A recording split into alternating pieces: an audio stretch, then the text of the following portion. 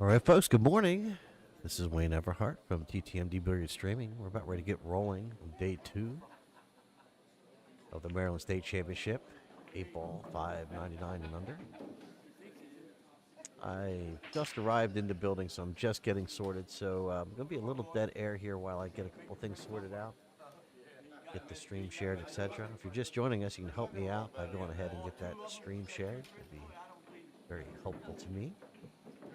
Try to get that viewership up.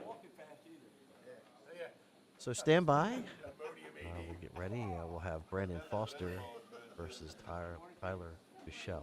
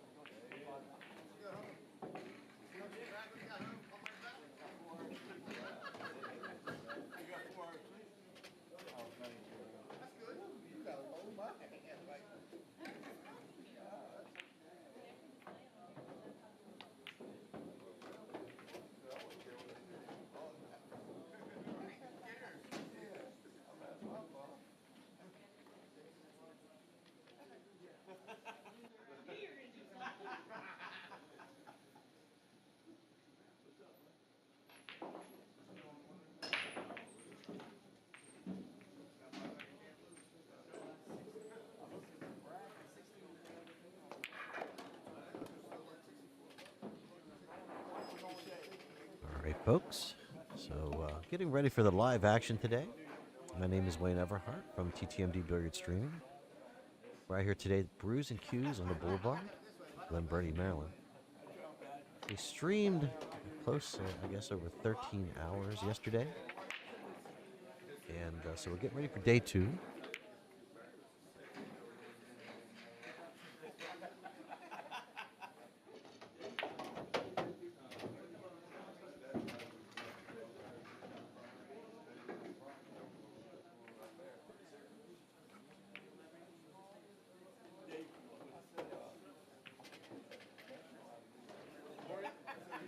We will be monitoring the chat today, so if you have any questions or comments, go ahead and hop in.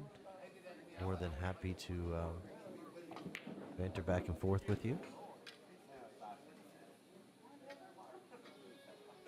I believe who we have practicing right here is Brandon, but I'm not 100% sure.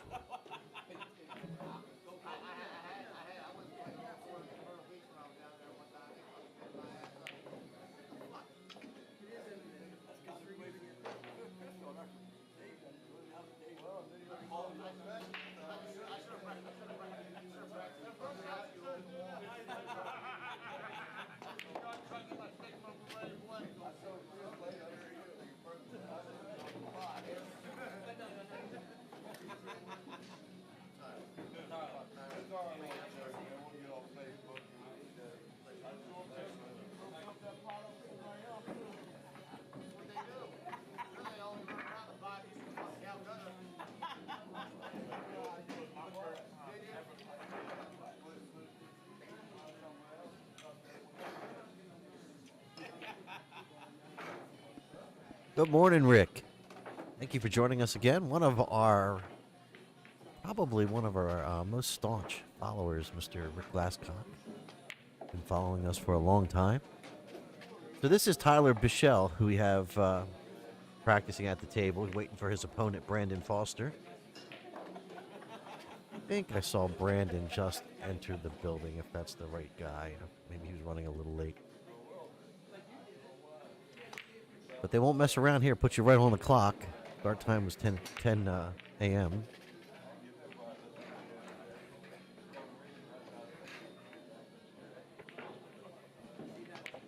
That's my guy, man. 3 hours difference, up early.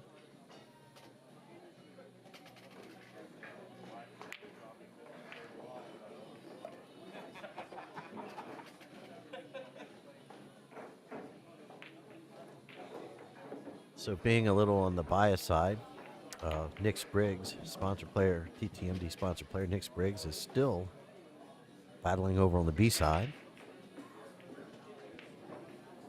Wishing him the best.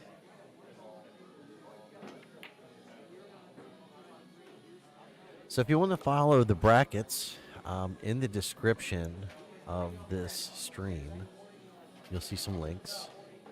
There is a link directly to the bracket. There is also a link to TTMD Billiard Streaming, the live stream page, which will give you access to the live stream and the tournament bracket all in one page. Check it out there. And as always, whenever we're live, if you want uninterrupted coverage, if you go to the website, that's the best way because it connects directly to our YouTube channel, which for the most part won't stop us midstream like Facebook will do sometimes because of the jukebox in the background. So for the best experience, always check us out on the YouTube channel if you can. One thing that's nice about Facebook, it really has been embraced by the pool community, so there's a lot of folks that follow us over there on Facebook. So we go with the dual stream to start, and we hope for the best. Yesterday was a pretty solid day. I don't think Facebook cut us off at any point. We just, at one point, just reset the stream because we knew we were coming up on that magic hour where they will cut you off for just having an extended stream. So we avoided that and found a natural cut between matches.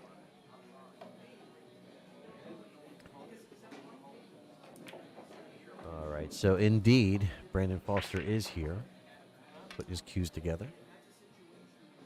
So we'll be getting going here in just a few minutes. Dylan Spohr, thank you for joining us. Sponsored player, TTMD sponsored player Dylan Spohr joining us. Wish you're here in the booth here with me, buddy. We've had guest commentators all weekend long, but I like my road dog in the booth, either Steve Johnson or Dylan Spohr, and Nick Spriggs as well. Nick Spriggs is one of the Nick Spriggs. We'll try that one more time. Nick Spriggs was the first TTMD sponsored player. It's early. I'll get my words out here soon. So the lag is on.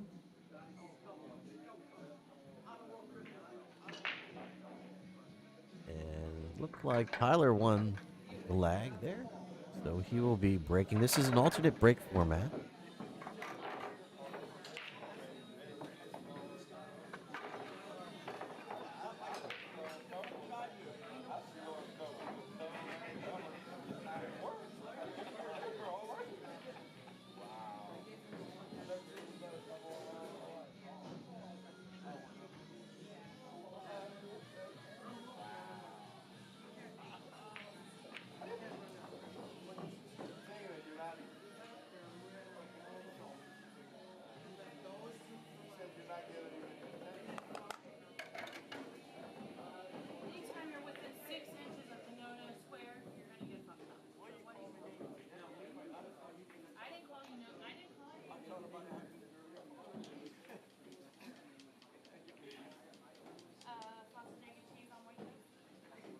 Well, Rick, I appreciate you following us. Thank you so much.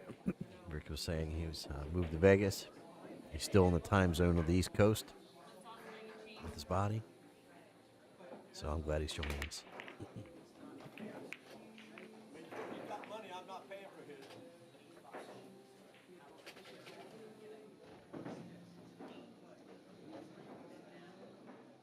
So Tyler to the table.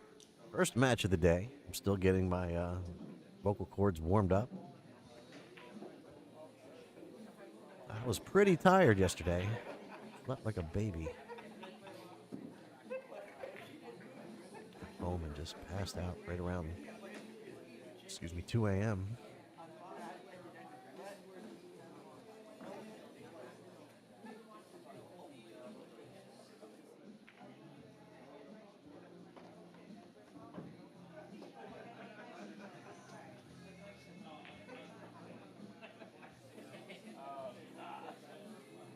So here at the Brews and Cues on Boulevard, they have 13 Blue Label diamonds in excellent shape. Recently recovered. They keep these tables in excellent condition. Excellent condition. Very rarely will you come into Brews and Cues. The tables look like they're worn out. So I don't actually ever remember coming in here and thinking to myself, the tables look unkept. These tables are beautiful shape. Ready for the Maryland State tournaments at any time.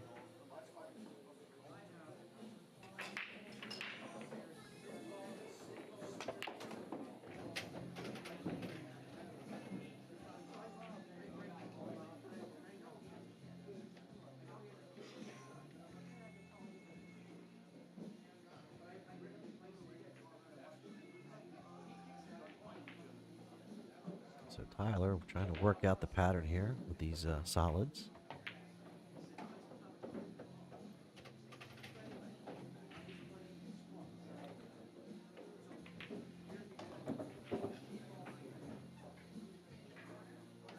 And go on the side here. Go on the side.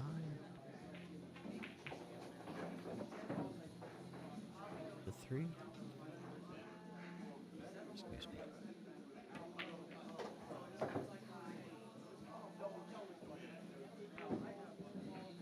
He's going to bump off that 11.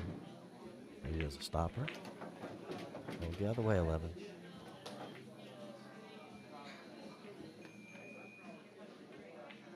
If he'd have caught the 11 ball full, might have been able to use that as a stopper.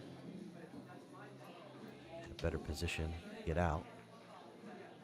Things have shuffled quite a bit here now, so that basically all 3 balls here don't have a home because they want to go into that corner where the 11's at. And as we saw yesterday, these pockets are not very forgiving. So trying to jam 2 balls in there might be a tall order. We'll see what he's thinking. Maybe play safe, duck down behind. 7 ball.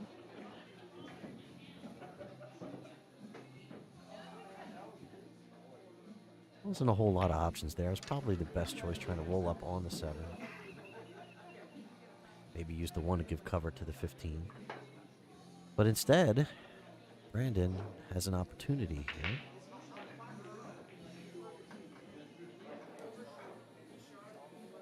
Just looking at that 15 ball.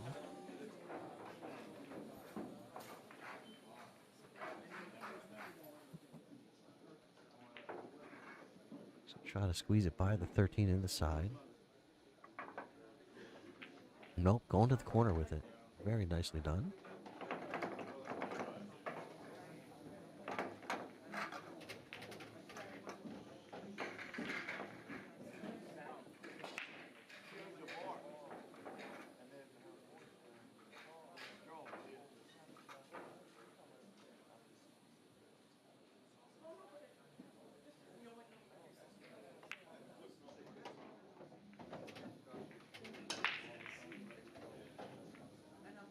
So in case you're wondering, the numbers there, the 561 for Brandon is his Fargo.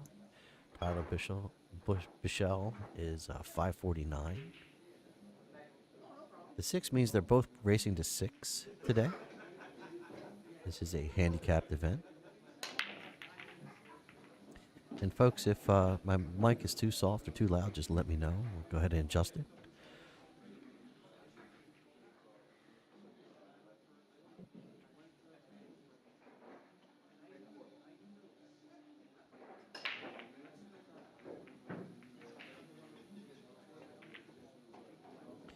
Brandon just catches that point going by the side pocket. That's always the hazard, right? How many times have we all done that? Seems like it always jumps out to get you.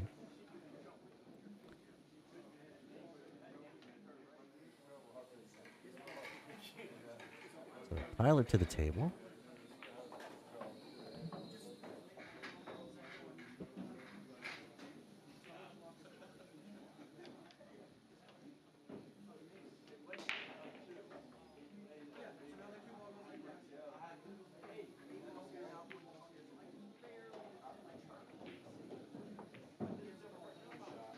Maybe cutting the 1 into the 11. lot of left, trying to maybe get down behind the 6 or 7 2 rails. Just play safe. Tried a similar way, but trying to come across the one, double hit it, double kissed it.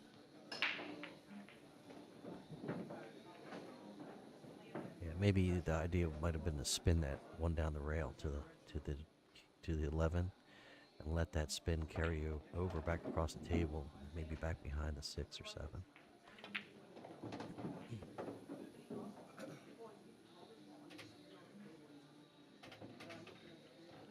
Pocket safe.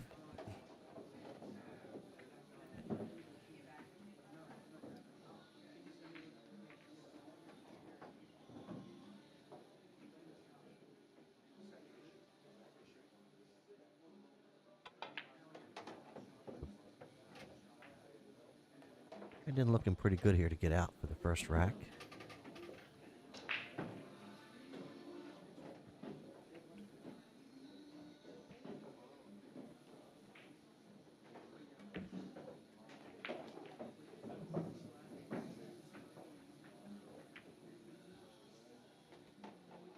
Like he lifted up on that ball a little bit. He almost caught the point going into that corner pocket.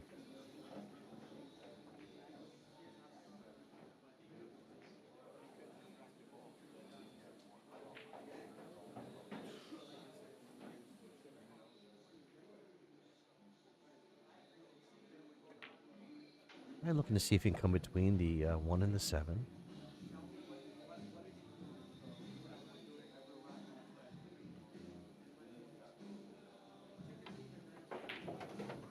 Just catches the 7 ball.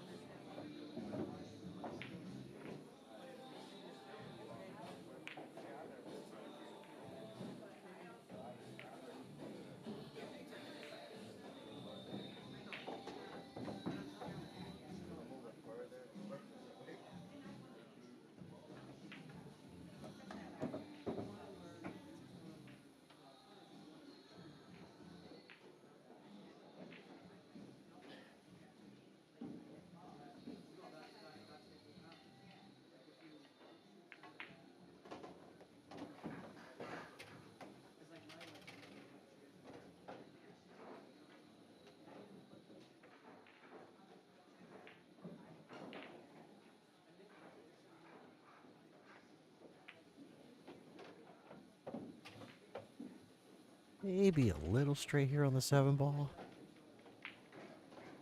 If you want, you can draw it right back into the long rail and out for the 8.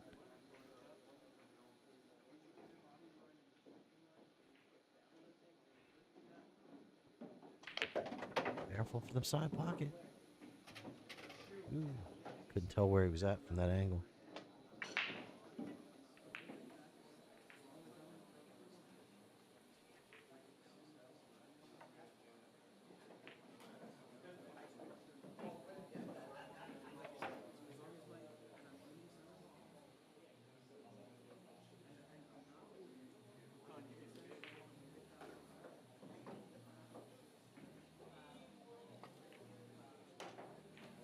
All right, so Tyler takes the early lead, 1-0 on this race to 6.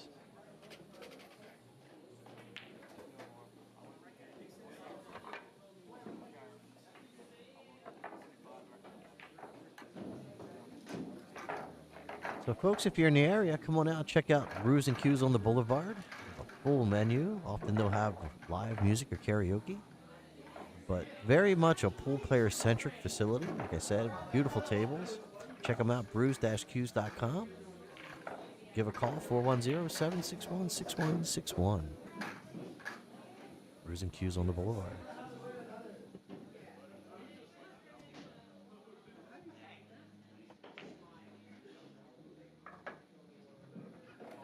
So as I mentioned, alternate break format. Next up will be Brandon. Yesterday we saw a lot of the players losing the cue ball in the side pocket.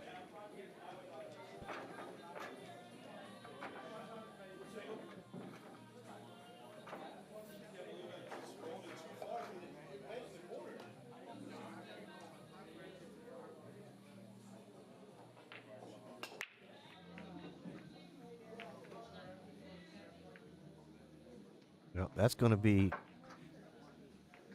bit of a mess.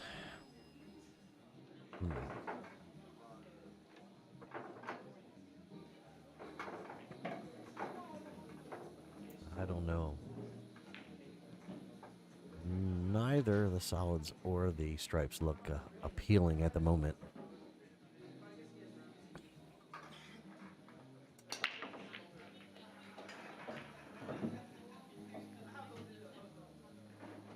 Yeah, I think if I had a choice, maybe the low balls here.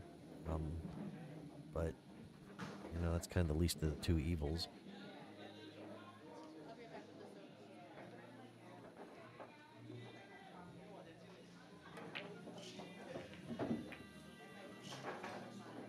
They're pretty limited there with his choices. Going ahead and took the high balls. Probably the easiest shot he had there. The pocket of ball. Keep advantage on the table.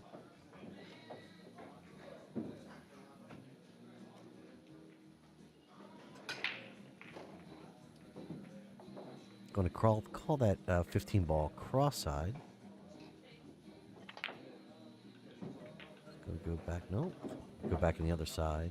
It is call pocket today. None of that slop count.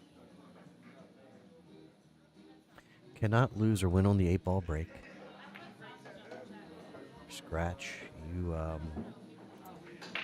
as long as, I believe, as long as you early 8 it, you lose. But if you scratch, do not pocket the 8. That is not a loss of game. But if you pocket the 8 and scratch, it is a loss of game. Scratching after the break is ball in hand anywhere on the table.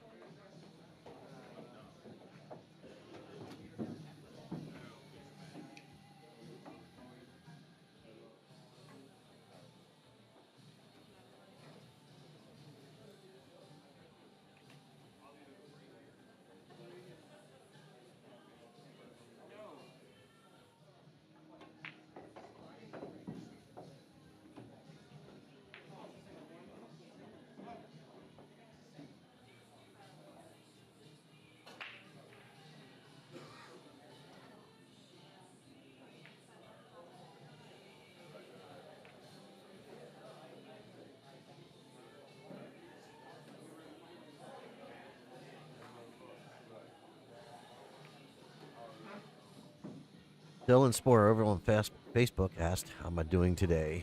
A little worn out. Sort of trying to get the words flowing this morning.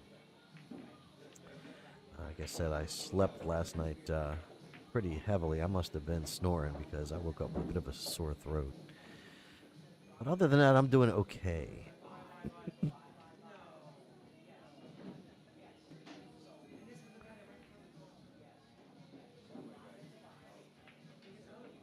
How are you, sir?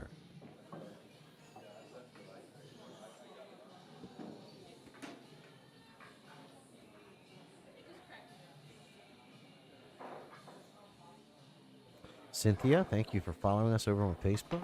Also, Samuel, thank you for liking our stream on Facebook. Appreciate that.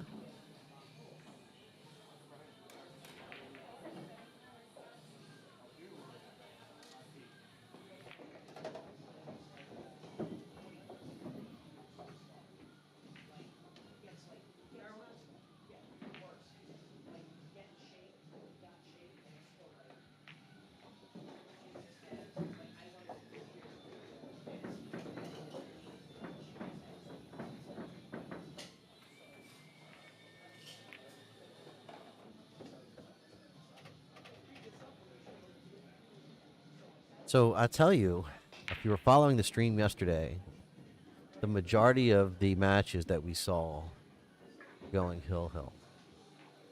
That's a lot of pull for 8-ball. So some of the matches Oh, so Kevin's asking me who is it going to be? Are you asking me for the tournament or for this match? Mr. Kevin Rain over there on the YouTube side was asking who did we think it was going to be? Who's looking strong?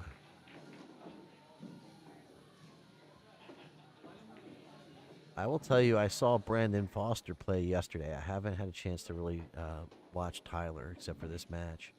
And Brandon looked pretty strong um, as far as this match goes. As far as my bias opinion, I think you can never count Nick Spriggs out. He's playing pretty solid pool. As far as this 599 and under format goes.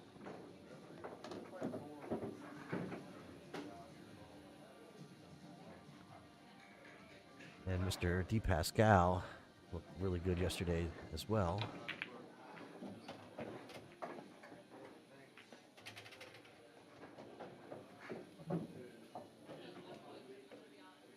If you want to see, Kevin, if you want to see who's in the still live in the bracket, you can check out the bracket at the top of the the description. We have the live bracket there, or you can just go to our website, TTMD Billiard Streaming, and go to the live navigation. And from there, you'll be able to see the stream and see the bracket.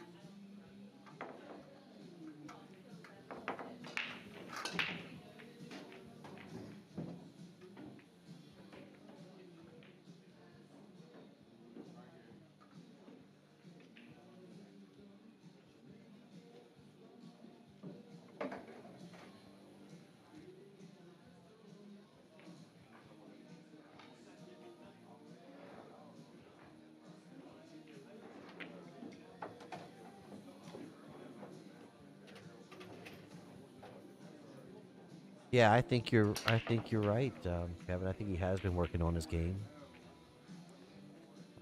Confidence seems there. He said yesterday he was lucky. I had to say no, you were fortunate. And the thing of it is, good players can make their own fortune. It's not like I just don't subscribe to the fact you're just going to be a quality player just being lucky, right? So you kind of create your own fortune and put people in situations where you may get lucky, like you might want to say. But anyway, I think he's going to do well. I think he lost kind of early yesterday. I think maybe it was either first or second round for sure, and he's been battling back all the entire time.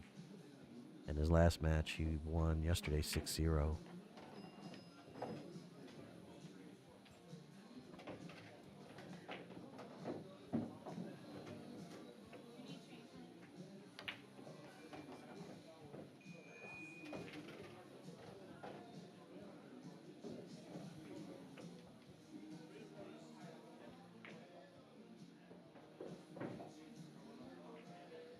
And Nick Lara looked strong yesterday, too.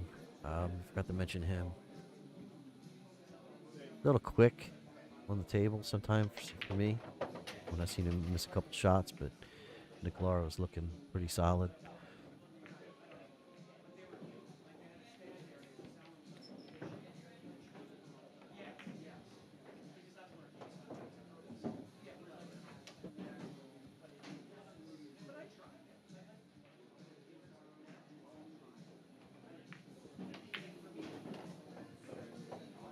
All right, so Tyler, the 2-0 lead, taking the break into the third rack.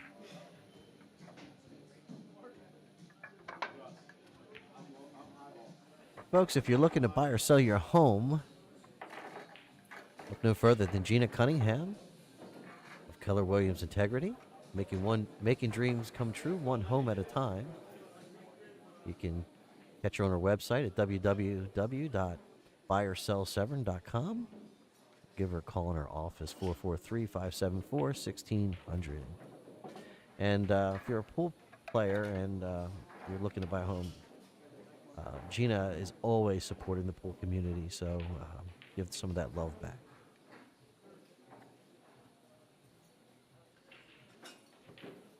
There it is. Dylan Spoor says it. Nick Lara He thinks he's favored to win it all. He says that over on the Facebook channel.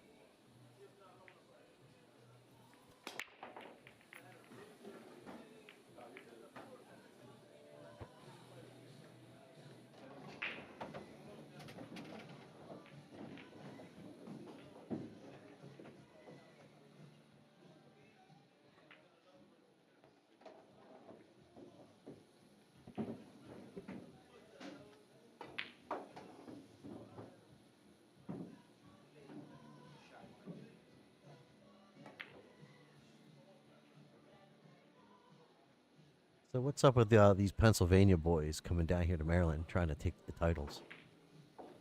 You have Steve Johnson, Maryland State 10-ball champion last year, right? I think he's from Pennsylvania. Maryland State 8-ball champion, excuse me. That's what I said. Maybe I said 10-ball.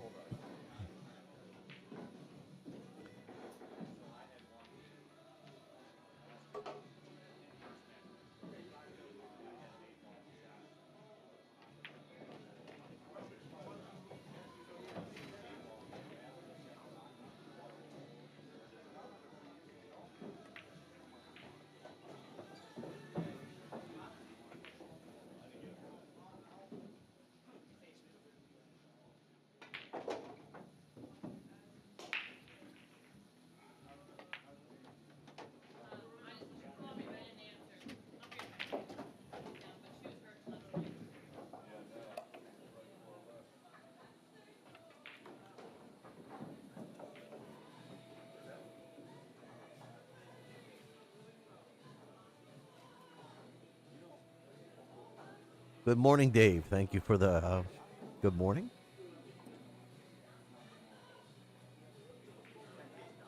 Still trying to get myself moving and get the words flowing.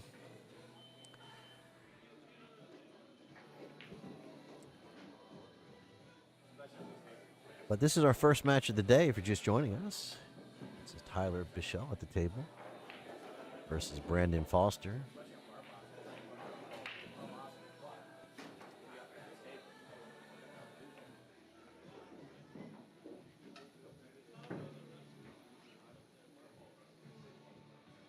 So, fun fact, I don't believe we had a single break-in run on the TV table yesterday.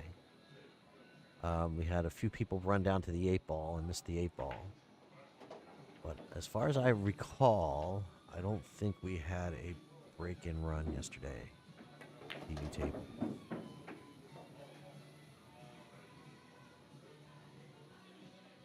And that's because the shelves on these pockets on this particular table, and I think there's maybe one other one here. He's from Frederick. That's right. That's right. Thank you, Earl. Oh, there we go. Got some of the people rooting for their players in the chat. That's what I like to see.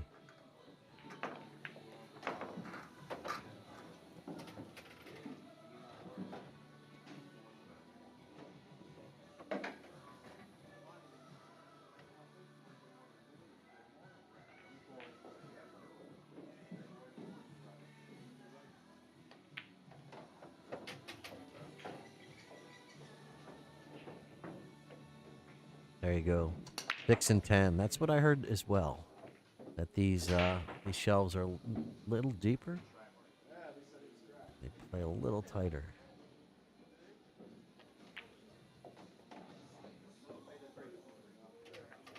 All right, so Brandon's on the board. 2-1 in favor of Tyler Bishaw. Brandon Foster to break. So if you're looking to buy a cue, check out Sawdust Custom Cues, sponsor of the Maryland State tournament today. There's a link to their site in the description of our event. Just check it out. Some beautiful cues. I'm pretty sure that we're going to have some of them raffled off this year.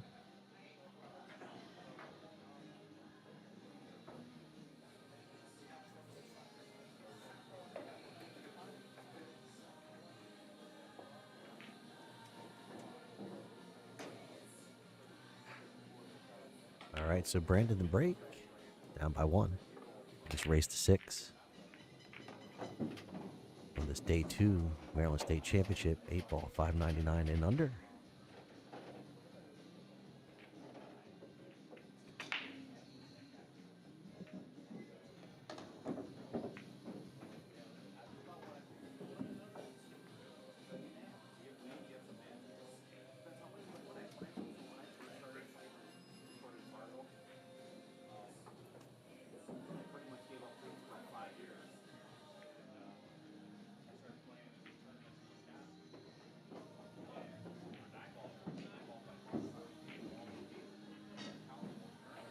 Brandon surveying the table. It is open after the break. Do not have to make what you take. Take what you make. I know a lot of folks play that way. I'm not a fan. Always like to play open after the break. Pocket them all.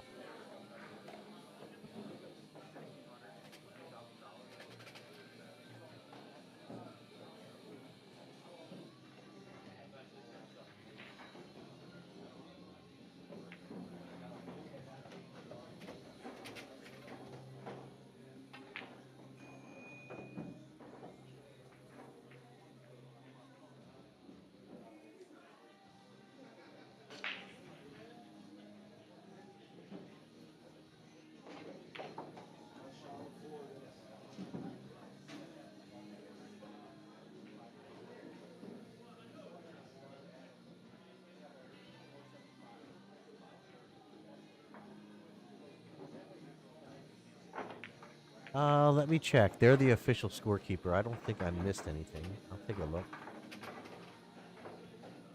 So let's take a look at the live scoring over there. You are right. It's showing 3-0 Tyler Bishaw. I must have missed something.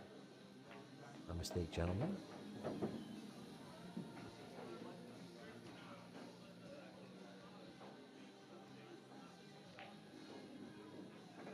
Like I said, still getting going here. I appreciate the help.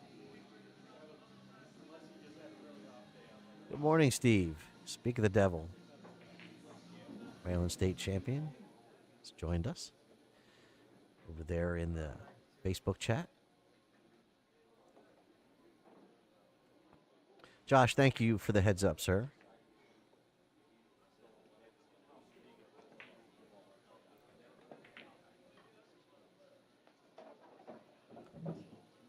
Good morning, Lindsay July. A little bit more, some more of our TTMD, Billiard Streaming players and representatives joining us in the chat.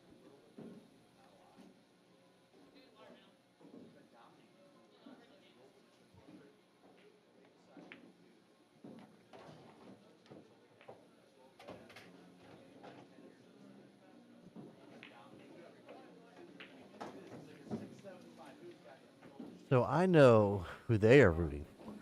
Their buddy Nick Laura. Lindsay and Dylan Spohr definitely leaning towards Nick Laura. Going for him.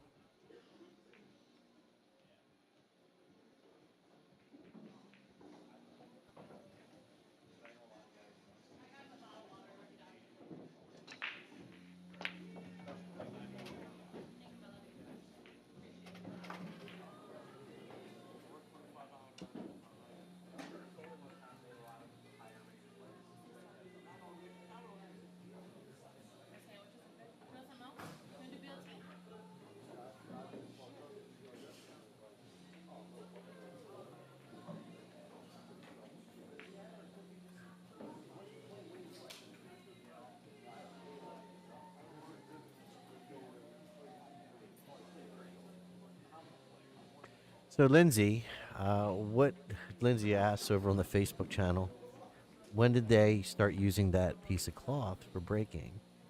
And that's commonly used in places where they're trying to preserve the felt. Because when you break, that's the highest friction time when you're snapping off that break, when the cue is going from 0 to whatever speed it is, accelerating into the rack. At that point, that's when the most friction is happening. It sometimes will burn and scorch the cloth. That's why you see those white marks, white dots, etc. So a lot of times you'll use that cloth as a little extra padding. So when you fire off that break, you're not scorching the table. So it helps preserve that. Now, in conjunction with that, to help preserve the cloth at the table, is always having clean balls, and wipe the table down after usage, like when they're brushing it down, so you can get that extra chalk out of there. So that'll help preserve the cloth too, allow the balls to slide more naturally, and try to avoid those skids.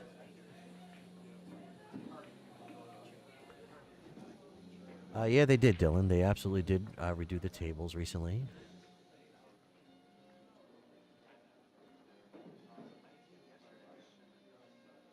Yeah, exactly, Lindsay. It looks like they have recently refelted the tables.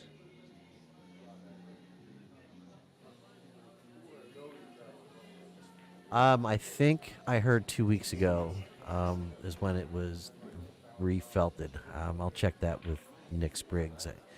He said he said two something, and I couldn't remember. Can't recall if it was 2 days, which seems highly unlikely. More like 2 weeks.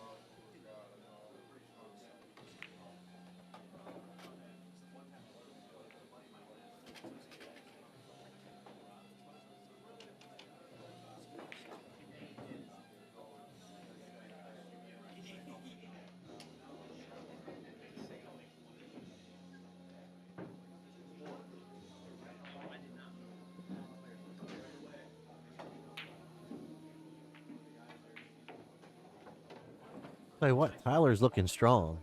Get out of the way, five ball. Get out of the way, five. As I mentioned, I watched Brandon play yesterday. Tyler seems to be just owning the table at the moment. Been a little distracted with the chat and such, but he's playing pretty solid pool.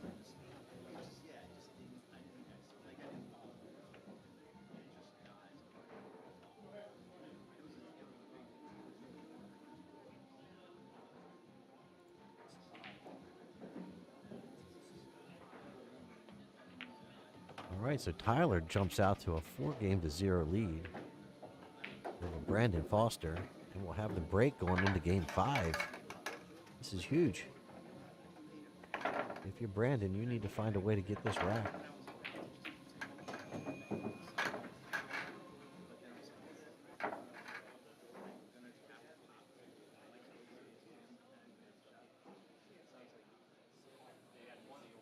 Thank you to the tournament sponsor and directors on the Hill Productions. I'd like to thank them for asking me out to do their streaming and take the streaming on for the next year at least. Looking forward to that.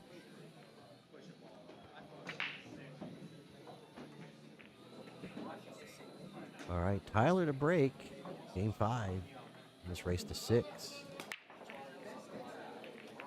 Cue ball stays up. Couple balls down, it looks like. Got a cluster over there around where the racking area is.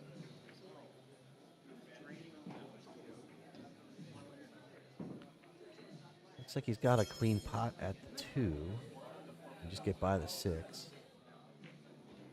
Get him going there. I think I would want the low balls here if I had a choice.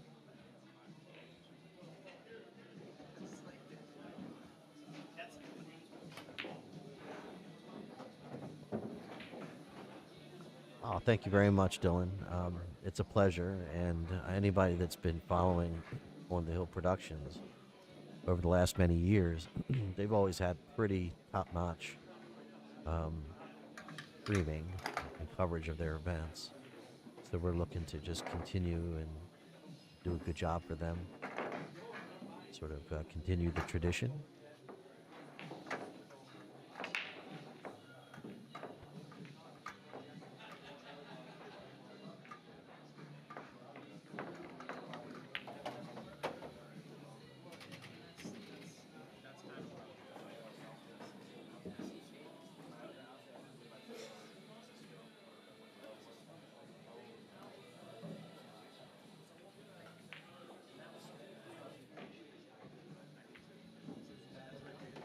Yeah, because the 8 ball doesn't count. DJ over on the YouTube channel asks, rack your own break. Yeah, because the 8 ball doesn't count. Um, and so that's what the rule has been decided. And I guess the reason being is, you know, highly unlikely that you're going to rack yourself, meaning that you give yourself a dead rack. And sometimes feelings get hurt when you've been giving your opponent nice solid racks the whole time, and then you get up there on game 5 or 6 on a race to 6, and all of a sudden the rack goes to crap, and then you're looking over at your opponent like giving them the stink eye that did you give me a rack? You know what I mean? So that kind of avoids that. And they take the 8 ball win out of the equation. Hope that makes sense.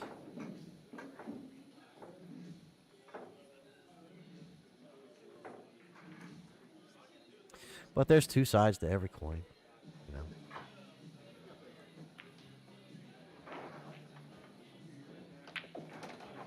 Nicely done. I tell you what, Tyler's looking good. Let's see what he does. How he gets this 8 ball out of there. You're gonna have to get it out of there, or find a way to get above the 8 and hit a very small window.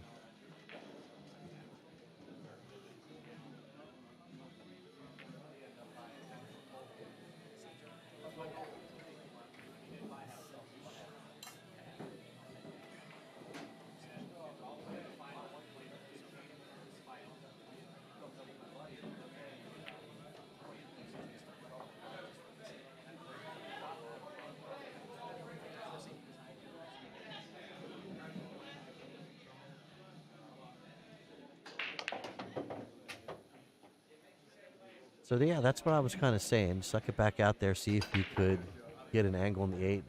Worked out probably about as best as he could hope. Best might have been to miss the 13 completely, but if you hit it with that kind of pace, you might bring the 14 back into play. If you hit it too hard and come out that long way out. How'd he hit it? How'd he hit it? Tyler Bishaw looking really strong, like he wants this title today. He got up this morning ready to play, folks. Pretty impressed.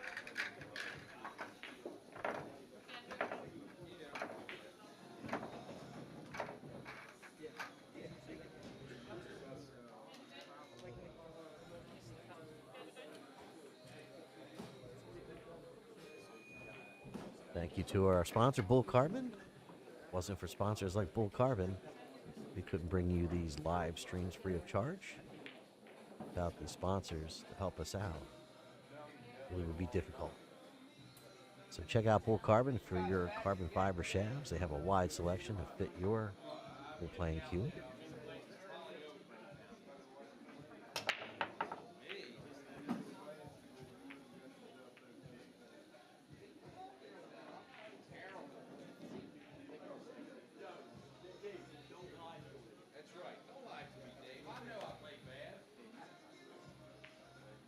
So how many carbon fiber shaft players do we have out there in the chat?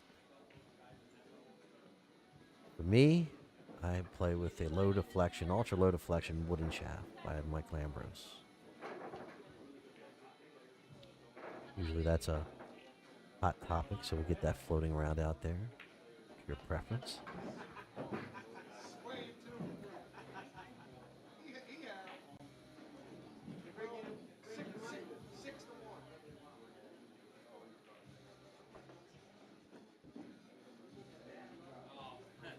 That's where I'm at, Curtis. I have a furless Lambros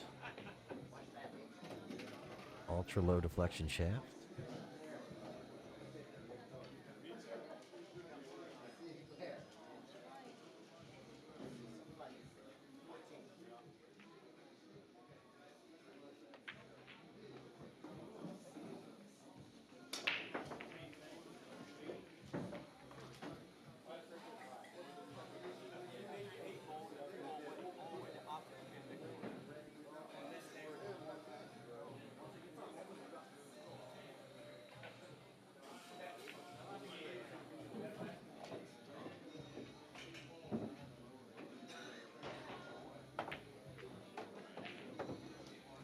Anthony likes his Melanese. I hope that's properly pronounced. Anthony Melanese.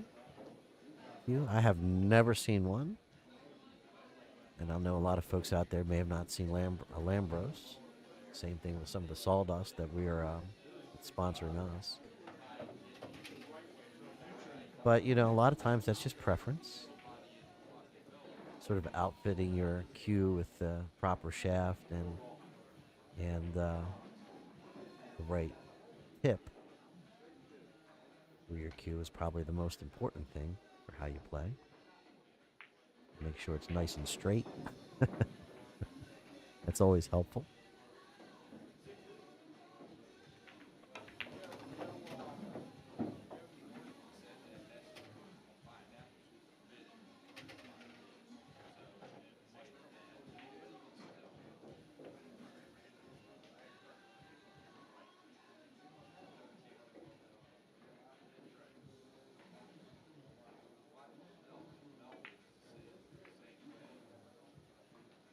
And I play with a relatively thin shaft, less than 12 millimeters.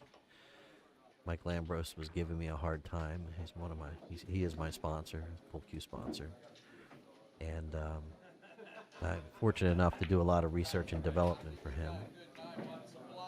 He'll tell me he's got something new. Come on down there, hit some balls, jump some balls, etc. Break some balls. He trusts my feedback. There's those deep shelves we were talking about. Absolutely nightmarish for the players here that are not used to these tables. If you're used to playing on a valley, you expect that to go all day long, every day. Most diamonds it might. Not on table 6 and table 10 here at Brews and Cues. It's going to ask a little bit more of your game. Black Boar. Well, everybody knows Black Boar is. Just don't know all the cue makers. Thank you very much.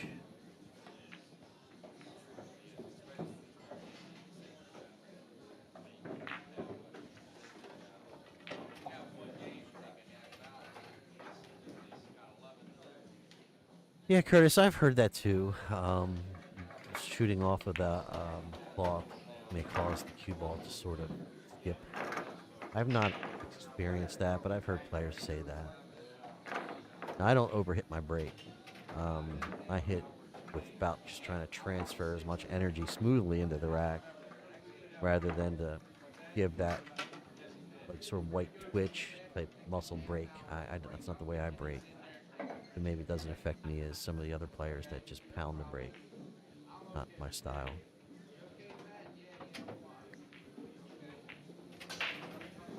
And I know some players break on more of a downward plane rather than a horizontal plane.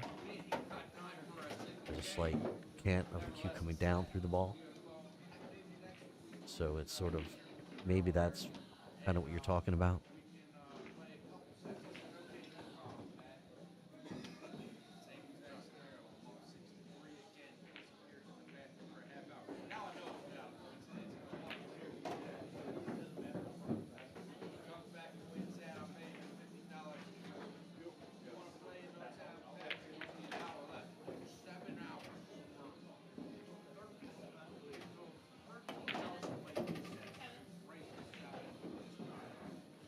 Brandon to the table.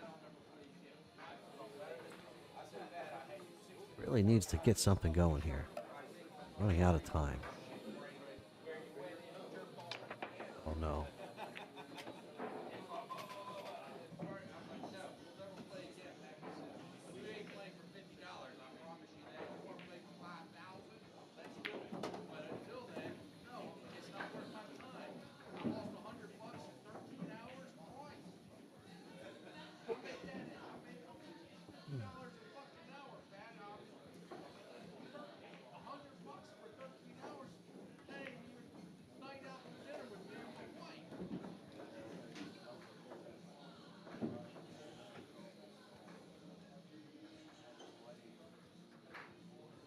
Christine, thank you for rooting for your son out there.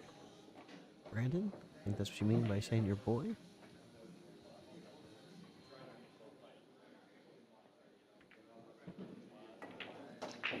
I had the pleasure to watch Brendan play yesterday. Very solid. He hasn't really had a chance to get his mojo going yet this morning. And Tyler has sort of taken control of this match at this point.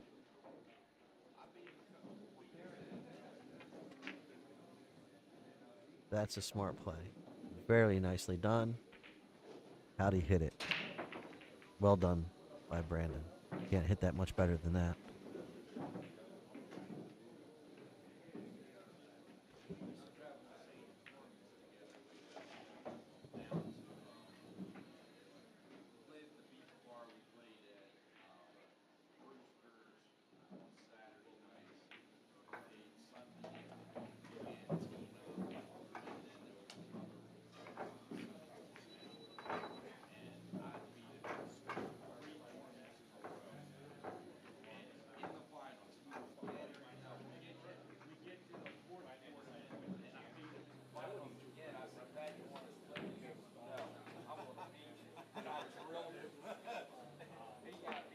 So if you just pocket this ball, it'll come around the table for you for the 8. Just got to concentrate on making the ball.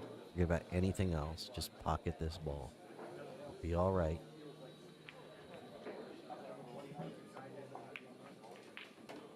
How'd he hit it? Stay out of the corner pocket. Stay out of the corner pocket. Oh, well done.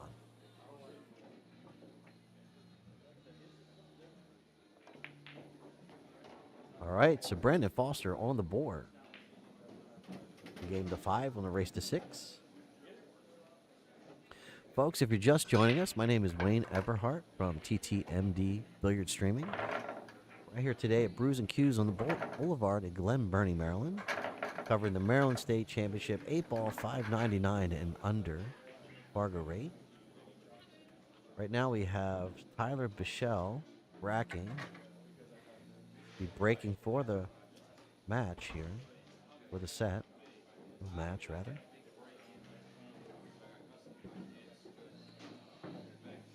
We've seen some pretty solid pool all weekend.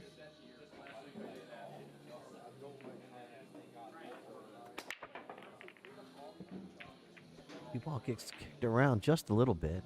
I don't think anything fell. So dry break. And Brandon to the table.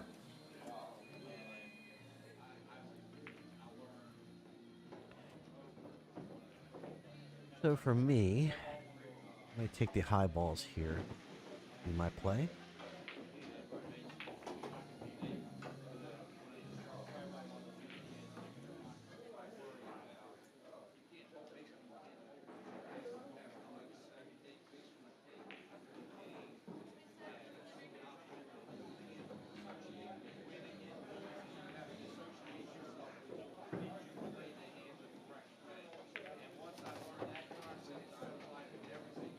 Oof, man.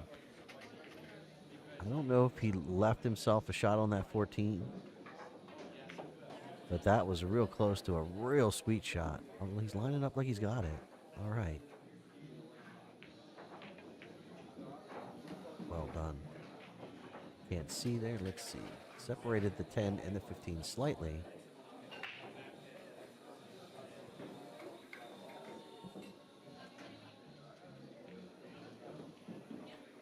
Snookered himself a bit here. I don't know, maybe thin off of the 10 and try to stick him up, stick Tyler up on his own 4. Might be an option.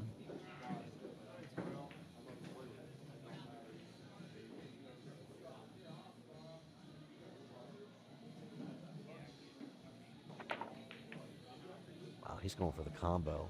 Lucky not to make the 8-ball early. That would have been very disappointing.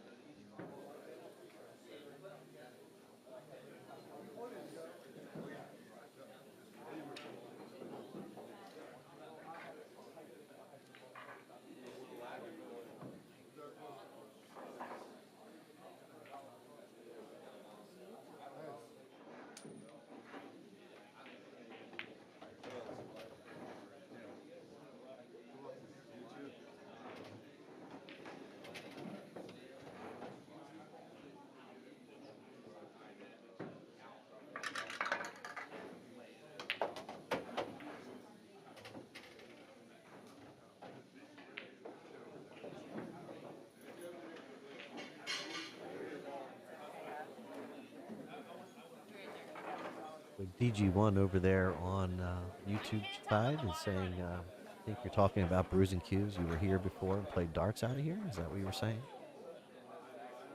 Sounds right. I think they did have a dart. Yeah, they had an area for darts that I recall when I first started coming here. A little stage area with a dartboard area.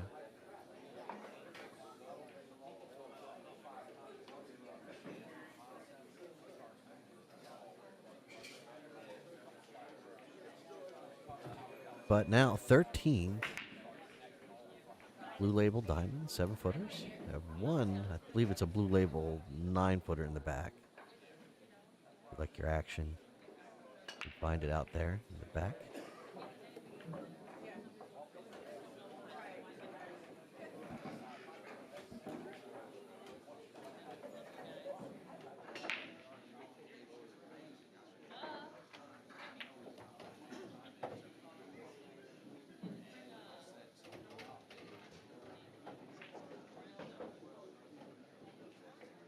Well, Adam, check out On the Hill Productions website. All of registration for their events are now done online. There is no more that put me on a list type of deal. You have to actually pay online. Um, and so if you check out their schedule, I have a link at the top of the chat or in the top of the description, in description rather, of this event. You can go out and check out all the tour dates, see what matches up with your schedule, find an event that works for you, and get signed up. Yeah, I figured that out. But there is open. They have the Maryland State Open events. Those are the signature events.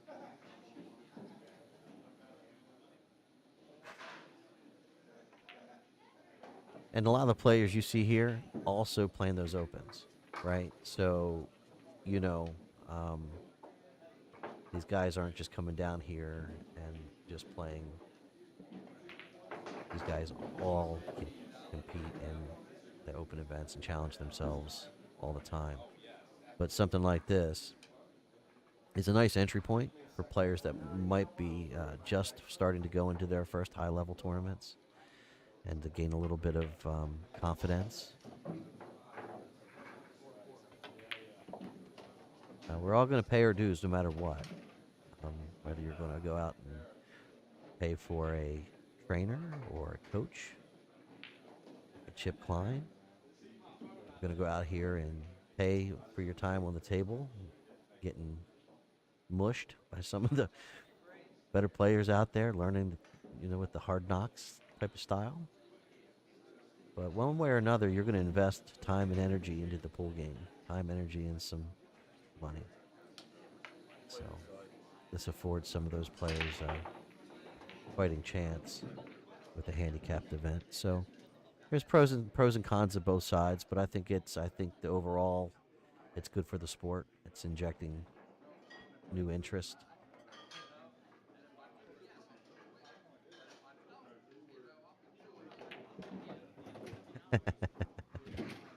Yeah, it's also morning time, Adam. You were saying these guys play better.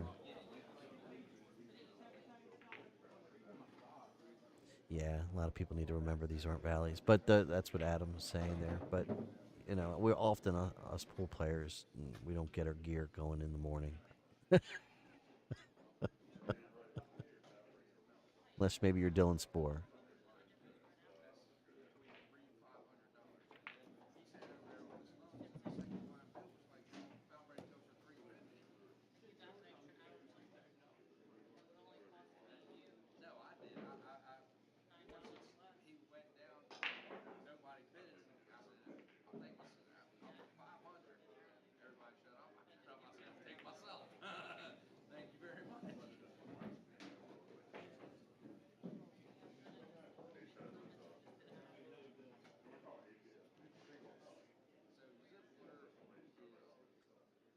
Well, DG, if you're ever in the area, you want to come check out a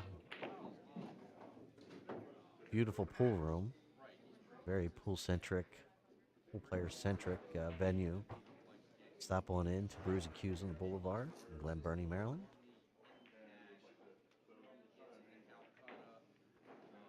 All right. So Brandon to the table.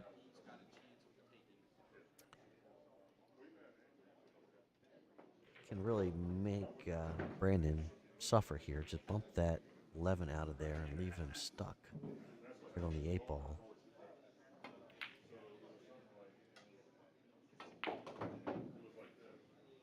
Yeah, Adam, there is pocket safes.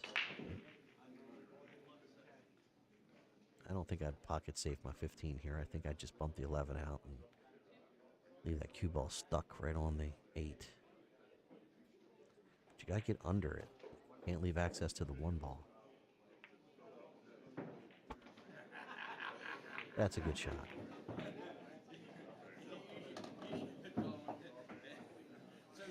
Yeah, I like what you're saying there too, Adam, but however, that can be a bailout ball if you need it for some reason. And it is blocking the hole at this point for the 8. So, a bit of benefit to both.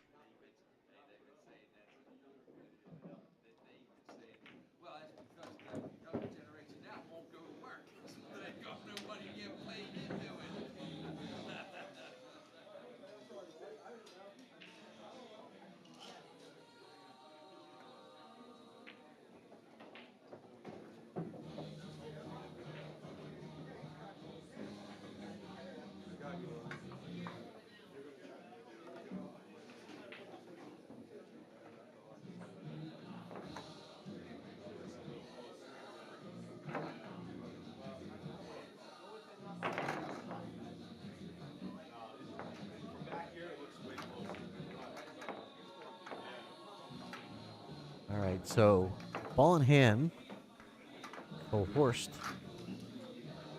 and Tyler by Brandon.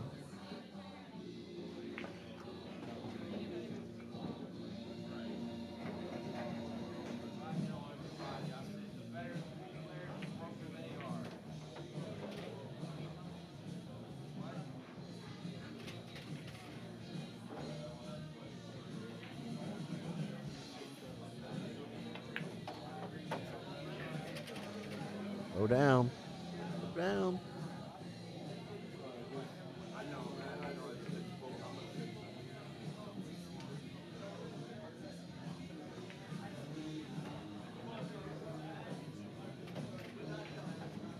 You need to hit that ball with a little inside English to try to kill that angle off the rail.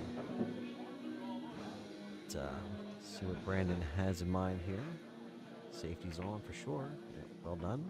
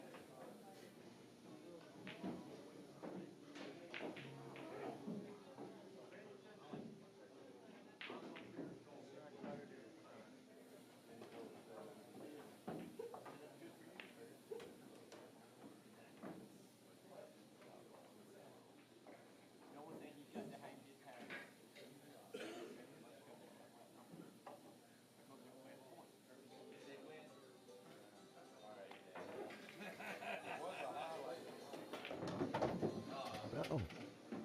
All right, Brandon Foster closes the gap to within 3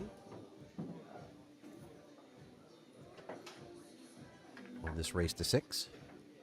All right, folks, if you're just joining us, my name is Wayne Everhart from ThinkTech MD. This is TTMD Billiard Streaming. And we're out here again today covering the Maryland State. This is day 2, Maryland State Championship, 8-ball, 599 and under Fargo. I'd like to thank all of the support this morning in the chats, both on the YouTube side and Facebook. Helps keep things lively.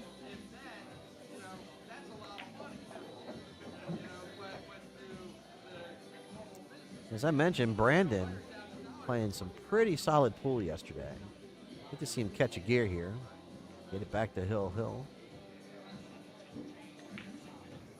A lot of those yesterday.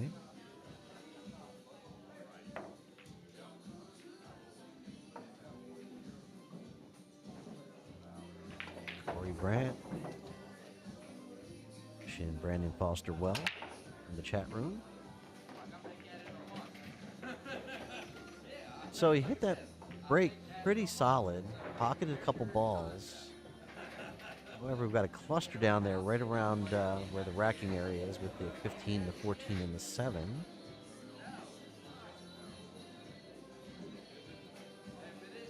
I think for me, if I had an open shot of the low ball, this would be where I would go.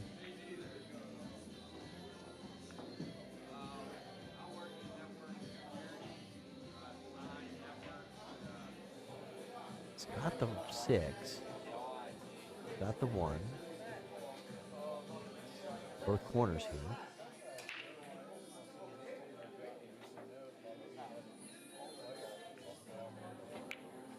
Pockets the 1. Has the 3 or the 6.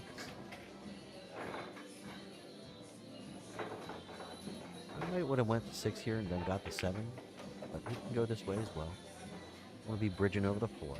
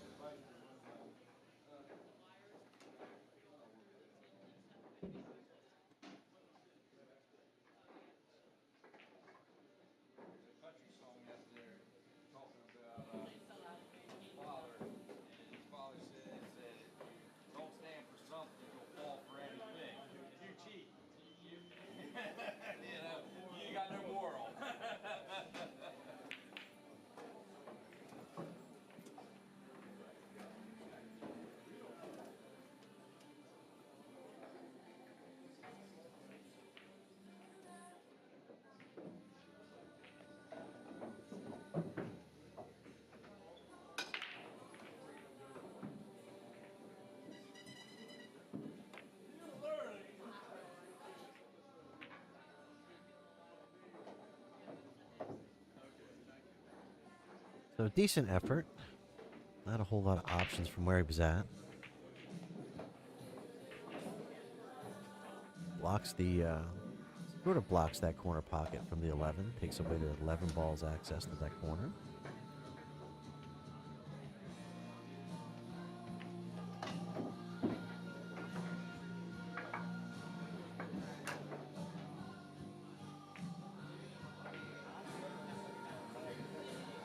Tyler Bishaw surveying the table here.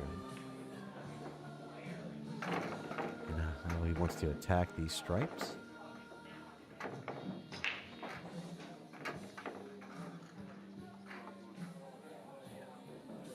We'll go with the 9 ball.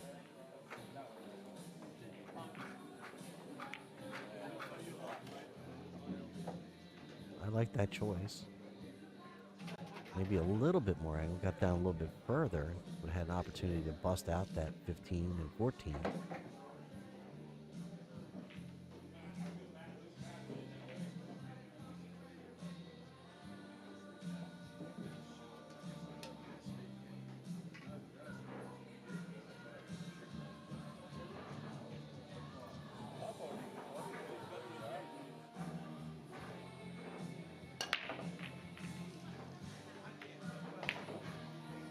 Yeah, so trying to, in an effort to try to bust out that 15 and 14, kind of force that 12 ball in there with a lot of top spin, try to spin it off that long rail, bust out the 15, 14. However, the pocket did not accept it. So Brandon, back to the table again, trying to make the most of his opportunities here. Get back in this match.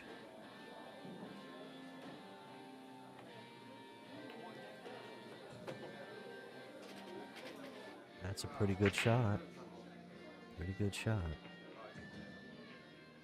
Now, how are you going to navigate from the 7 if you when you pocket the 6 to the 8? About that.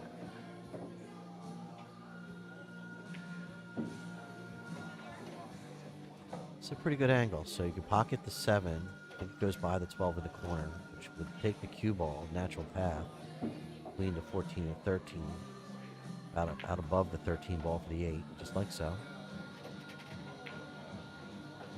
Maybe just a little bit too much pace on that shot, but the right idea for sure. I'm going to back cut that ball, what we call the blind cut. That top left-hand corner pocket. These are tough. Those are tough shots. You have to, often those shots are undercut because you actually want to try to cut it to that inside edge of the pocket, not the outside edge from there. Because what's going to happen is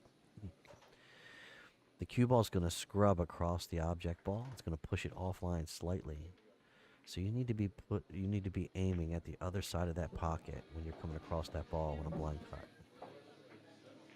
Because like I said, you're going to scrub across that object ball and push it forward slightly, so that your mind's eye saying is hit it here. That's why you see them often pitch that point coming into the pocket on those severe cuts. Now, other players will compensate for that by spinning the cue ball. Then you can send a flyer around the table, send a cue ball table uncontrollably.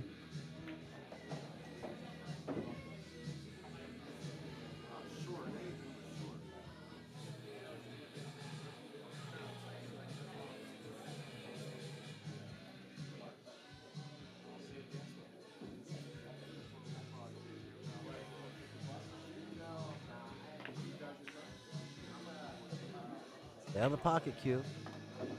Would not have been a loss if he would have scratched. It would just been ball in hand given to Tyler. However, Tyler to the table. 8 ball's got things a little bit complicated down there at the far end of the table right now.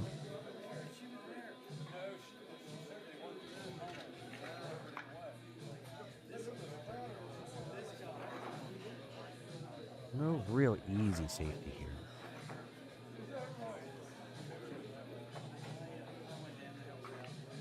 Uh-oh.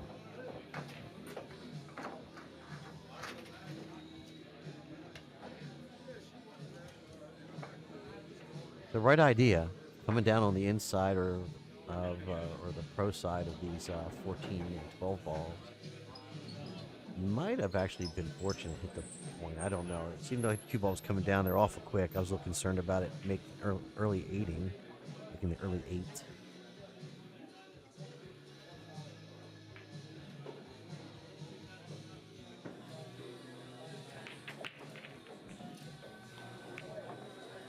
Uh-oh. Yeah. So that's going to give Brandon another game.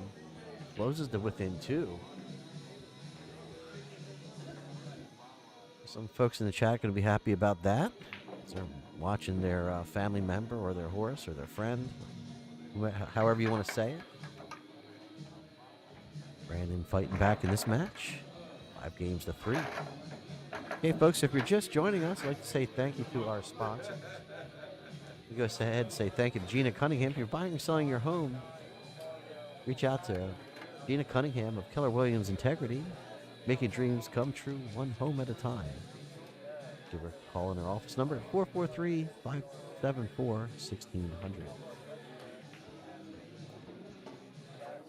Tyler to break on the hill.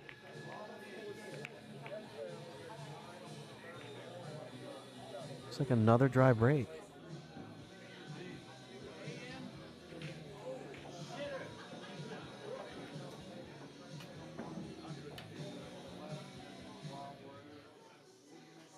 Thank you, Mike, for following us over there on our Facebook page. Appreciate that.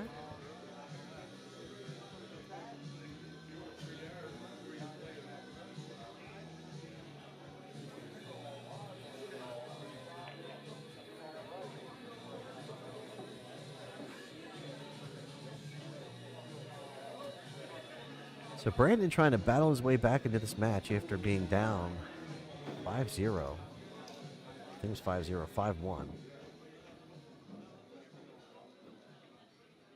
has gotten the match back to within 2 in this alternate break format.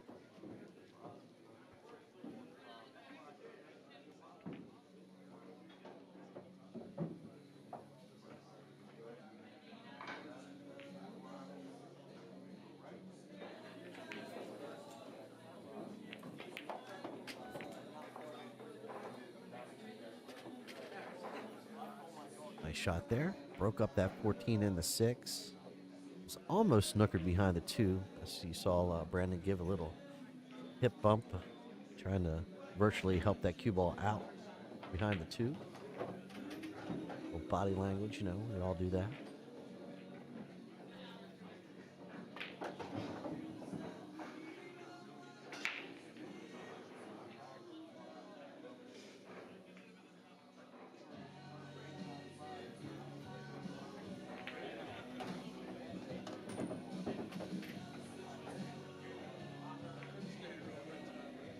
I'd like to see Brandon stay down through his shot a little bit more. Seems like on some shots he's picking up right on contact.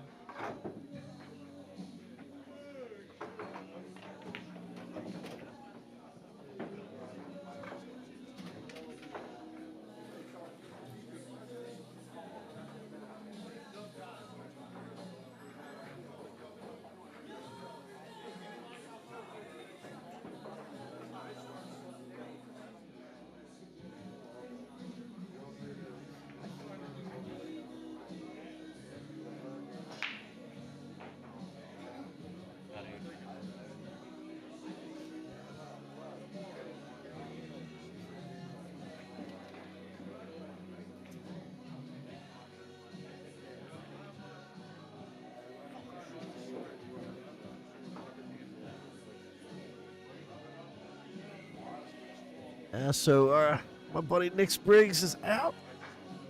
Said he just couldn't get in the groove. Yeah, I know how that is. That's morning pool. I mentioned some players, it's just not their game, especially after a fatiguing first day.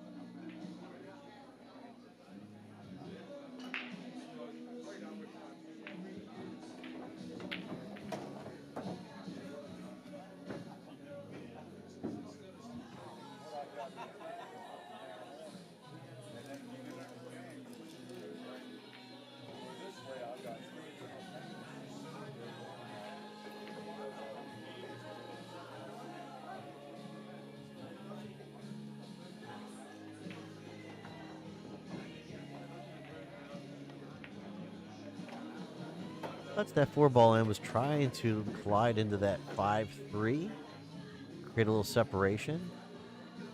Sort of whiffed on that.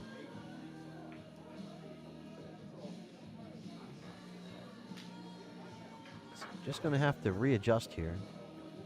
Still has options.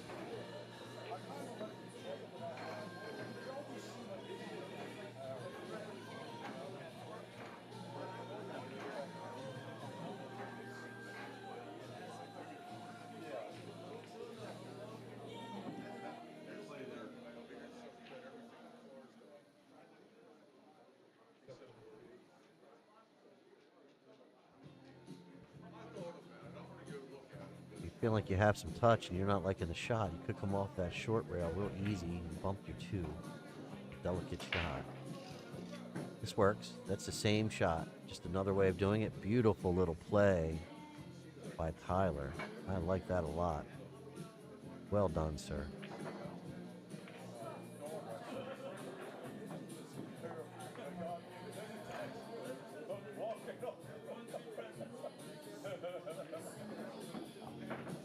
So there is a lane at this kick.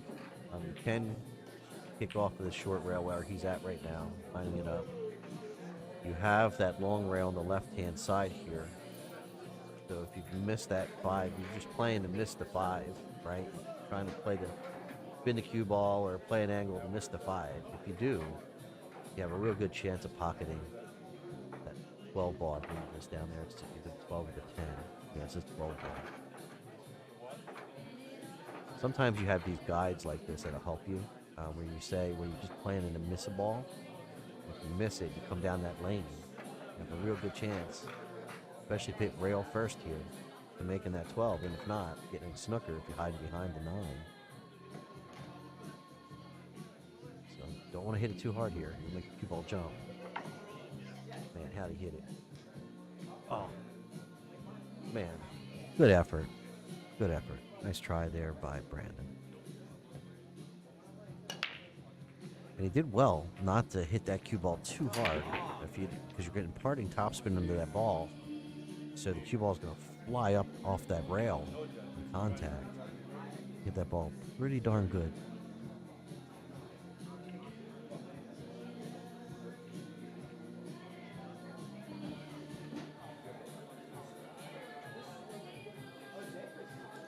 So you got a feeling here, if Brandon can pull out this rack and bring it and close it to 4 games to 5, that's a clear momentum shift, and you got to wonder what kind of mental space Tyler's in at that point. Right now he's going down swinging. He's playing a good smart safety play.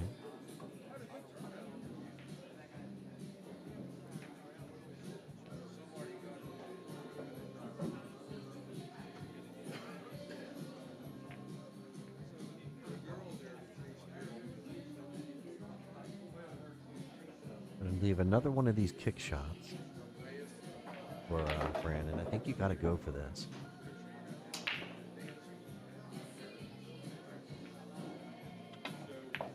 He hit it too good. Oh, he hit it too good.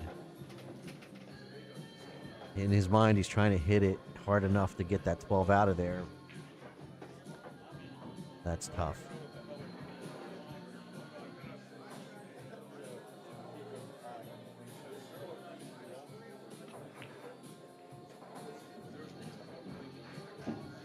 Yeah, that's what we like to say when you just hit a ball too good. You're not expecting to hit it pure.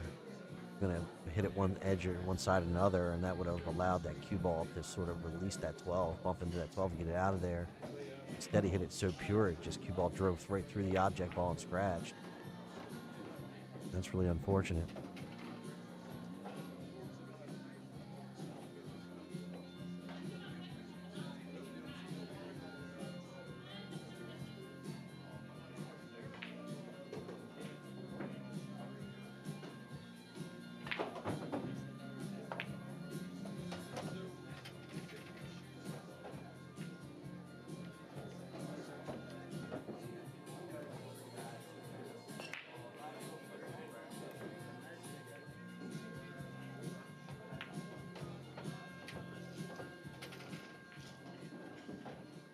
All right, so Tyler here looking pretty solid here to get out and take this match.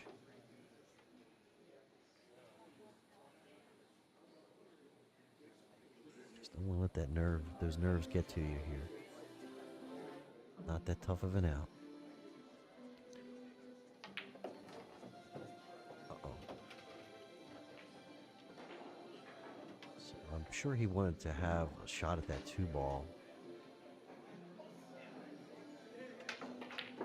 Now he's going to have to settle for the 6. Still doable. He looks like he's got a line here, an angle where he can maybe hit this ball, maybe a little bit of top right, bring the cue ball 2 rails, get above the 2. Or you can draw it off the short rail. There's a couple options here. Stun it.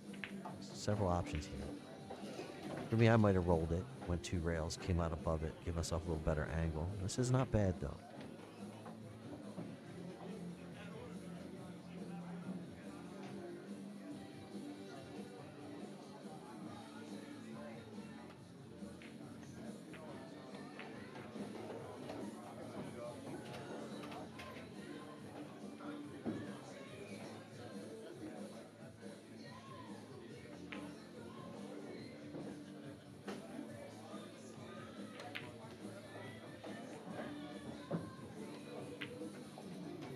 All right, so Tyler Bishaw over Brandon Foster, 6 games to 3. And folks, just hang with us. We'll be right back with our next match. Sure, it'll be within a few minutes, so just hang tight. They'll be rolling all day long. Yeah, my name's Wayne Everhart from TTMD Billiard Streaming.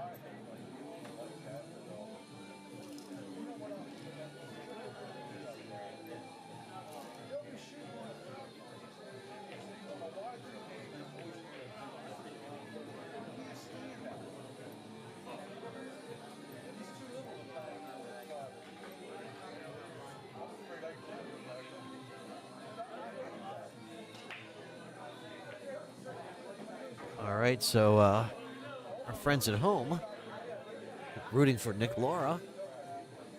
He is for his match. Give me just a minute. We'll get the updated lower third. We'll be right back.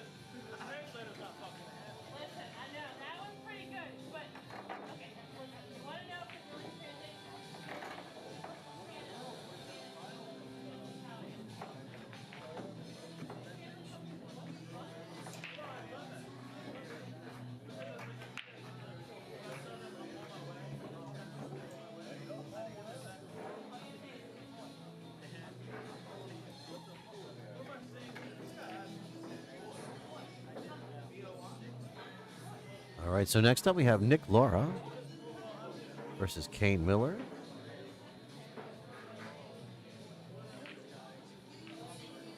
So for my PA friends, here's your horse. Nick Laura to break. Let me get these scores fixed. This will be a race to 6. Both players very close in Fargo rate, 594 to 593. In favor of Nick Laura. too close to call as far as Fargo rate goes.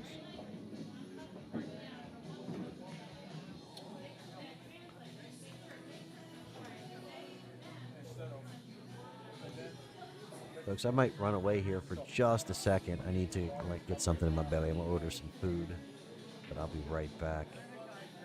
I'll leave it on this view for just a moment, but I promise you I'll be right back.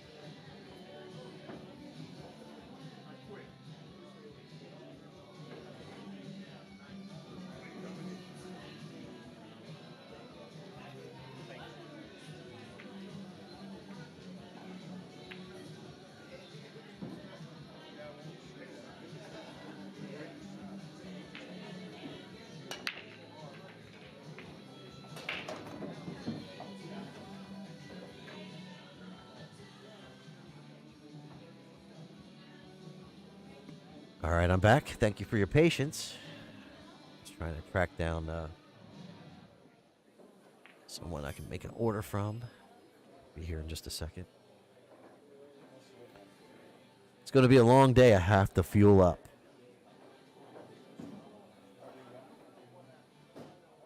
So Nick Laura, taking a look at the table. I'm sorry, gentlemen. I don't know who's got what yet. So it'll take me just a second to figure things out. Looks like he's playing safe, so it looks like he's the low balls.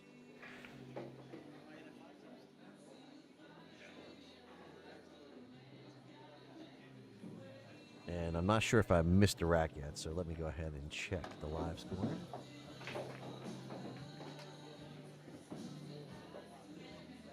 It says 0-0, so I haven't missed much. Right.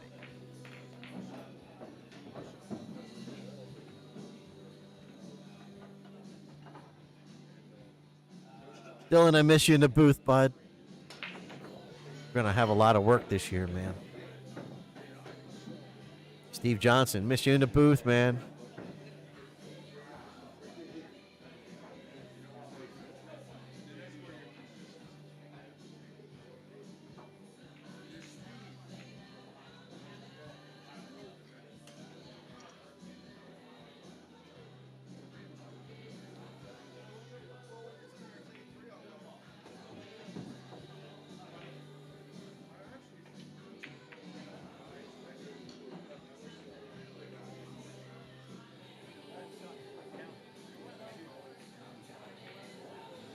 So, I'm going to ask Nick's friends at home. Is he always in shorts? I don't know if it's me, but I feel like every time I've seen him, he's in a long sleeve shirt and shorts.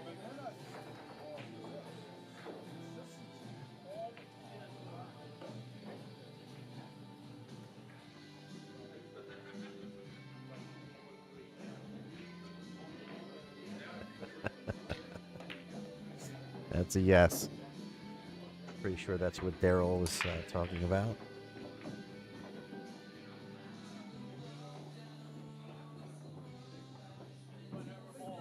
Maybe he was a soccer player in a previous life, or I know a lot of my buds that played soccer would wear shorts all the time. Guys, you're not freezing?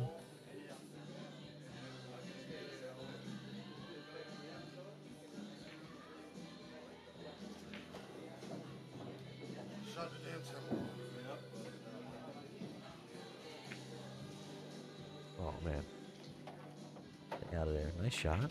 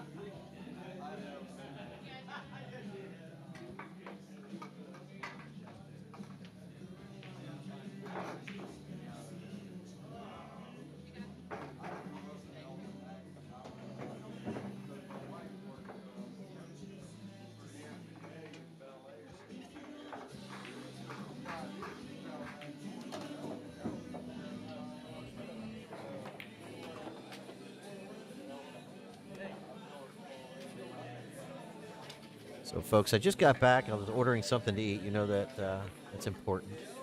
Make sure I didn't miss anything. We're still on 0-0. It's a nice part about the live scoring. We can go check it out. Find the table again. There we go.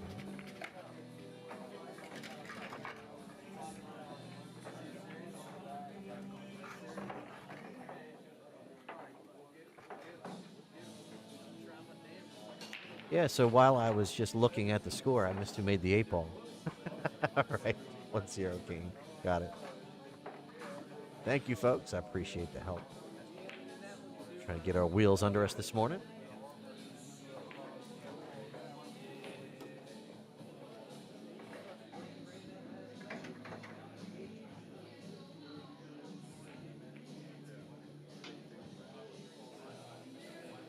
So, folks, if you're just joining us, my name is Wayne Everhart from Think Tech MD. This is TTMD Billiard Streaming right here covering the Maryland State Championship, 8-ball, 599 and under. This is day 2. Right now we have Kane Miller to break, leading by 1 on a race to 6.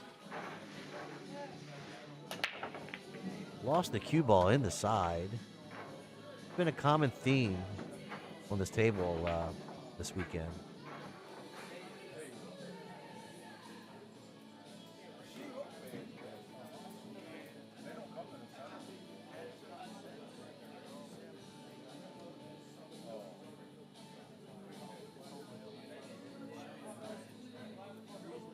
Steve Johnson creating a rift in the TTMD group, rooting for Kane.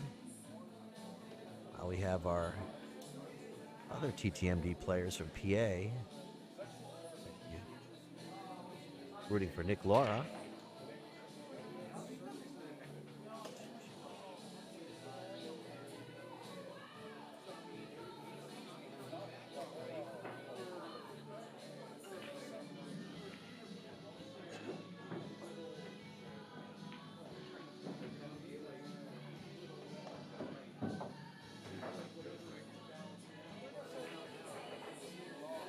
Surveying the table.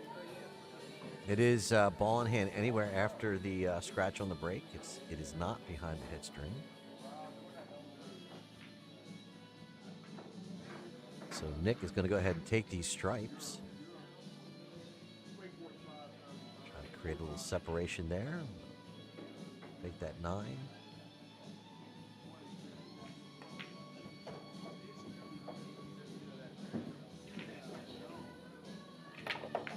No, I'm not sure if that was a good hit.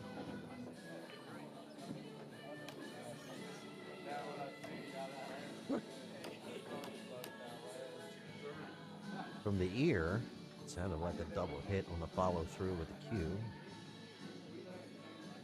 But it's up to the players to call those things. Not for me.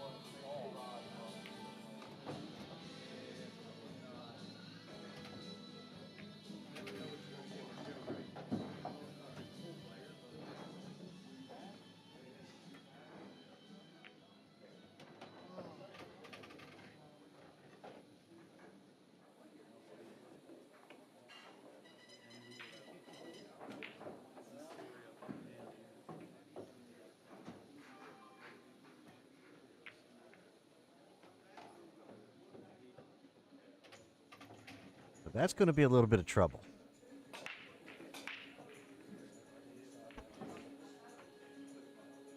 If you're at home, what are you thinking about a safety here? Where would you safe them? Safe King. I don't know if you can get underneath the 4. Went off the 11 with a lot of spin. Might be tough.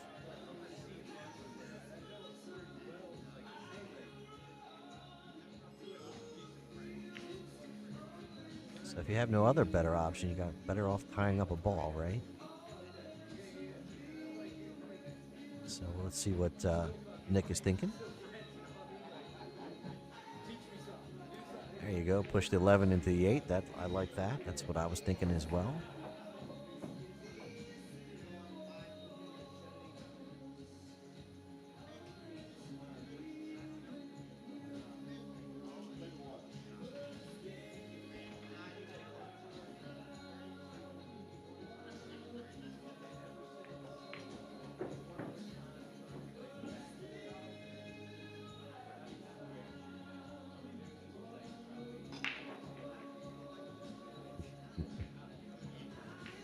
I like everybody's thoughts and what they're thinking about how they would handle certain situations.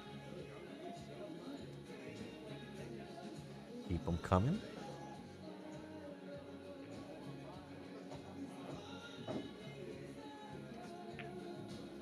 And back cuts that one in the corner pocket. Brings the cue ball around 2 rails. Center of the table.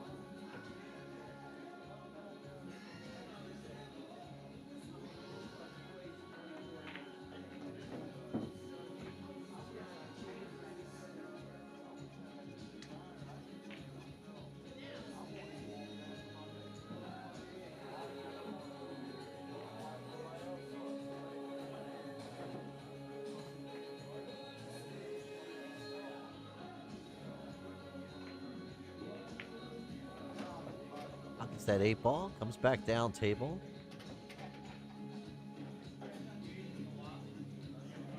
Pretty nice line. Did a 3.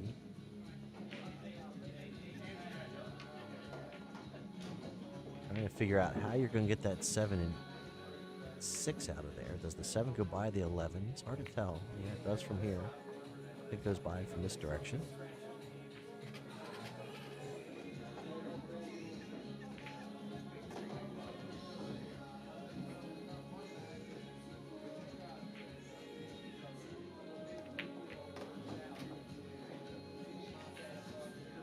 Uh-oh.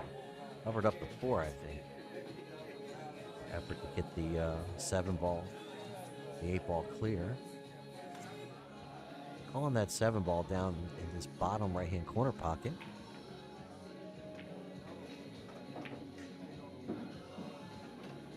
That ball very sweetly.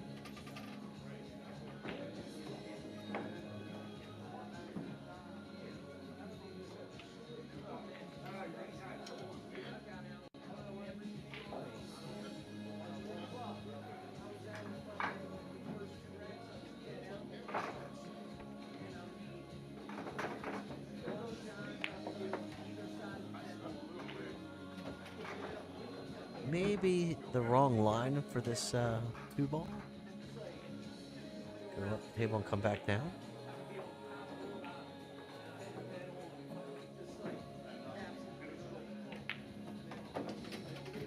Nicely done. Good pace there. Slow down. A little bit tougher than he would like. Gotta watch out not to scratch in the side pocket here. Or the corner on the other side. Nicely done. Well done by King. Takes the 2-0 lead over Nick Laura. So thank everybody for joining us right here at Brews and Cues on the Boulevard. This is an On the Hill Productions event. Covering the Maryland State Championship, 8 ball, $5.99 and under Fargo. Currently we have Nick Laura backing at the table.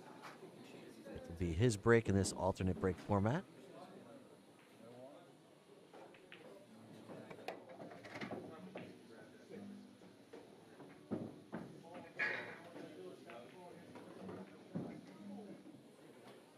Nick trying to find a way to get on the board here. Rack 3. Nick Laura to break.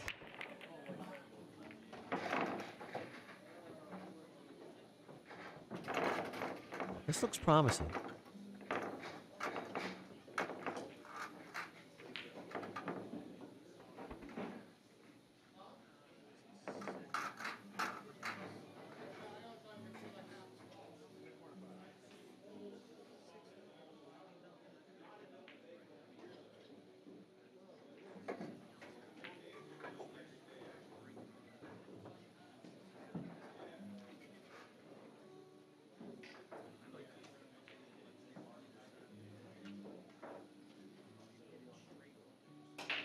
So guys, I'm going to be watching, working the cameras here, but I'm going to try to get something down here and eat real quick. I'll be right back.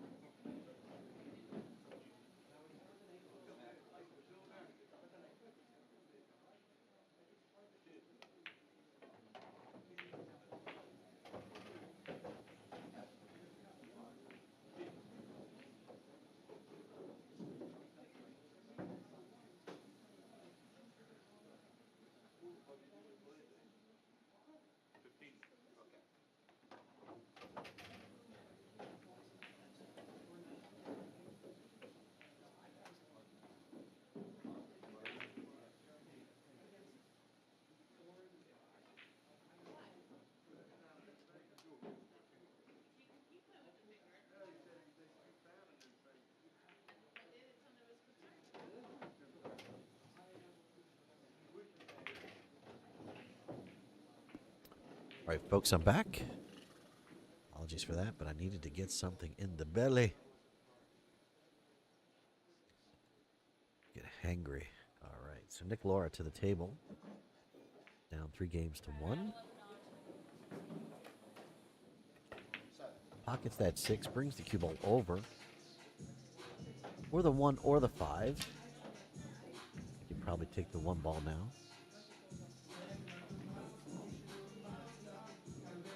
Give yourself a little angle so when you pocket that 5, you come out for the 8.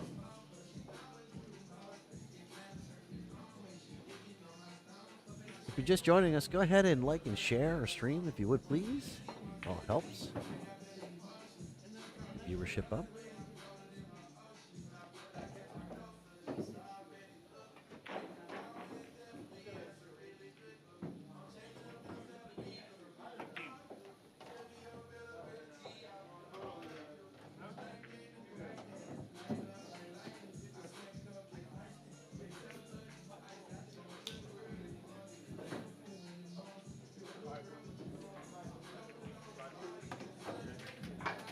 Done.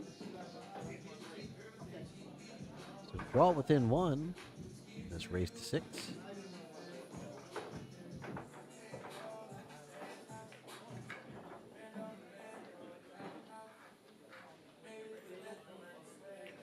All right, Nick pockets that 8 ball. Brings the match to 2-3.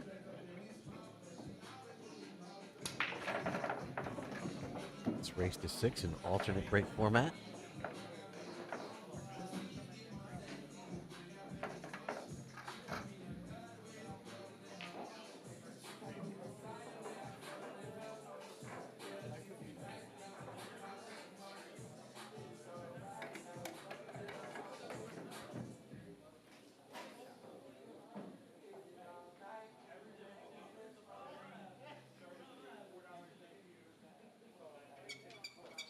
All right, Kane to break.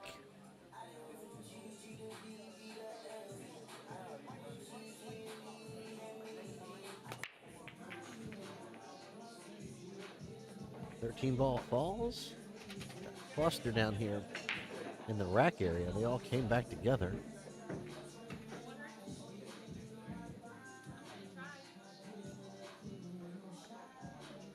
It wasn't that Kane got cheated on his break. He hit it with authority. And that's what it came back to. Funny how things happen sometimes. And there's head scratchers.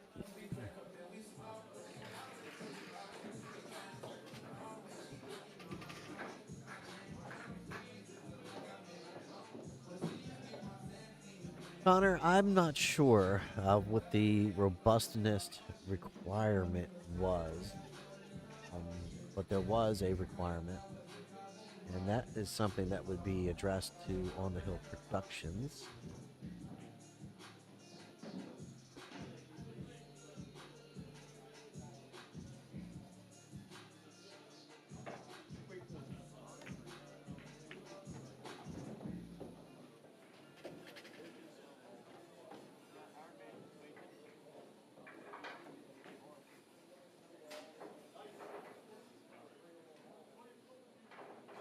And to be honest, most of the players that are playing in this event, Roy Bolliard probably is familiar with their speed, has seen them before, unless they're complete unknowns. But at this point in time, you know, the tournament scene is so intertwined with players that we know it'd be hard for someone to sneak in here without us really being able to figure out if their Fargo is lower than what it should be.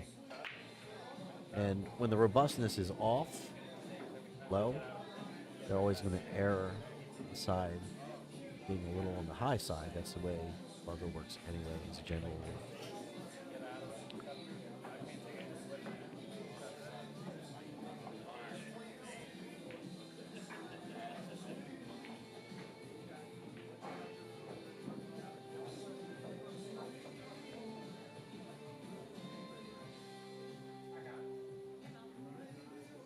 Safety called here by Nick. gesturing with his hand.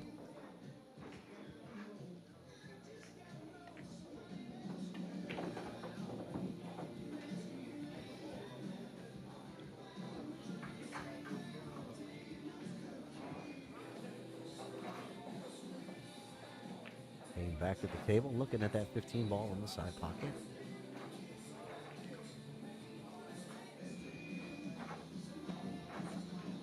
So, Connor, I hope that answers your question. If you're interested in playing in the events, all you have to do is message On the Hill Production. If you have any questions, you can do that through Facebook. You can also do it through their website. There's a link to their website up in our description. You can go there and contact them.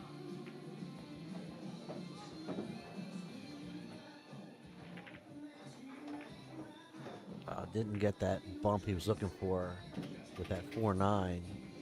Just sort of stuck to the 4 ball. Talking about the cue ball, just sort of stuck there. He looks like he's looking and see if he can hit the edge of the 9 from here. I don't know. Yep, he can. He's able to just glance off that 9, send the cue ball down towards the bottom rail or the short rail. Idea is, if you can't hide the cue ball, make it a tough shot. Sticking it on the rail is usually the best option. Force the player to have to hit the top of the cue ball. Makes it a little bit more difficult to control, especially at distance.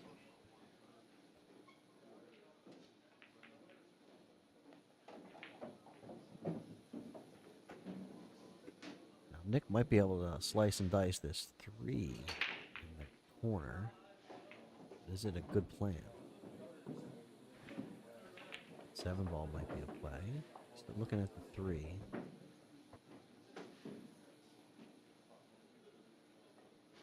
Cuts that 3 in the corner. Comes down table for the 1. I like that choice. Asking for it to stop. He's got a little bit of an angle.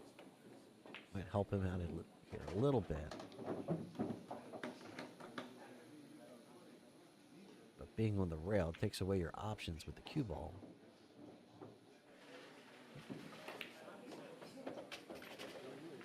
Did about the best he could do there. Pockets that 1. Brings the cue ball out towards the center of the table, at least off the rail. Has a line into the 5 ball.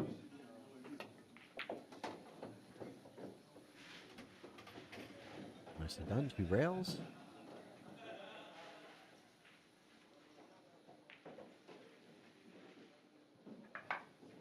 Maybe 3 rails, actually.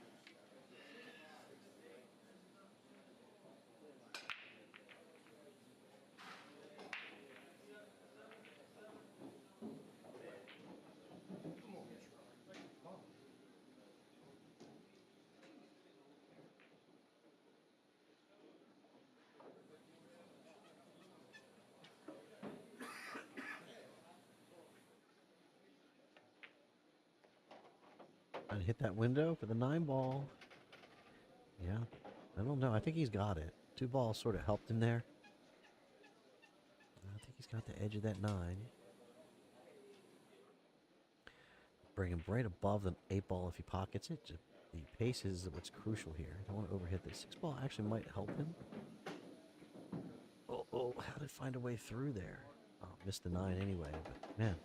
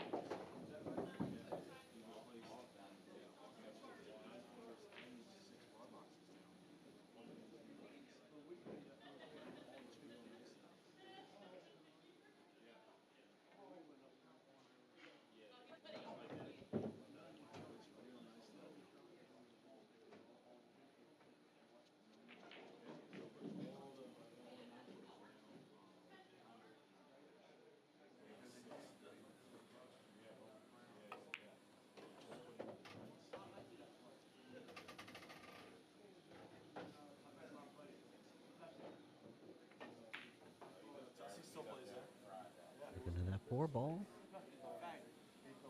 Did he get there? He'll call the 4 in the corner.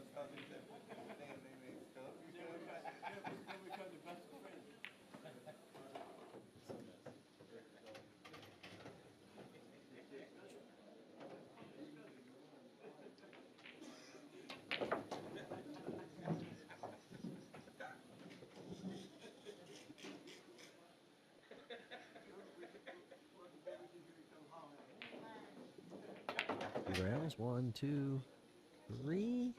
We get it in the side. Will we get there? No. So the idea is you come by that 8 ball, come long, and you have the 8 ball on the side there. Didn't quite get there, so he's going to have to settle for the bank. Cross corner. And he drills it. How did he hit it? Good cross corner. Good cross corner bank by Nick Laurel. Tied up 3 games apiece in this race to 6.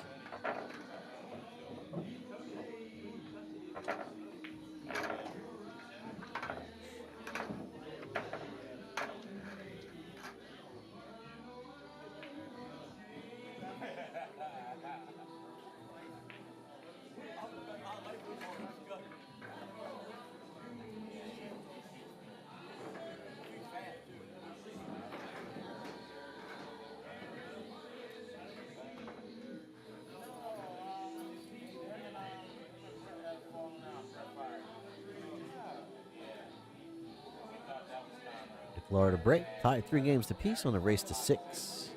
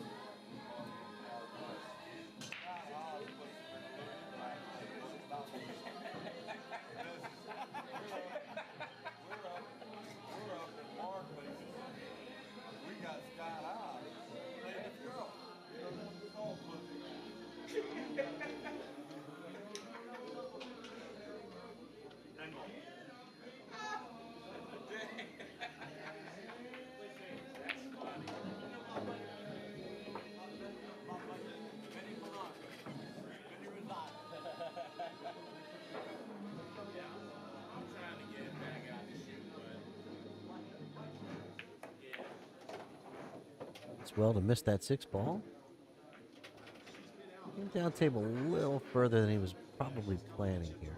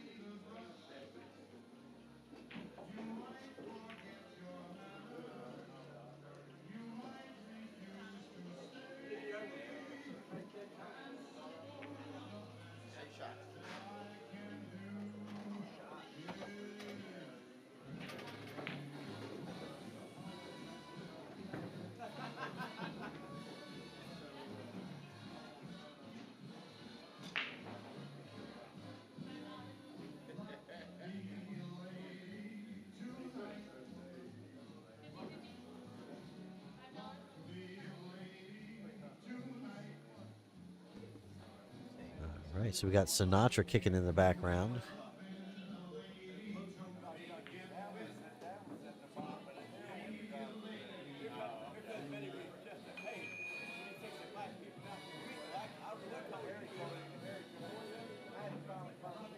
I don't think it was Nick Laura or Kane that played Sinatra. Good morning, babe. Kelly Daniel in the chat room. Beyonce.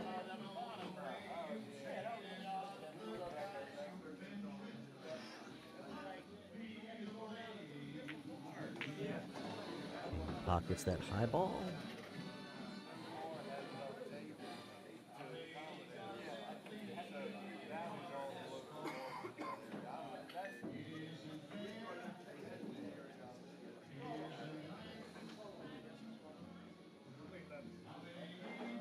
I'm not sure what the play is here.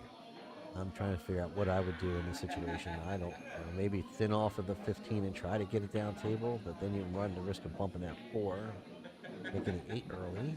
I don't know. Oh, he's going to try to bank it. When in doubt, fire at it. Wow. We're going to put that one on the highlight reel. We're going to save that one. And position. I think he can make this ball. Yeah. How did he hit it?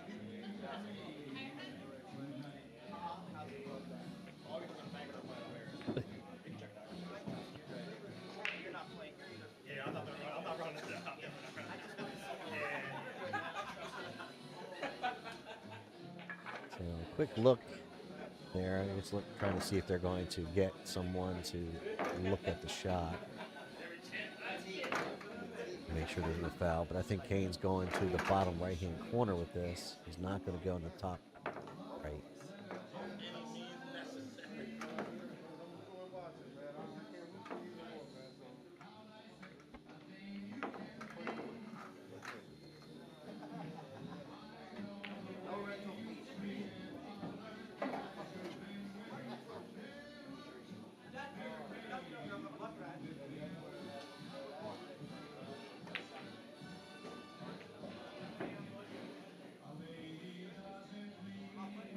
Well, he probably got about the only place on the table they could get to make the 8 ball. It's a nice effort.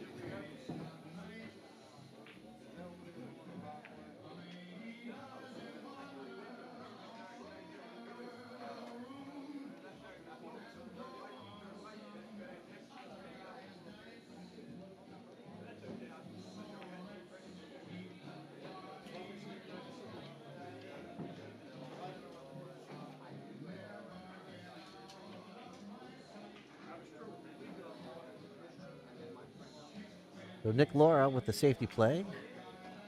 No need to force anything.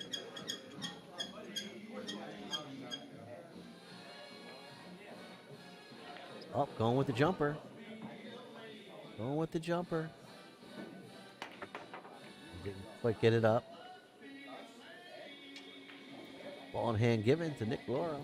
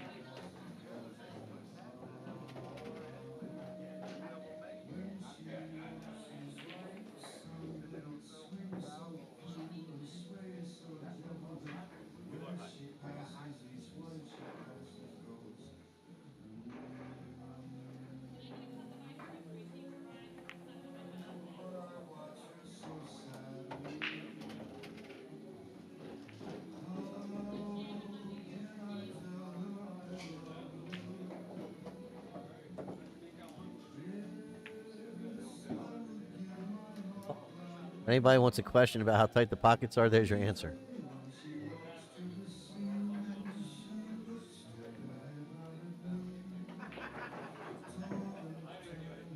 So there would be why we've been seeing a lot of balls hanging.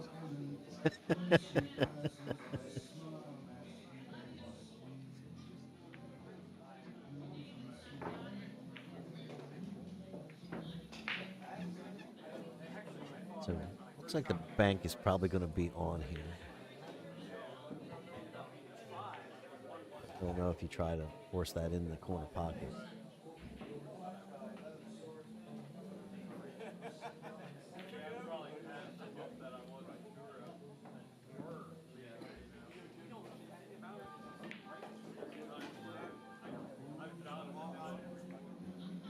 Yeah, so Kane's scratching his head there. You know, I can understand why. I think you got to bank this ball. Bank it right up there in that top right-hand corner pocket from here.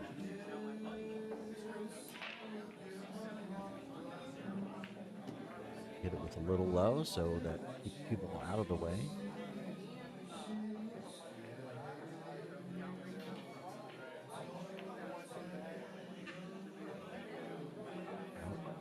No indecision. Yep, there's the bank. It's going to call it top right-hand corner pocket.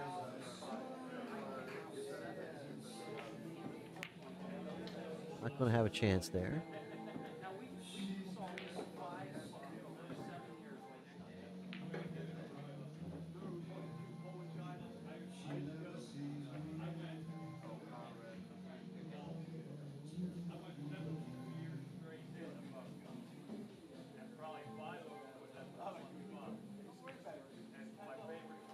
Got to play the one ball first here. That's it.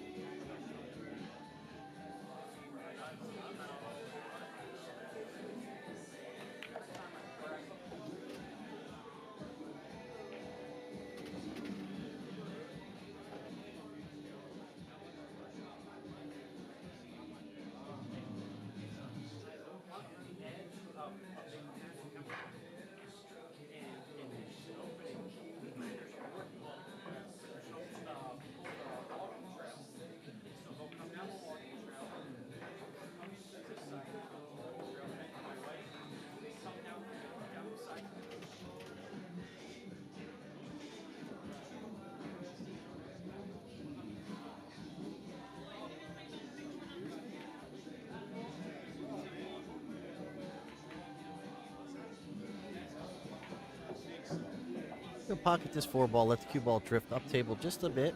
Play that 8 ball in the bottom left-hand corner. He's looking at. Just got to get above the 8. You want to be on the 50-yard line. Oh, 50-yard line. It's going to be all right, though. Man.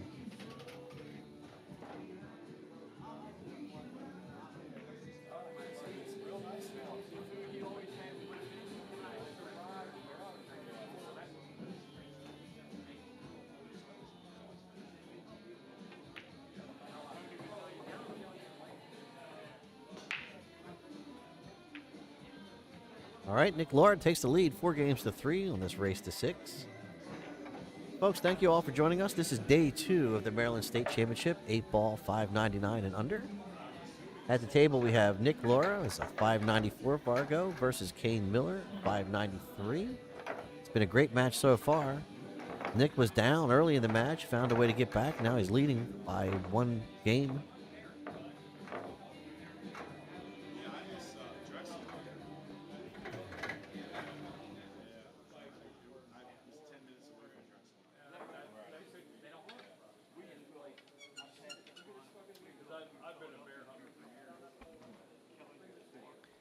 Kane Miller to break. Number 8.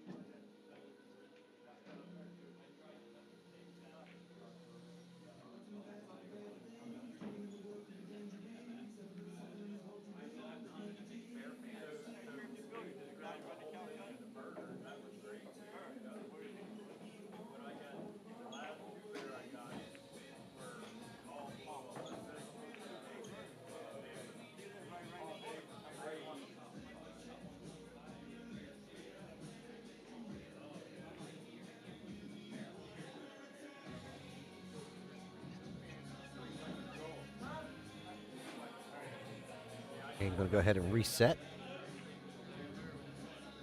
He's probably planning on playing the 13 ball next. I don't know if he's got the 13 ball. It rolled a little further past the 10. 10 might be shielding the 13 ball slightly. And you can see from here.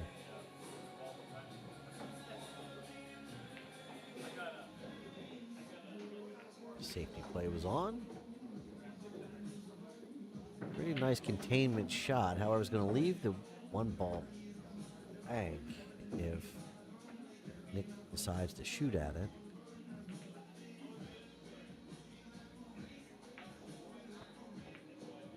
He's going to play safe. He might be trying to slide the cue ball over underneath that 4 ball. Let's see what he's thinking. No, the other direction. I like that.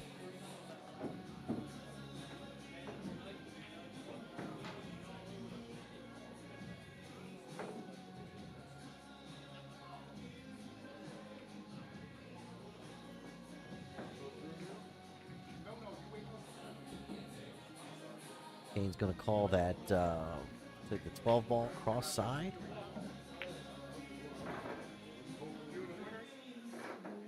Two-way shot there appeared to be. Just making sure he controlled the cue ball. He's going to leave a tough effort at the 3 if he missed. One of those things that you actually let your opponent force them to take a shot. And if they happen to be able to make the shot, it's like good on them. You know what I mean? So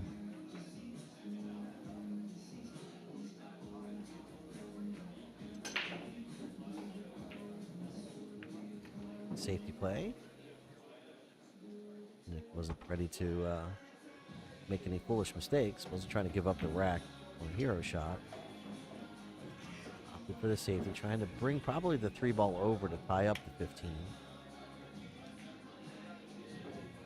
Certainly trying to get it off that rail.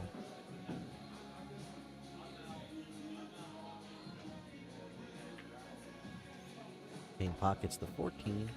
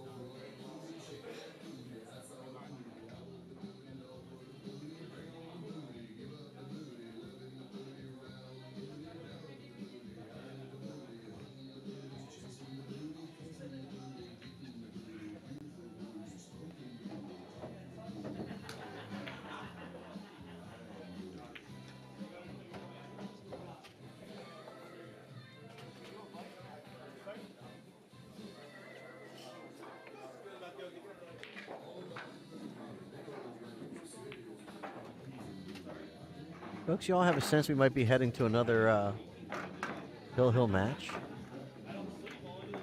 Let's see. I think it's got the makings of that.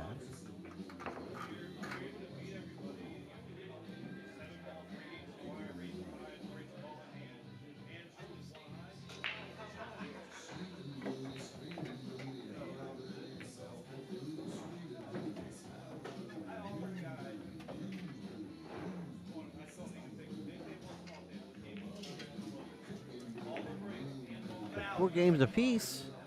It's a race to 2.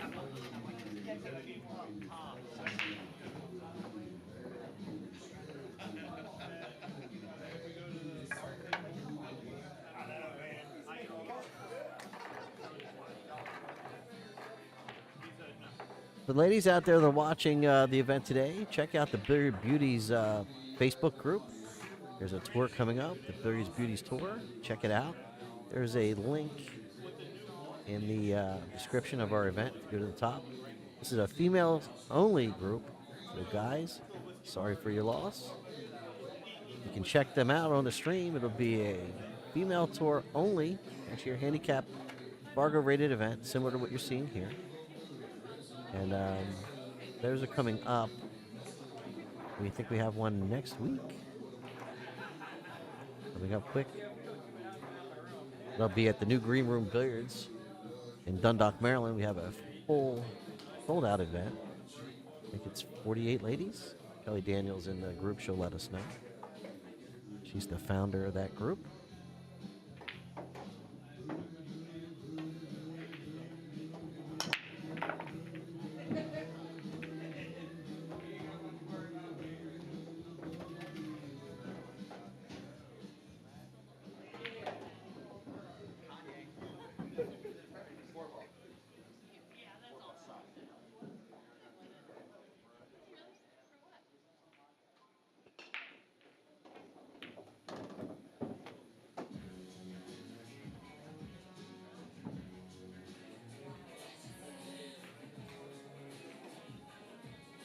So, folks, this is our first match of the day. Got started here at 10 o'clock.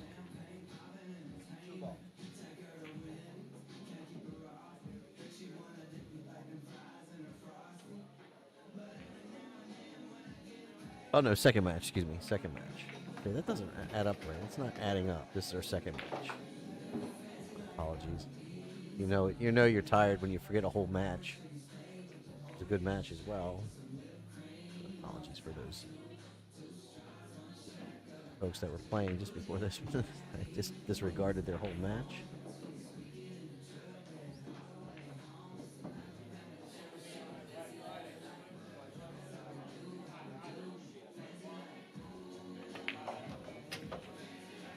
Like Nick's idea there to bump that 6.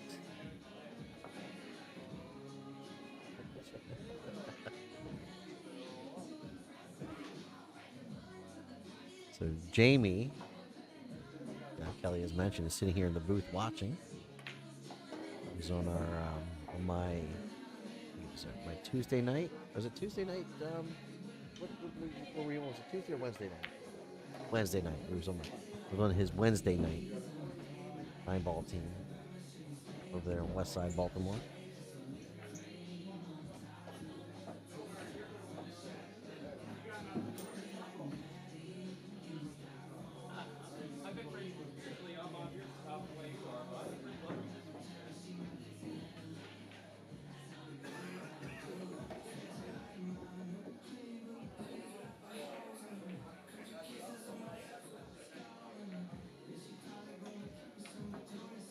Real close to that 12 ball, looks like there. Good hit.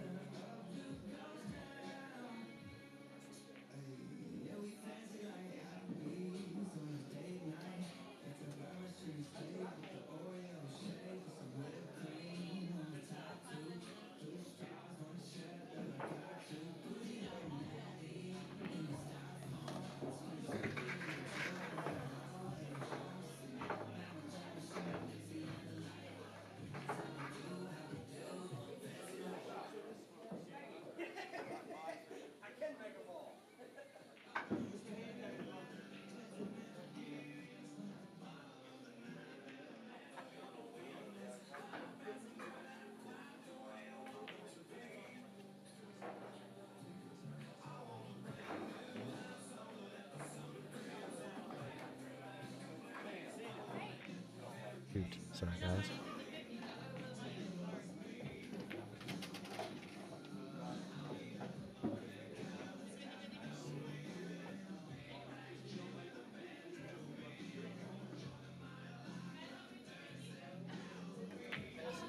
Oh,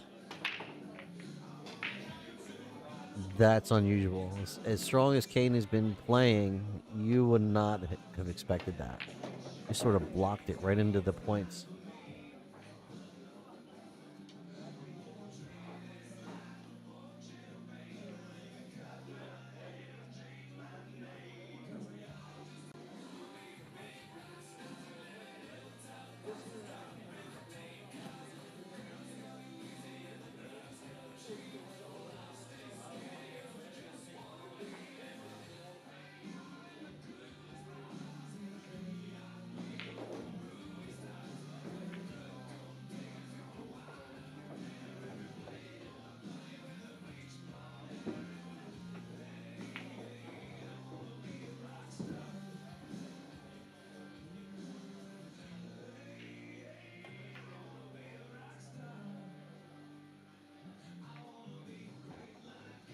Gonna play this 2-ball. What he's looking at. What are you thinking about the 6?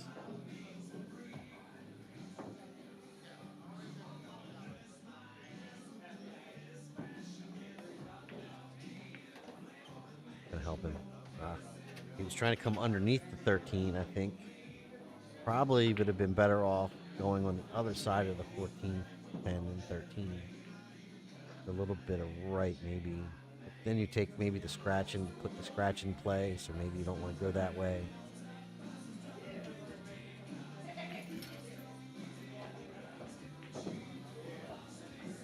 So it looks like Nick is going to the jump cue.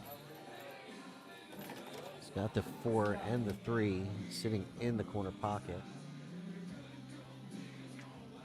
So if you can just get a good jump over that 14 ball and settle the cue ball down, chances are you may pocket this ball.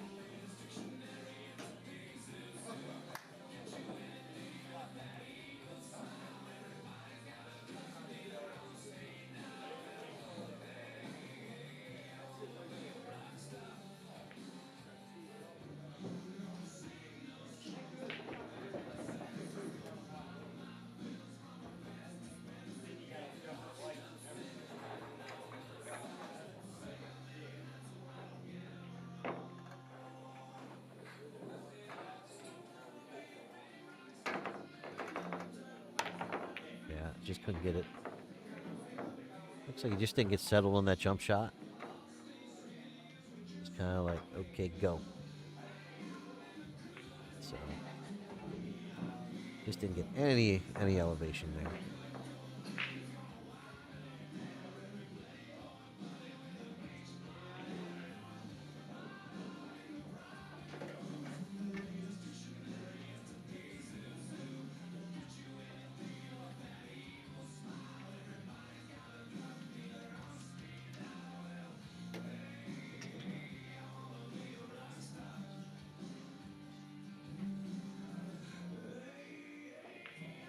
So we couldn't fit 2 balls in the corner, but it looks like we're trying to jam 3 of them in here in this top right corner. I don't think that's going to function.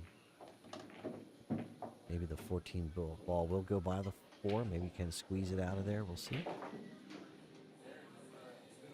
It's hard to tell. Looks like it may go. Kane doesn't seem to be too worried about it, so most likely it does go.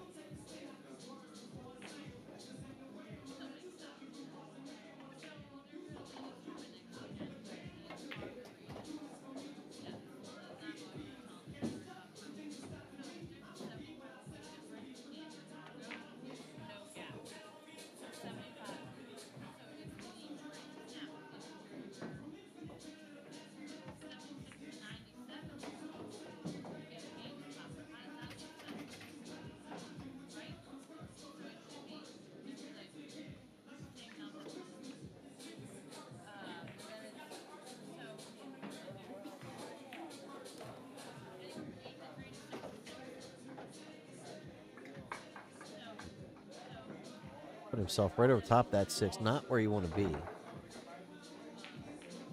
Doesn't want to really shoot that 14 ball now because that's his setup for the 8.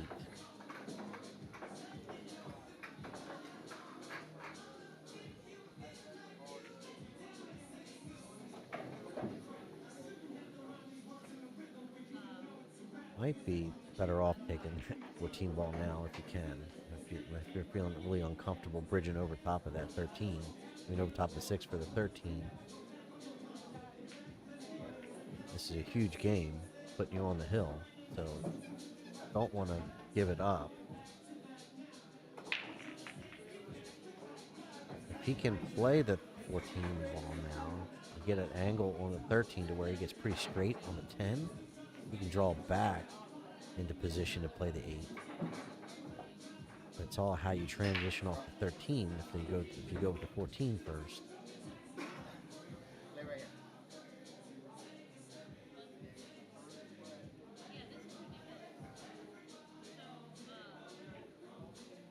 Play the 13 ball, you're going to have to hit it top spin. Can't control the cue any other way. So as I mentioned, you probably didn't want to shoot this 14 ball first, but he's going to take it now. Give yourself an angle. All right. Might also be a little straight. Maybe come by the 13 a little bit so you can play the 10 in that top side.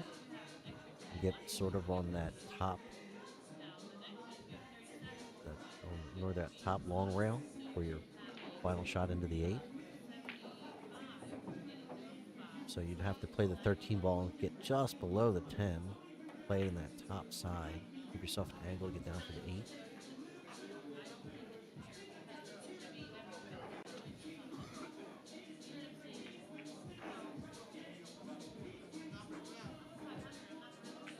Just like, just a couple of revolutions too far. It changes things.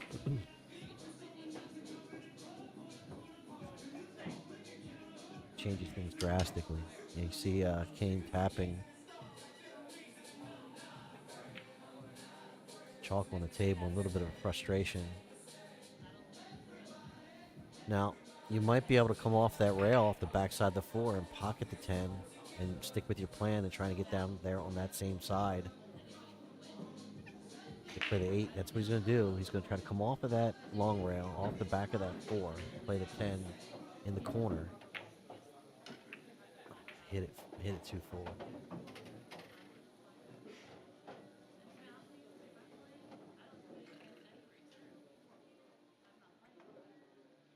That's tough. But I think that was the shot. I think it was makeable. Just didn't quite work out for him. So Nick Lara has to come with a shot too. He's going to at least try to bank this ball. If nothing else, maybe block the hole. Make a tough shot for Kane, which he did. Absolutely did. That's a good shot.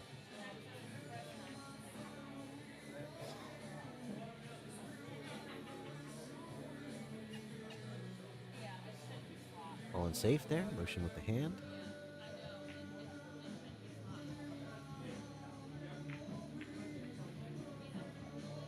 Hey, Chris, we read you over there in the on the YouTube channel. Chris Kilgo made a statement, said, "It's funny, Fargo had me at 6:01 last week, and yesterday morning I'm at 5:99. Haven't played Fargo match since Super Billiards in 2018, shaking my head." Well, the way that works, Chris, is the players that you have played are still probably active. And depending on what they're doing might give you a little bit of a quality point up or down, depending on what they're what they're doing.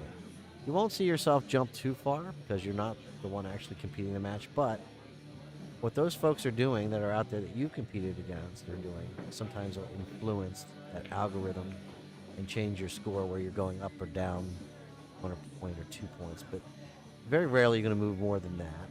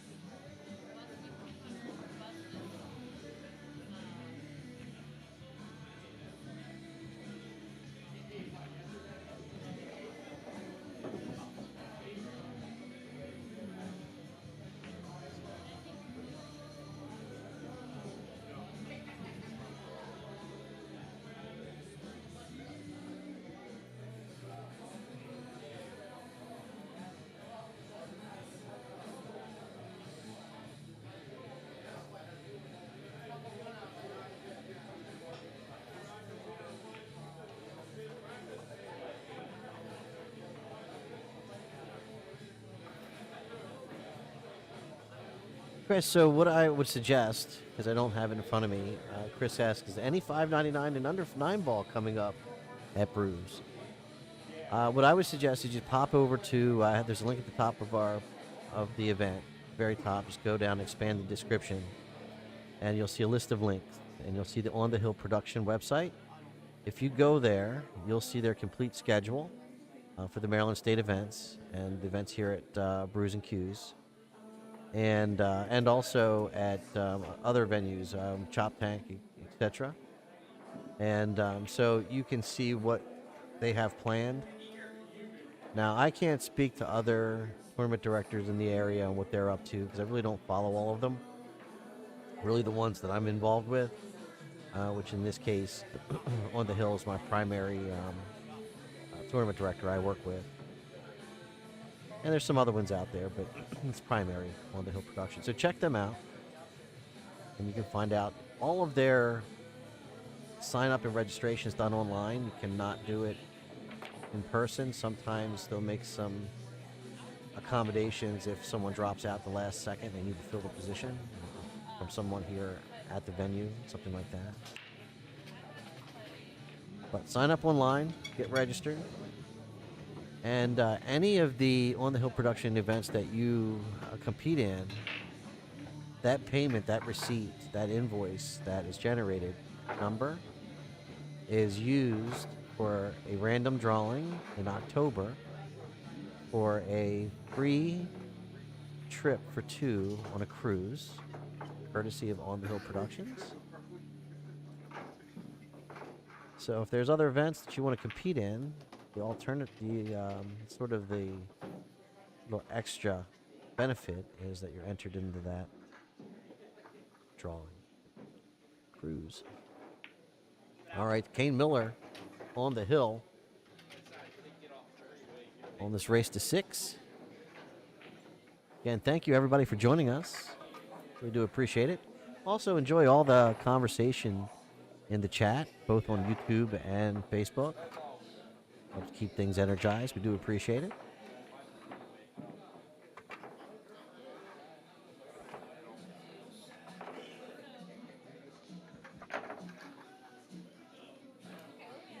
Shout out to TAP, Chesapeake Bay Region, for sponsoring that tournament this weekend. Without sponsors like them, we could not bring to you the live coverage free of charge. Thank you for all you do, TAP, Chesapeake Bay Region.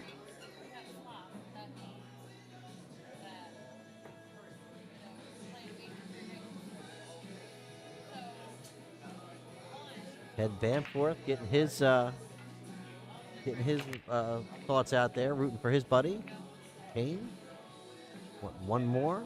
Asking for one more for his buddy, Kane.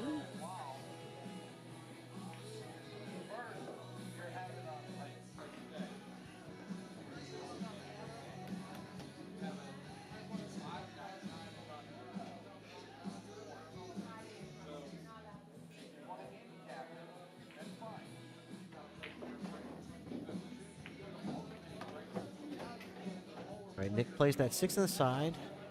Trying to develop this rack a little bit. 4 and the 5 are a bit troublesome.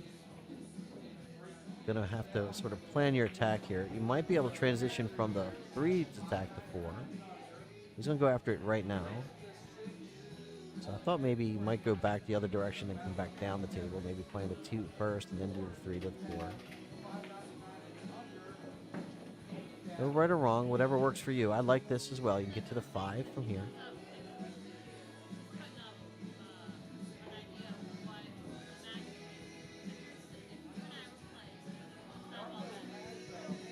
Couple of options.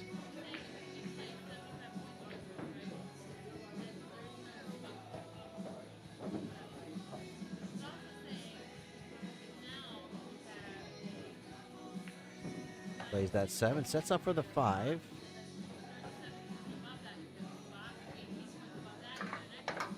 Maybe a touch straight.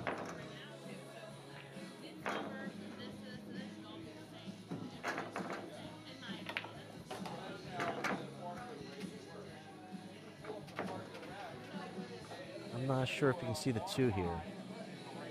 getting down on it as he can. See the 2 cleanly. Pockets the 2.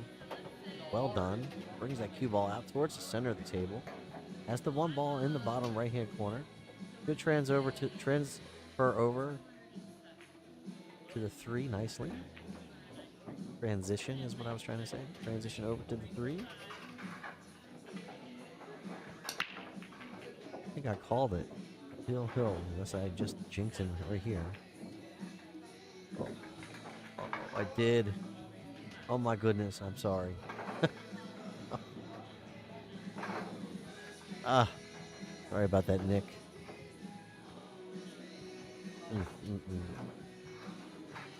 And that was it. He had the 8 in the bottom right-hand corner. So instead of being Hill, you got Kane at the table with a chance to put the match away. 14 balls a little tough. You're going to have to figure that out.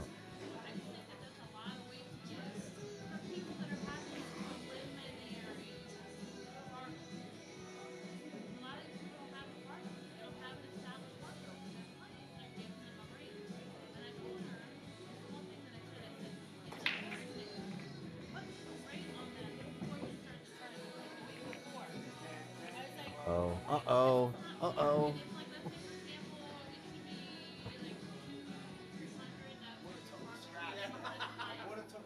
Well, Nick still has some life.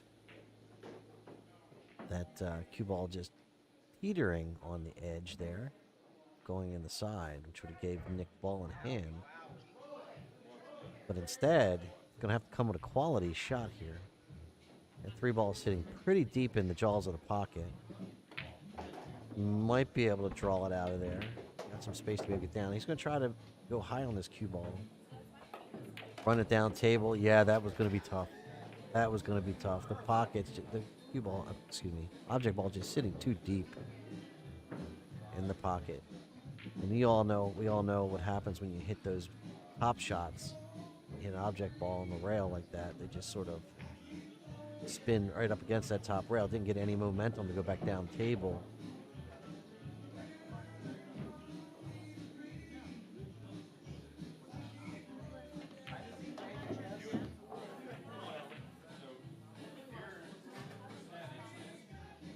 So maybe the Z shot. B shot. Oh my. Okay. The Efren Z shot. Oh! He almost made it. Now that's not a loss. That should just get that should just be ball in hand. Boy, he almost made that ball.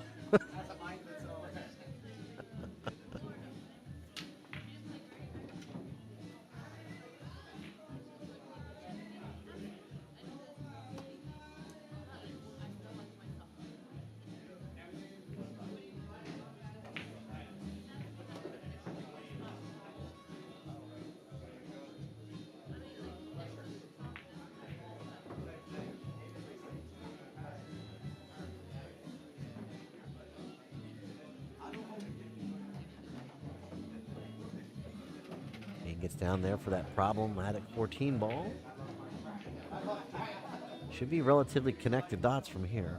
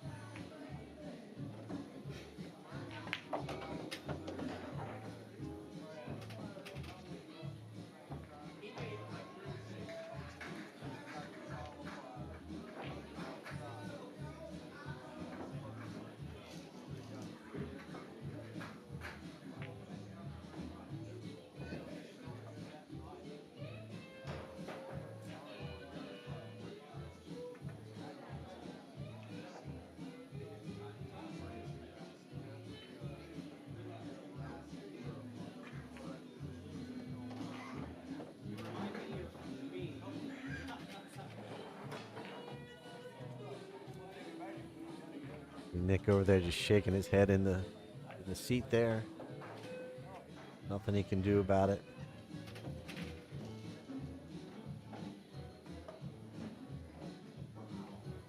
And that's the match. Kane Miller over Nick Lara. In an excellent match. 6 games to 4.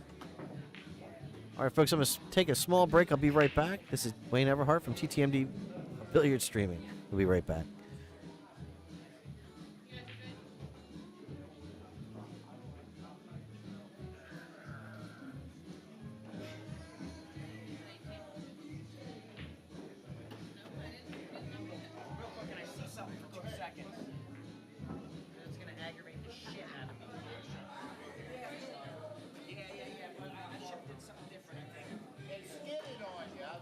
It did skid on me, but it was about there.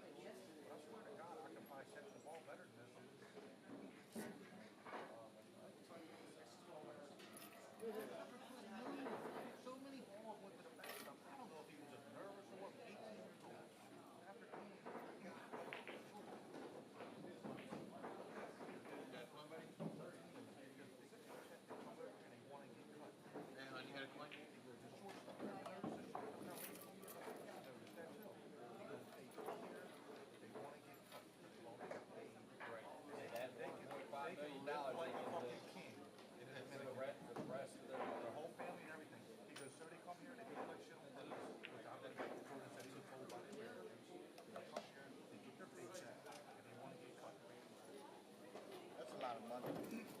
This Jason Dominguez for the Yankees got $6 million and only 7. Yeah, they're giving it's like Philly is nothing to give a fucking team. This number 1 rated international player, his name is Jackson Cheerio. I sold his card. This kid has never did nothing in the United States. I sold his orange refractor autograph rookie card. It's on 25 of them made for $8,962. And he might be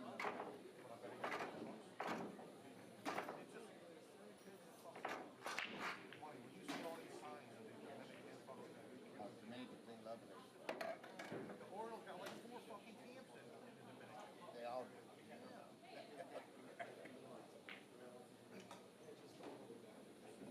Dominican per capita produces the best baseball players in the world. They do.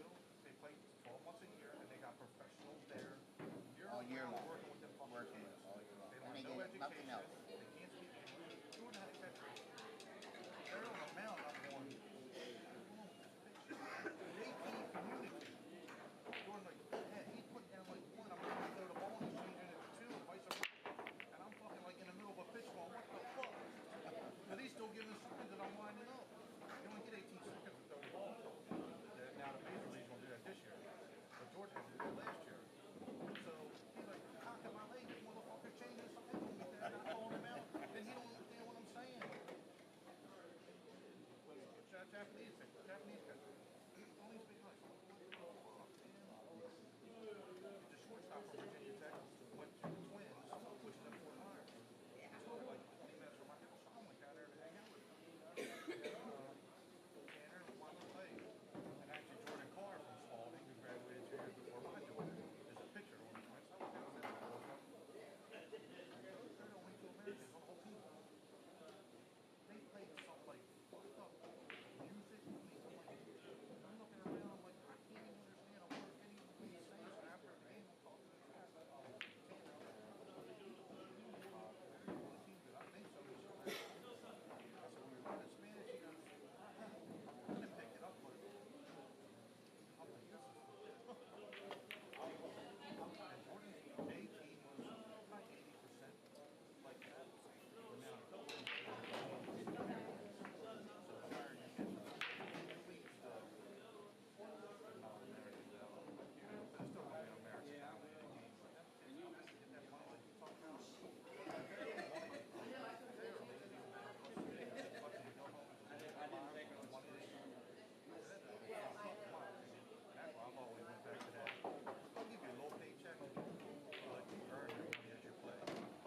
All right, so next up we have Jerry Helburn for Jay, I believe, versus TJ Fitzgerald.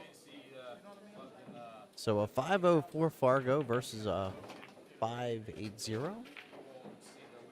580. Excuse me. This will be a race to 5 for TJ, race to 6 for Jerry.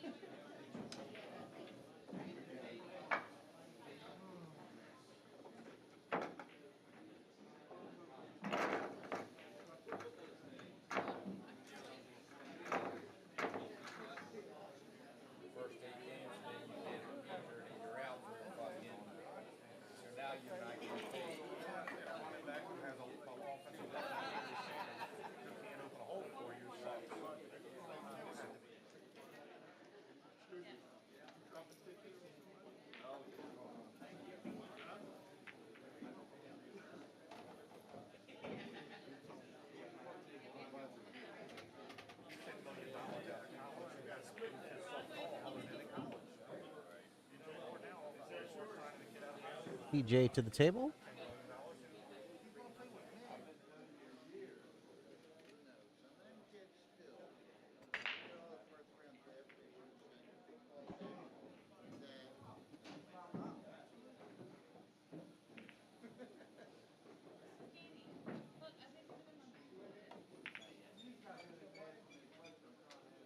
Trying to make that combination 15-14 in the side.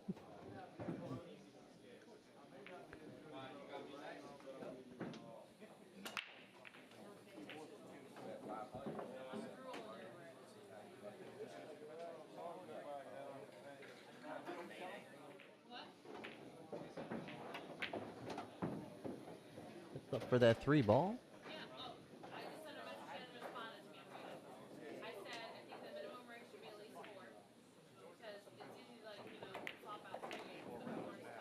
Comes out that 8. Nicely done. Jerry looking pretty good here. Doesn't waste much time.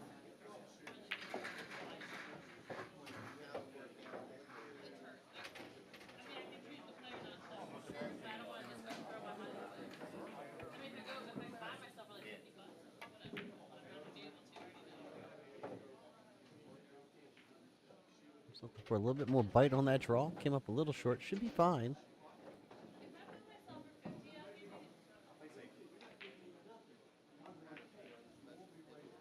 Nicely struck. So Jerry takes the first rack. Let's reset the scores. 1-0.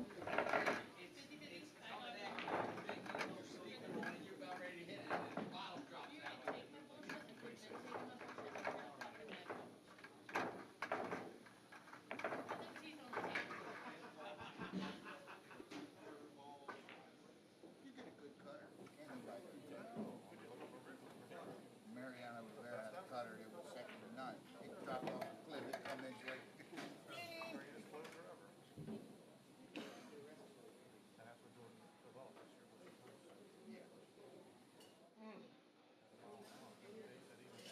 PJ to break in this alternate breaking format.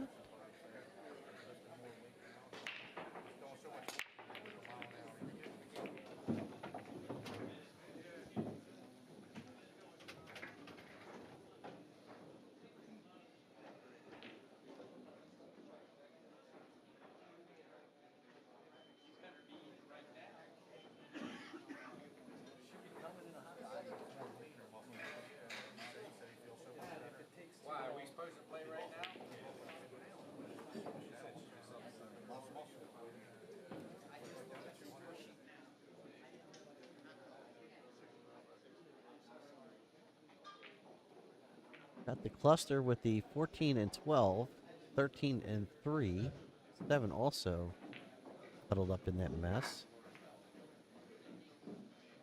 So decisions.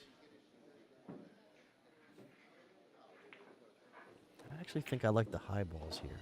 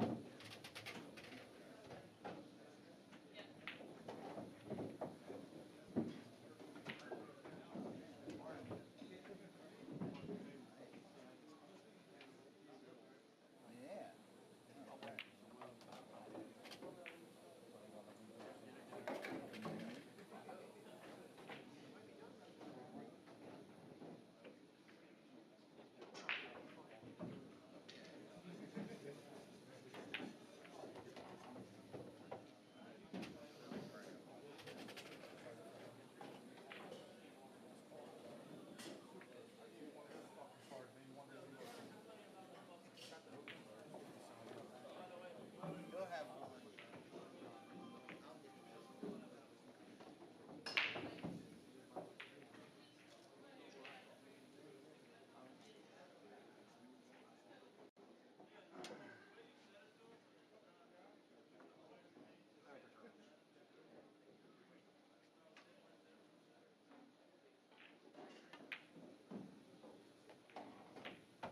Pretty fortunate that ball NFL. We've seen a lot of them hang up this weekend.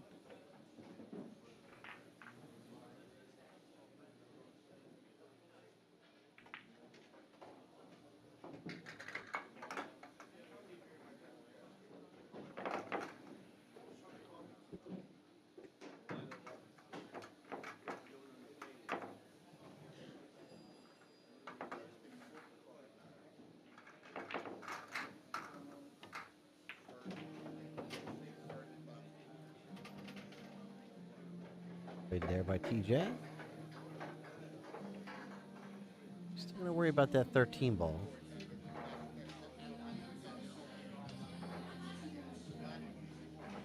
It's a tough bank, actually. If you're where that 12 ball is right now, it's going to be a tough bank. You want to be actually a little on the right side of that 13 ball if you're going to play the bank cross side.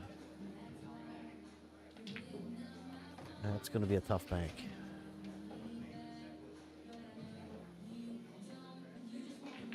That's going to be a tough bank. You're going to have to try to almost draw this cue ball with inside English to make this. Yeah, that's a tall order.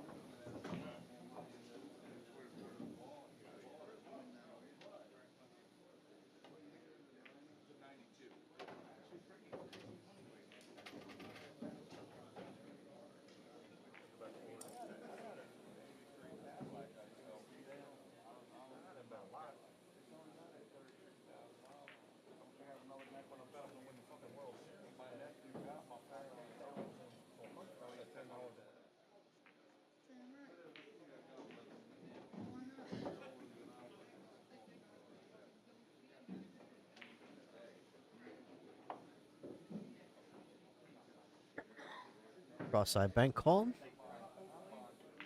Careful not to scratch. Oh, well, it just gets no.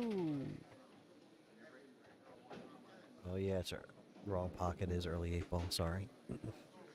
Right. Good try there, TJ.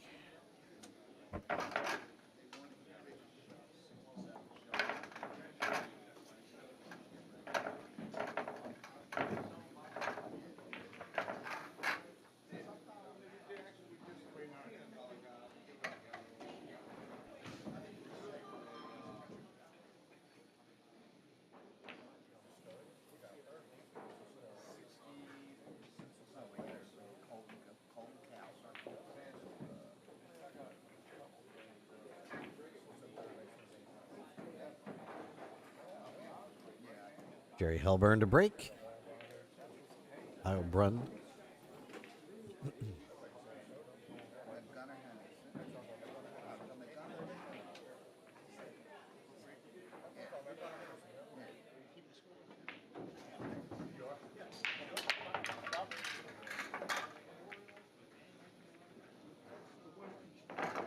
So hit it with authority. Nothing went, and the whole mess came back together there. So this is going to be a tough rack.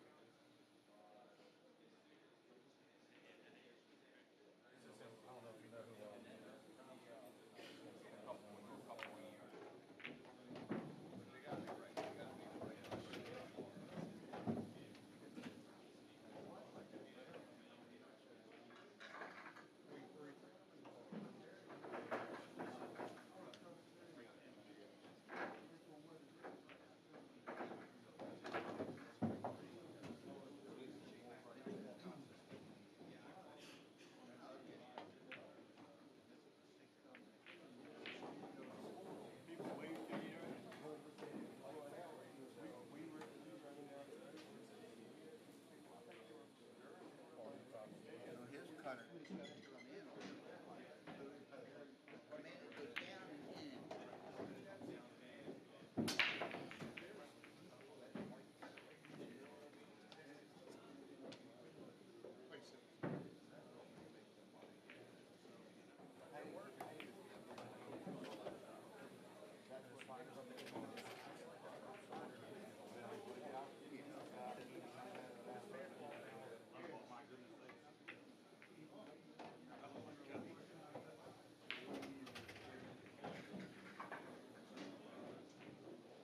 So it doesn't look like Jerry was expecting that four ball to freeze right against the cue ball there.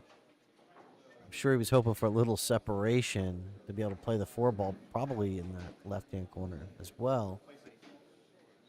But instead, these two balls are glued together here.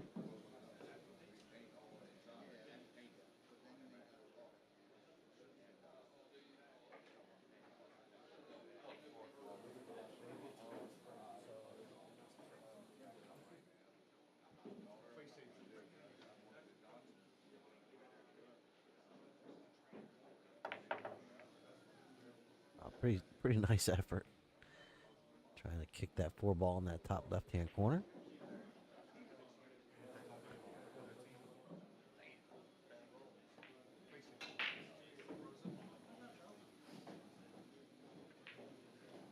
So for a 504 Fargo rated player, I'm pretty impressed with TJ already. He's pretty sporty.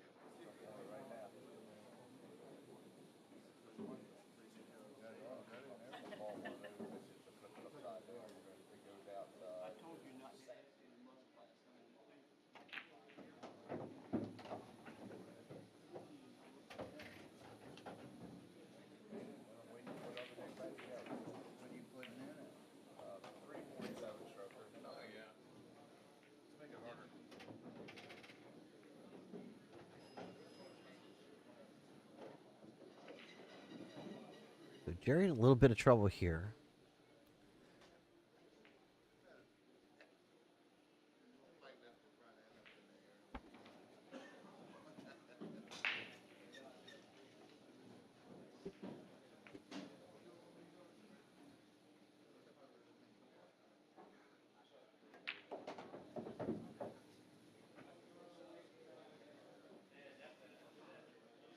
It's heady defense. See what TJ has in mind here.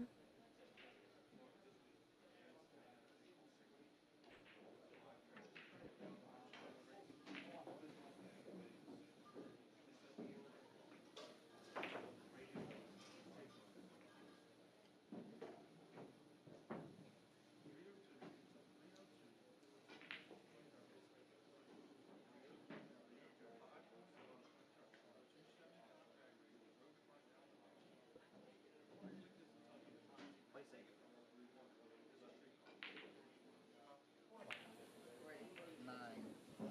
Nine seven. When I click this,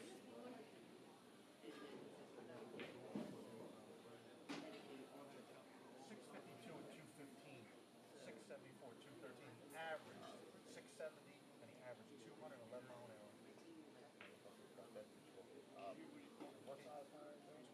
275 traffic rating, bro. Why is that going so fast? You gotta have nitrous, right? Twin turbo. I know twin turbo, but twin turbos can't have nitrous. I don't know. 275 traffic rating. You don't need to roll. You don't need to roll them. You can lower the car and everything with that. It's wide. You ain't gotta do shit. You ain't got 4 fenders. I'm gonna do that. Go 10-inch wheel.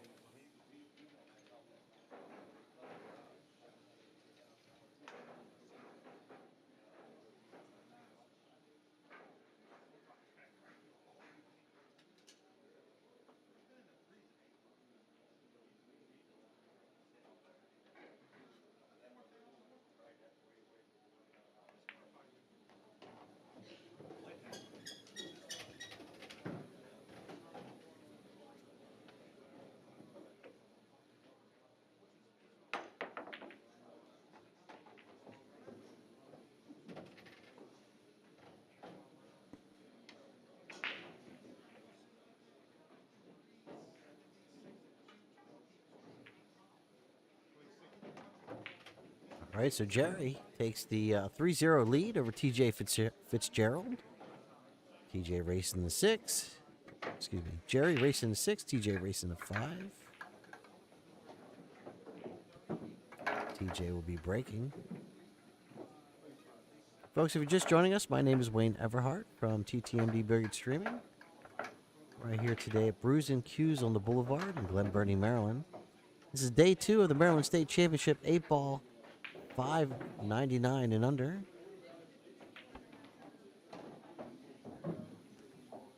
For those of you who have been popping in and out all weekend long, we do appreciate your support. Thank you very much.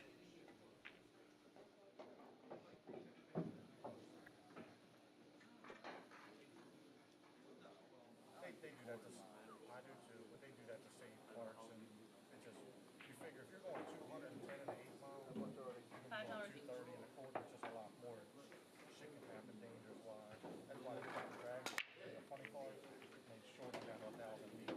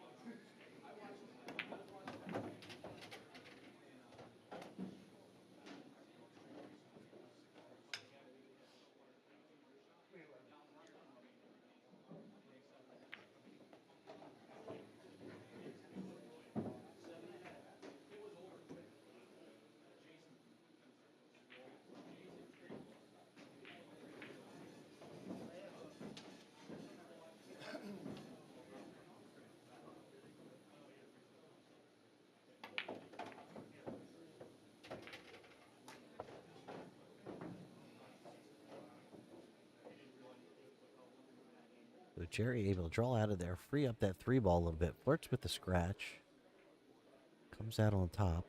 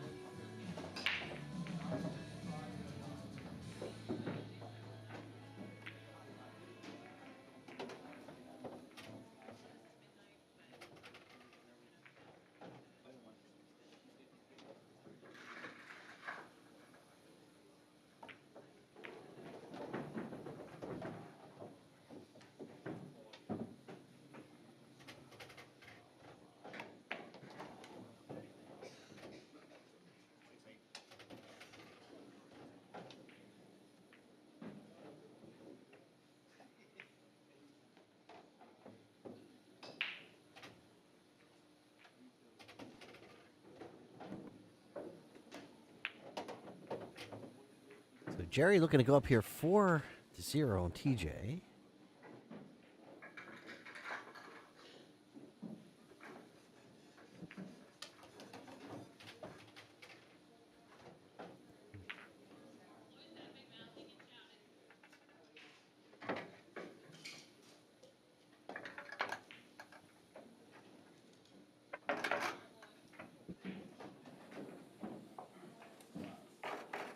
Thank you to Off the Rail Apparel, sponsoring the TTMD Billiard Streaming and the Billiard Beauties Tour this year.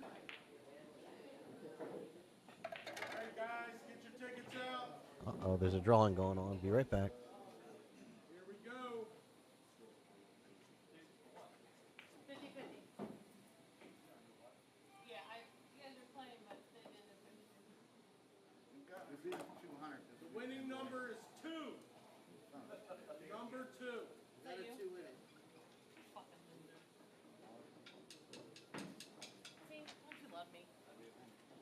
You ain't about it. Jerry to break.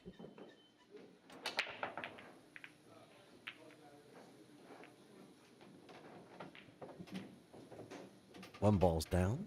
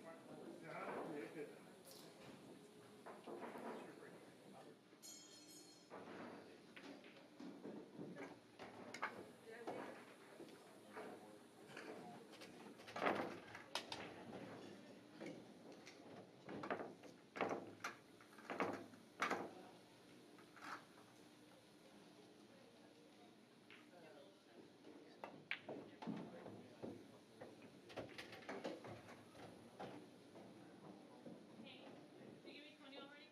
No. Of course you did. There's 105, sir. Perfect, thank you. Hey, see? Always got your back. 10 years down the road and shit. Oh, nicely hit. 9 ball in the corner.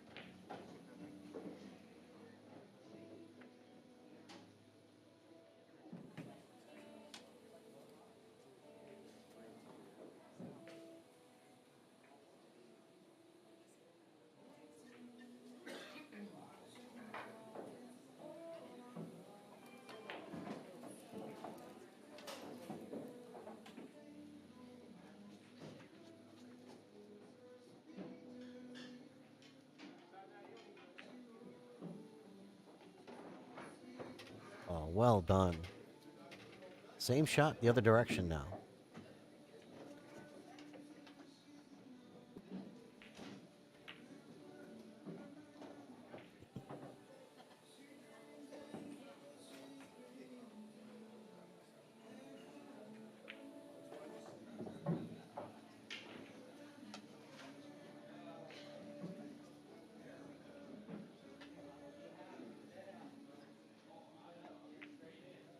Oh, how'd he hit it? Beautiful shot by Jerry. Up on the hill, 5-0 over TJ.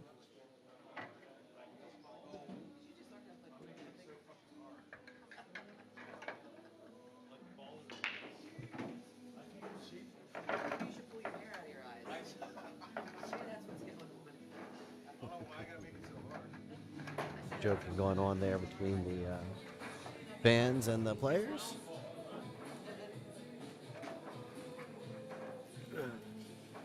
Gary was saying how he's having trouble getting shape, and someone said he needed to get the hair out of his eyes.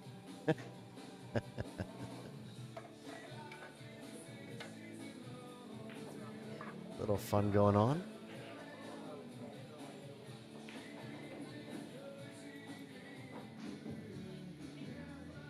So TJ to break, trying to get something going here.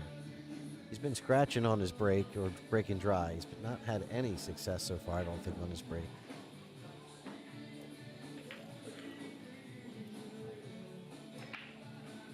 But early on in the set, he was in the racks early, and he looked pretty good.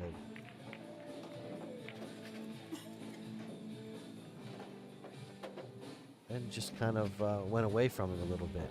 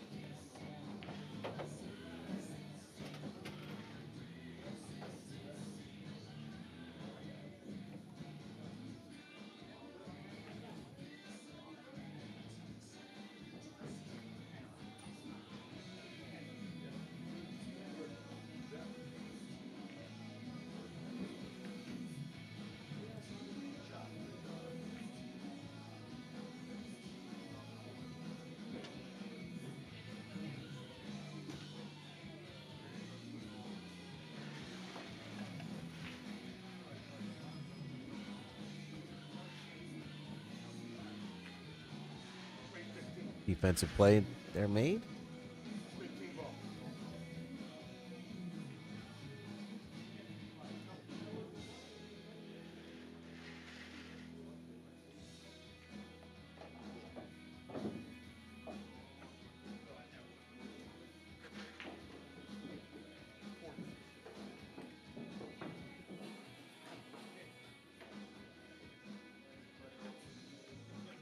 Oof. Kept it out of the scratch.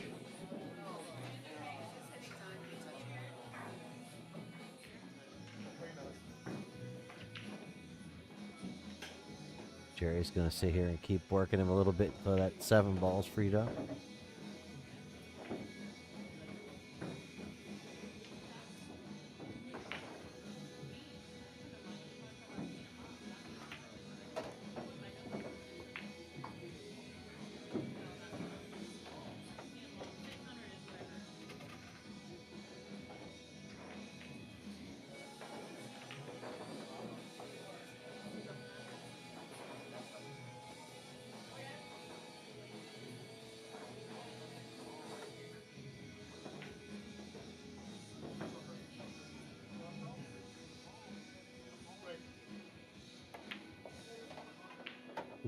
Looks like Jerry almost missed that 4 ball there. Playing a little quick. Over the 7. Probably a good 2 rails, maybe, and go above the 8. We'll see. I'm just thinking. Nope, just going to settle for the 8 in the side. It's probably the smarter play. I tend to try to run the cue ball too far sometimes. Do too much.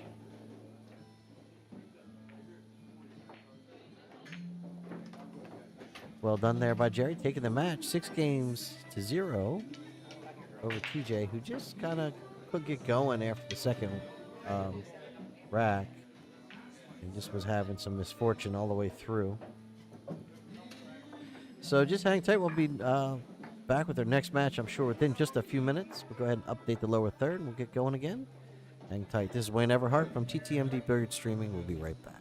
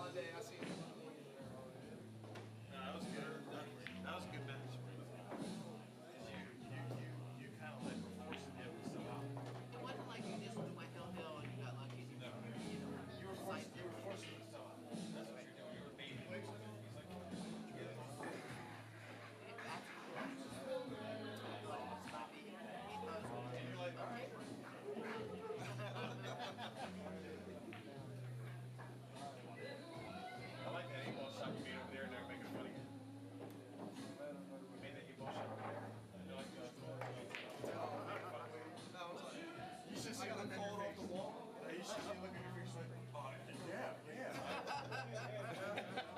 I was like, man, I shot good. This is tough. It's wrong seeing this. That's what I was saying earlier. I And even said, when you give a game, where if you wrong game, but that's why I'm here. Like, you two. right? You are still losing out.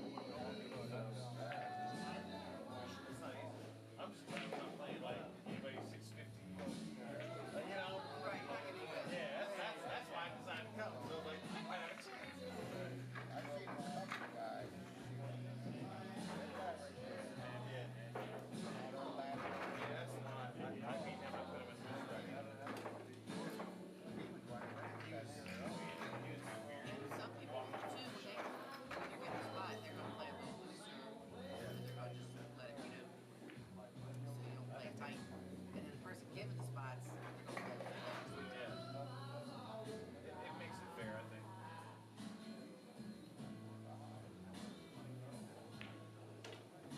My buddy Rich is out. My buddy Rich is out.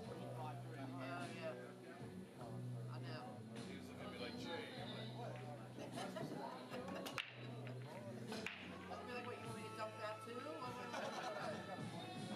Sorry, dude, we're not that close. Right?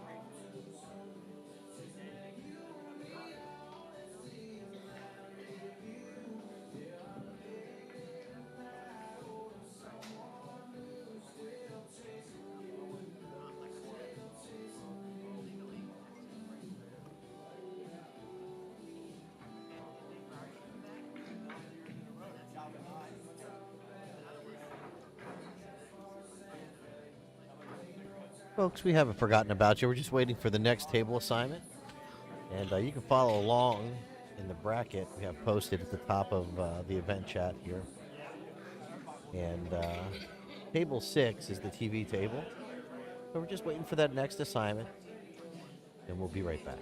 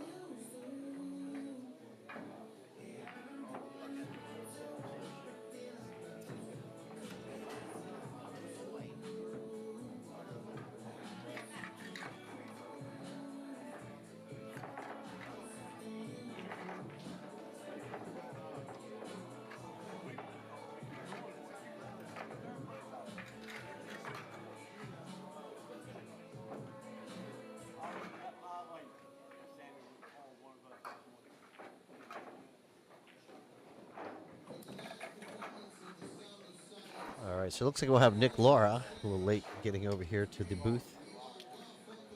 And get that set up. We were just waiting for the match to be called.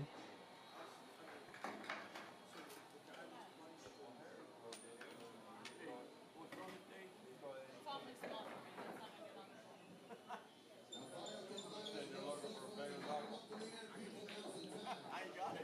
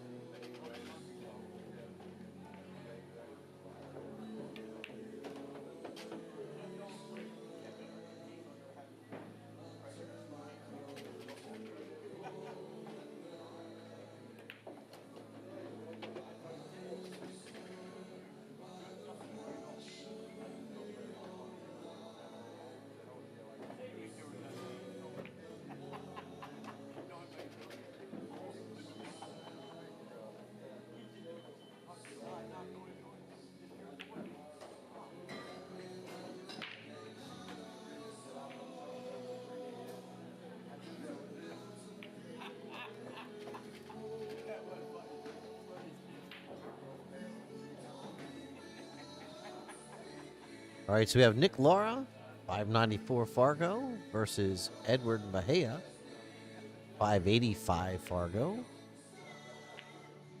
All right, catch them mid rack. Looks like Nick is on the high balls.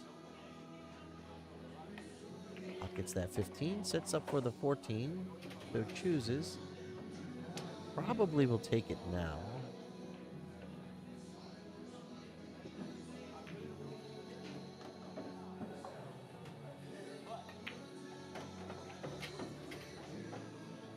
Slides that cue ball off that long rail, sends it down table. Ties up the 9 and the 10, it looks like. And the 10. 9 ball still has a pocket in that bottom left-hand corner. That's what he's looking at now. You've got the 13 ball on the side. Just what you're going to develop after that. Maybe draw it back a little bit so you can use that 12 ball to get flush with the 12. Draw back enough that you can get. It's going to have a little bit of angle. You're still going to play it into that corner and go into that stack of balls, the 9 and the 10. I think if you would have got straight on the 10 in the top right corner, he would have been able to just sort of play that 10 and 9 without playing that sort of that bump into that stack there. Meaning they had a pocket. Probably could have picked them all. Sometimes the angles don't work out quite the way you want, or you have to improvise. Working out well here, working through these high balls down to the 10. Oh, woof. Pretty fortunate that that 9 ball fell. It almost hung for him.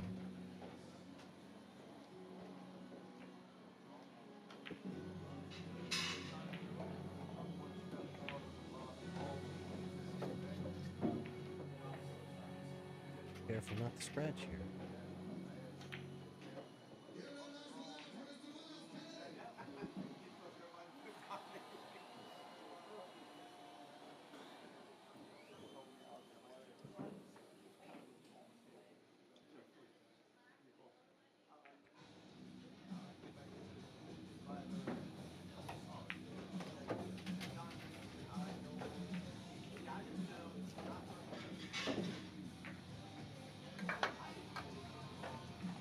So Nick takes the early lead, 1-0 over Edward. This race to 6. Folks, if you're just joining us, this is the Maryland State Championship 8 ball, $5.99 and under tournament.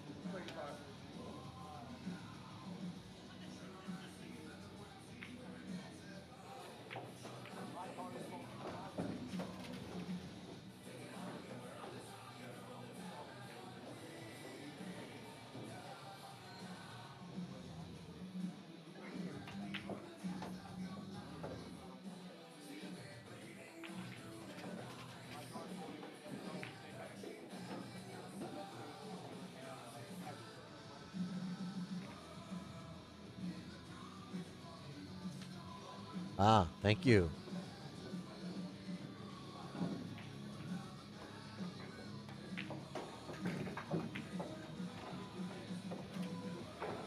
Thank you, Joe. Appreciate that.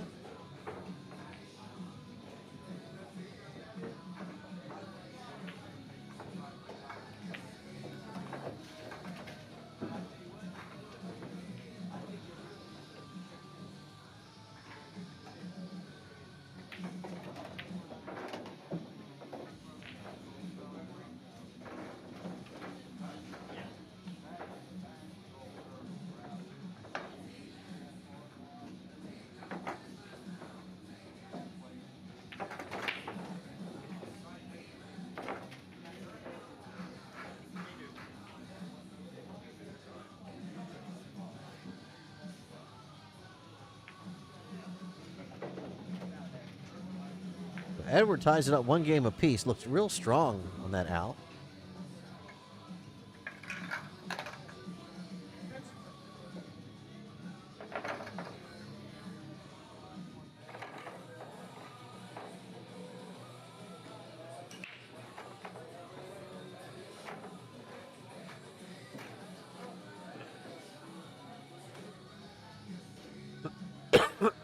Excuse me.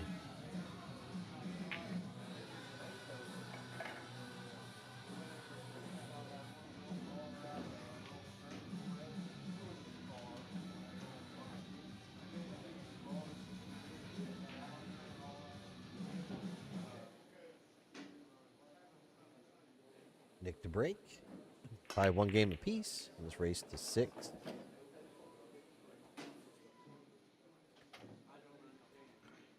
Try break, I believe. No, low balls fell.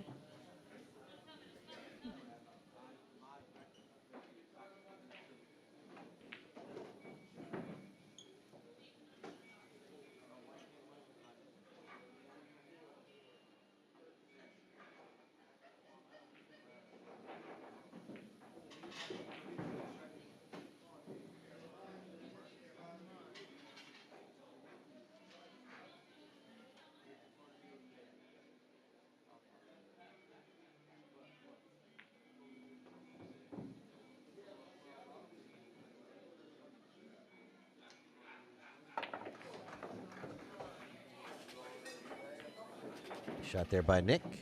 Busting up that cluster in the middle. Really opened everything up. Now, the 2 ball's the problem at this point for Nick.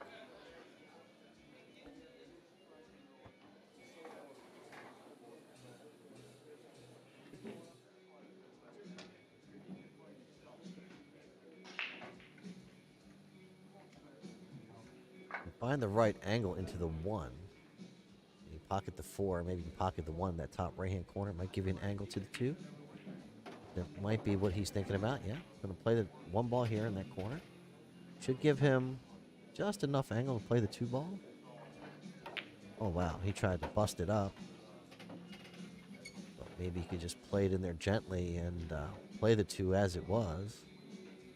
Maybe not. Players can see the angles better than I can up here.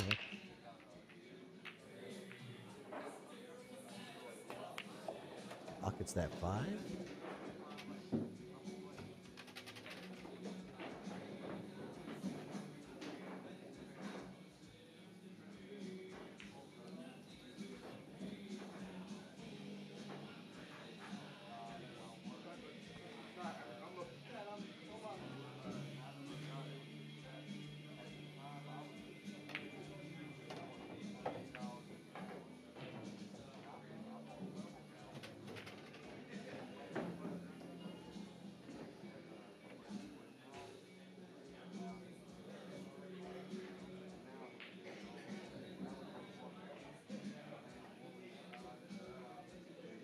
Just caught that a bit chubby.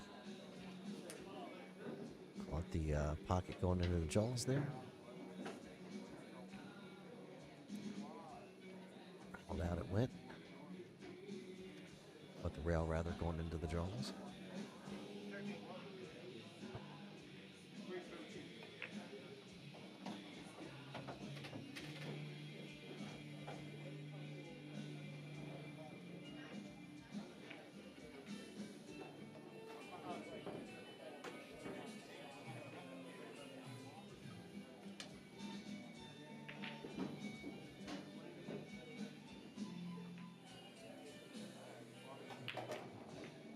Little 2-way shot there.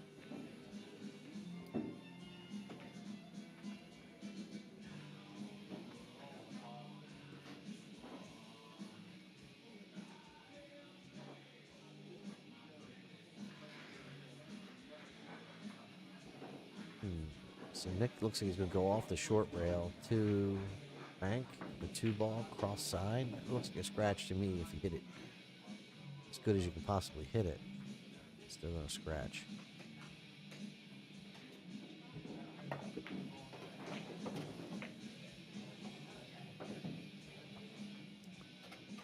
All right, so Edward to the table, ball in hand. Pretty open pattern here.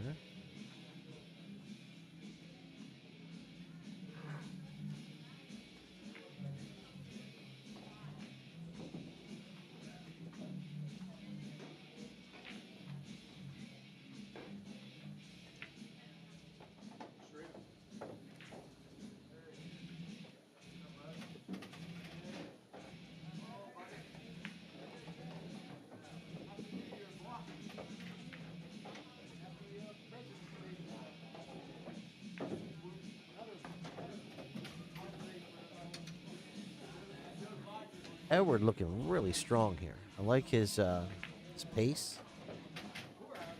Not wasting any time. Looks really comfortable.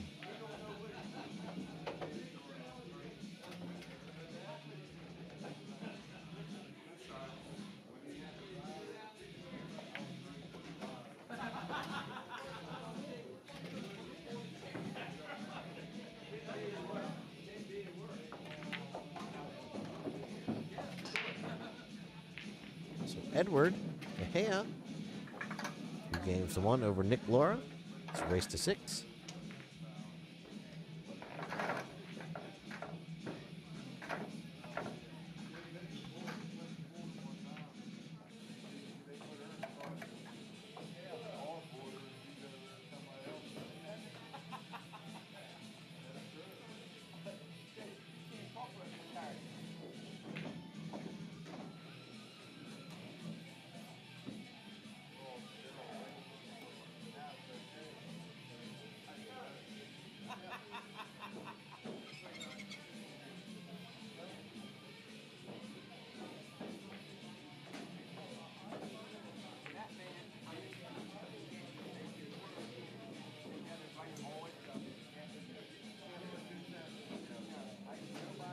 Edward to break, 2-1.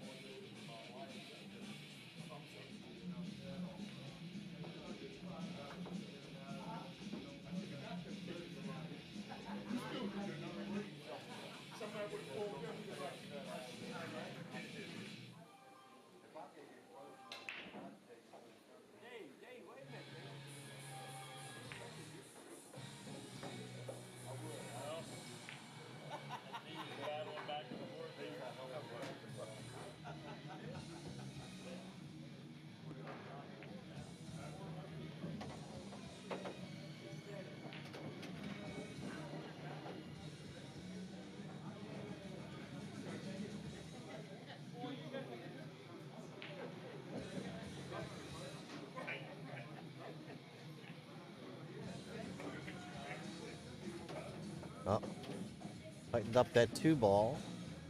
Problem for himself. 2 might go in that bottom right-hand corner.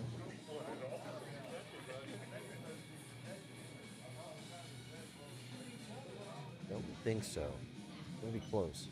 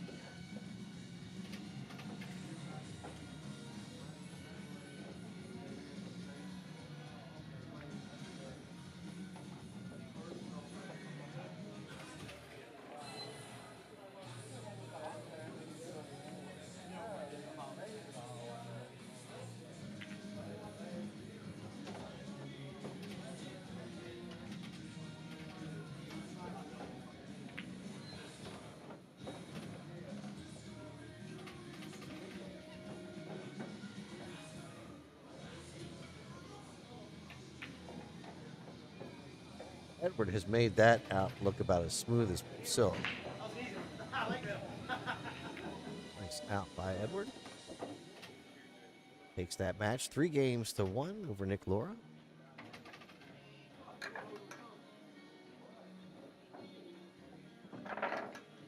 So this is the first time I've had a chance to actually see Edward play. Pretty impressed. His ability to control that cue ball stroke is beautiful.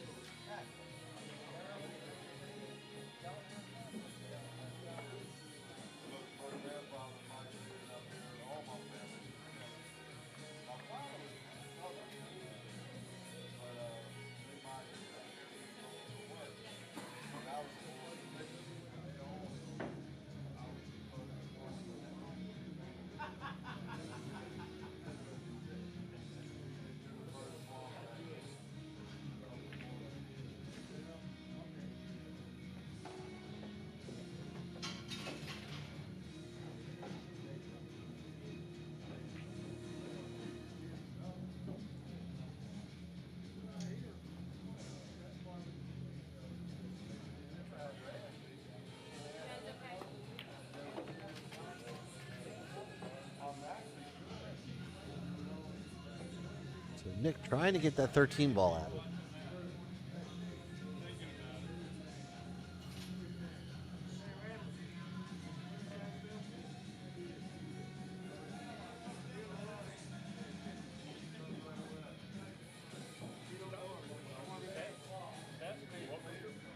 I don't think the 11 ball goes in the bottom right-hand corner.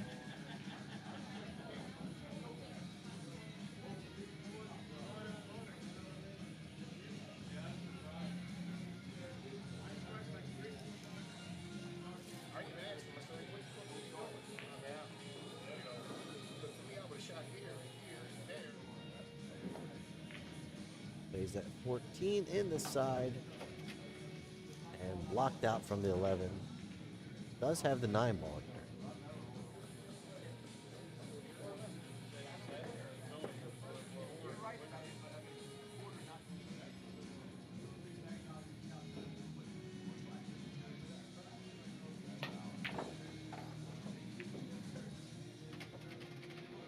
Still trying to do something with that 13 ball.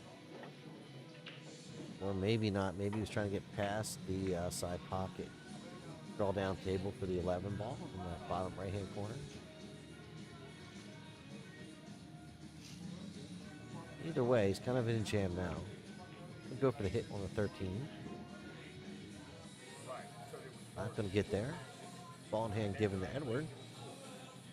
Edward's problem ball is the 6.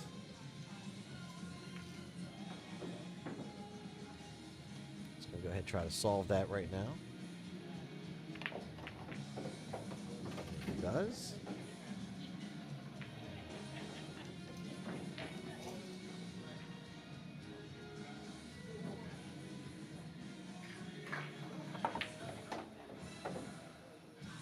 You've heard of the term moving the ball around like on a string. That's kind of what Edward is doing here. Very precise on his position, allowing him to keep the cue ball very controlled. I think what I'm seeing here is looking every bit of a 600 player for sure.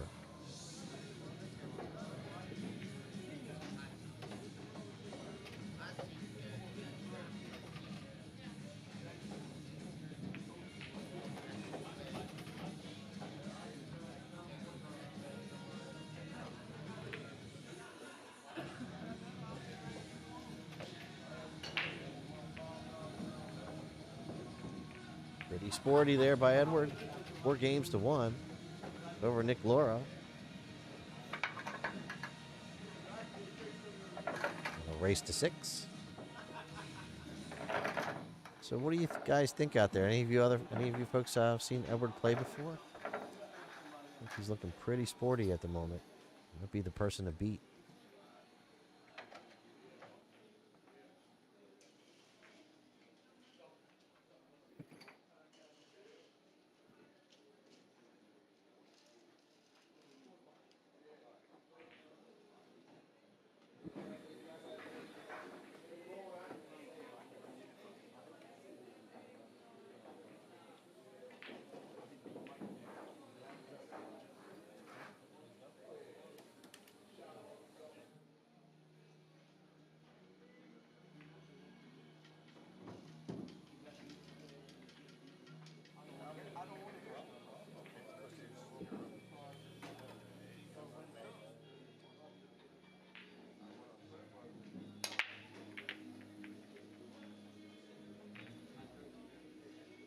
Well, I was going to say dry break, but a stripe falls. Bit of a cluster here. Let's see what he does with this. I mean, last couple racks have been a little bit on the open side for him. Let's see what he does with a clustered rack here.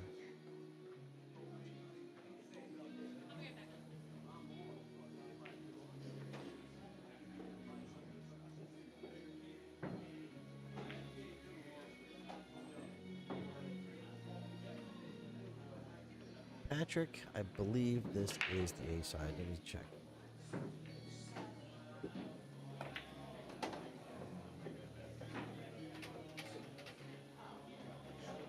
No, this is the B side.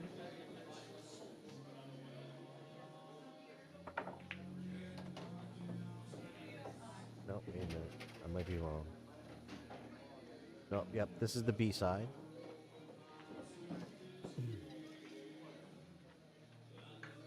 Thank you for the question there, Patrick. Definitely is the B side.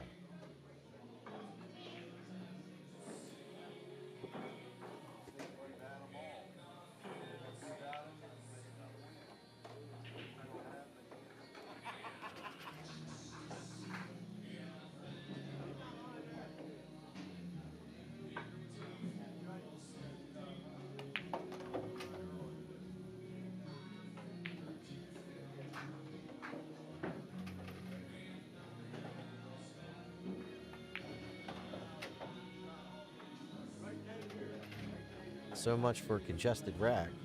Man, turn my head for a second and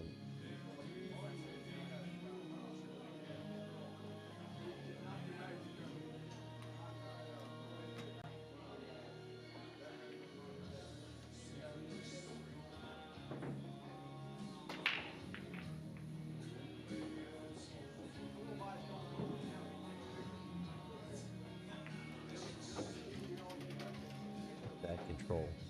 So he's planning to play the 3 ball in the bottom left-hand corner, probably come across to the long rail, play the 8 ball in that top left-hand corner. So, and it's what he just said. Anywhere over that area, he's fine. He just needs to get clear the 9 ball. They can play the 8 in that top left-hand corner. This is the perfect angle to get there. Just like that. He's looking at the tangent.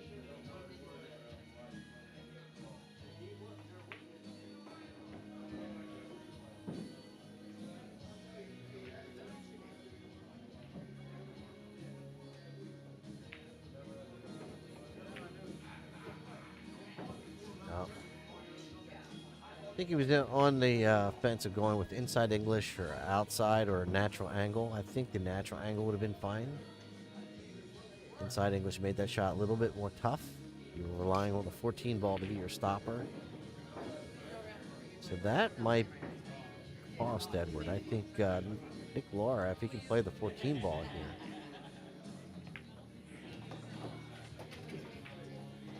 Find a way to get around the table, either the manufacturer shot on the 13 ball up in the top left-hand corner here, or maybe the bottom right-hand corner, or excuse me, top right-hand corner. No, he's just going to play safe. He's going to get that ball out of there now. It's a problem ball. Use that 9 as a safe. Smart shot. Smart shot.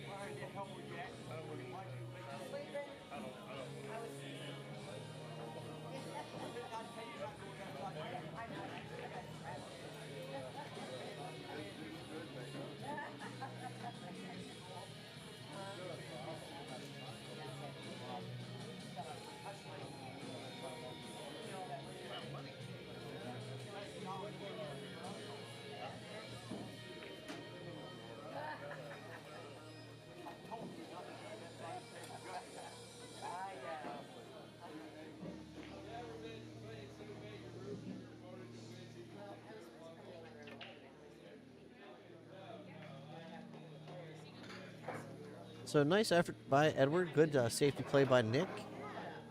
Nick's going to be rewarded with ball in hand.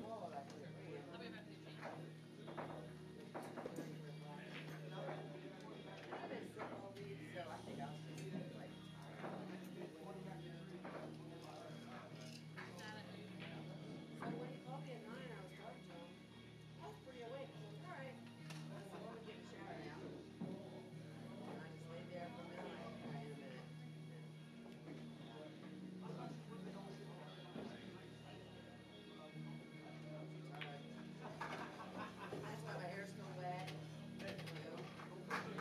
He's like, hurry up, hurry up.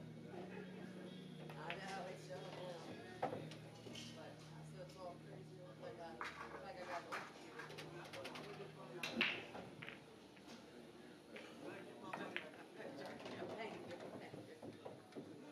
That's right. That's right.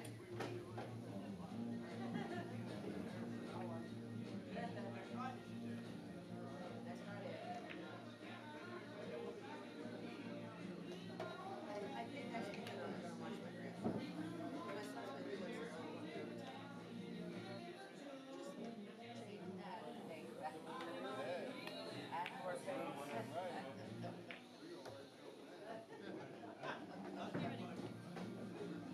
I was picked up on that shot a little bit. Looks like he got right on the follow through right after, right around contact, and he lifted up.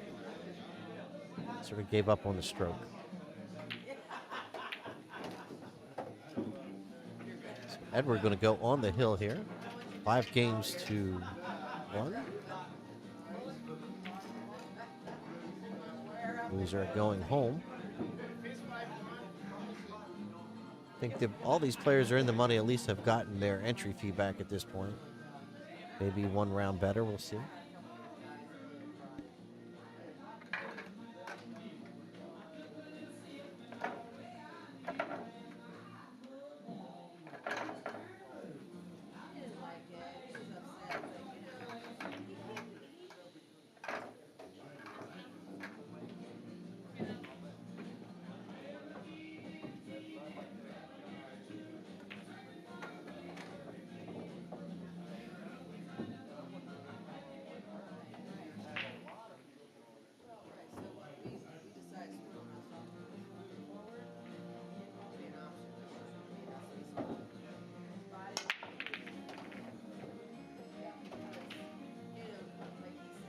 I am just not a fan of the side break. Seems like they always put the balls on one side of the table.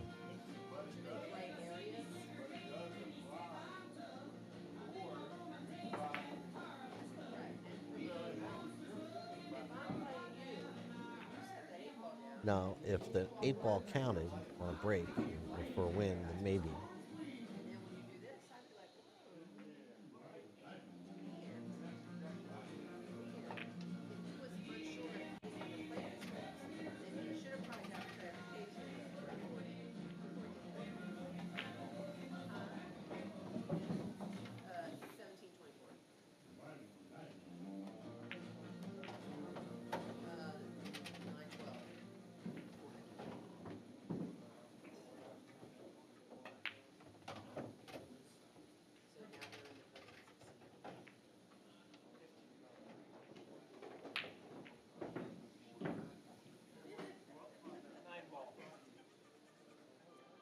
Ball in the corner called. It's 9. Get out there.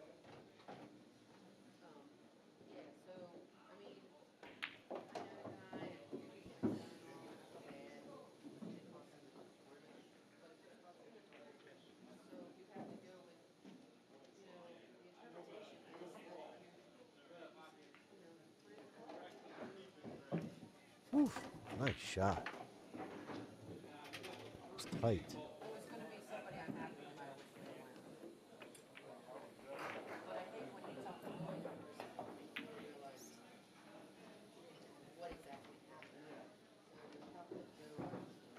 All right, Edward to the table. Might take on that 1-5 combination. 6 is a little bit of a problem too. Nestled up over there with which looks like the 12 ball. 12 or the 10.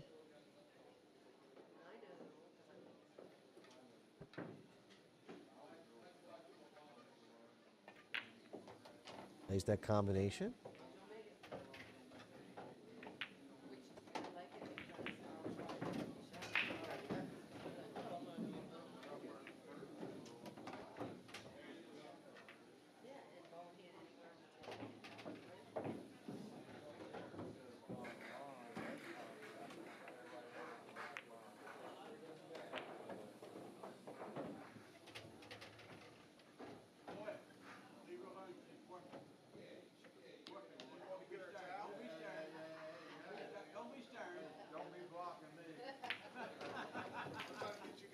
Boy, how'd he hit it? It's a nice shot.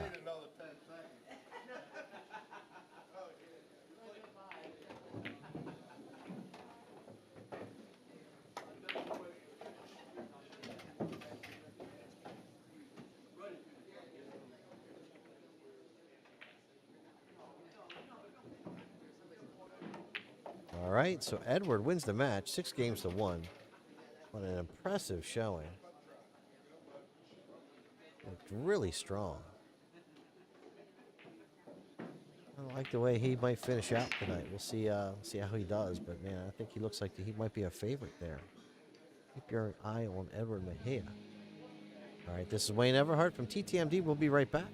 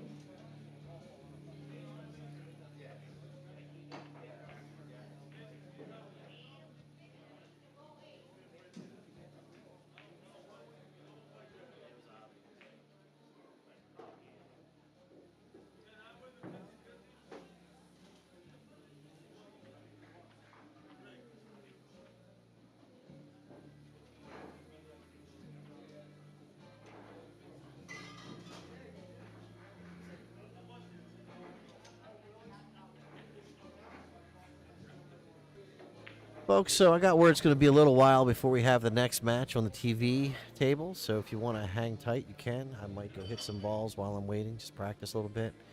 But we're going to be here a little while. Go get yourself a drink, and we'll be back soon.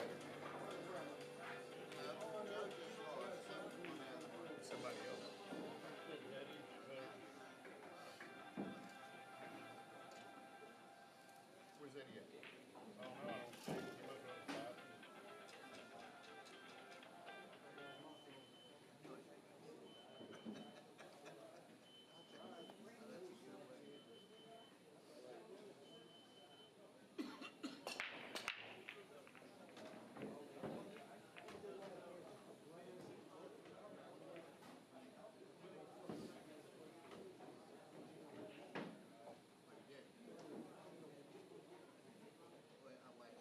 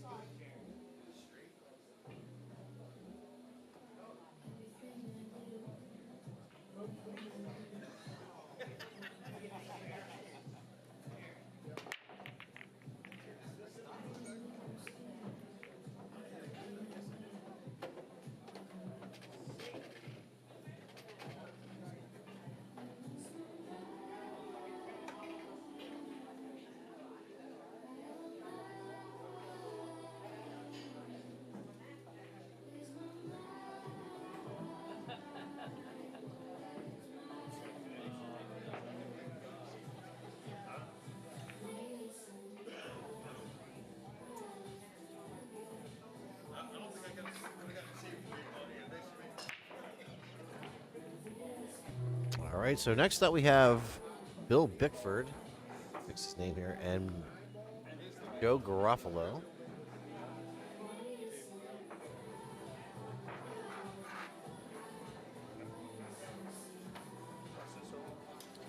This is a race to 6 for both players. Thank you, everybody, for joining us. Now, Bill, Mr. Bickford, owner of the Choice Pool League, probably has several of his friends out here watching the stream today.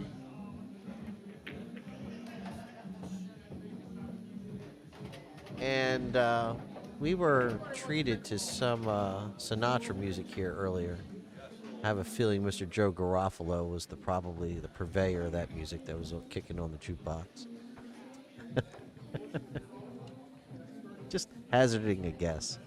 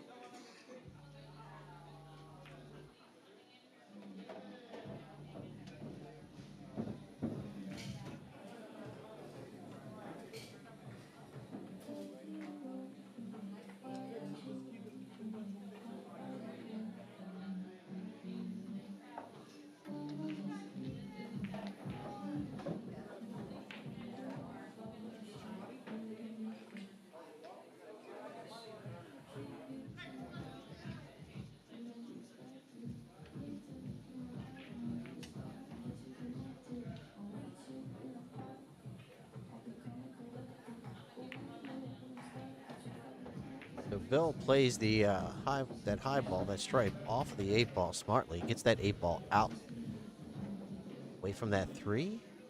Smart shot.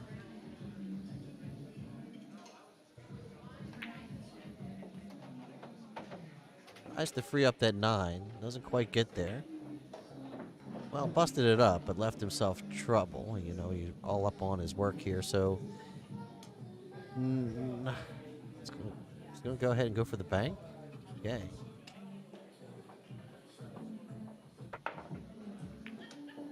Pretty good effort.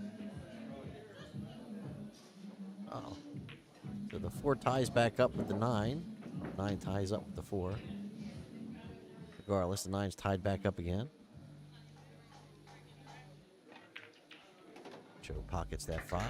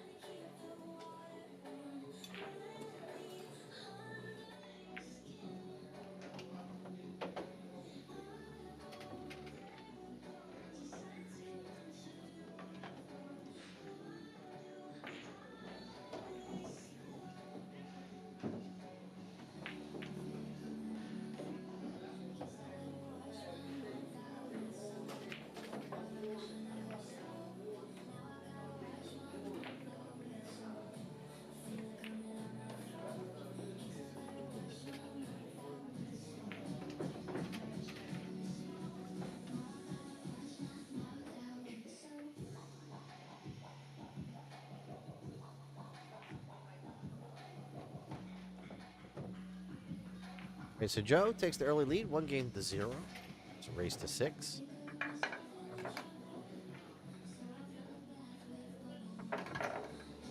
Joe, a 587 Fargo versus Bill Bickford, 568.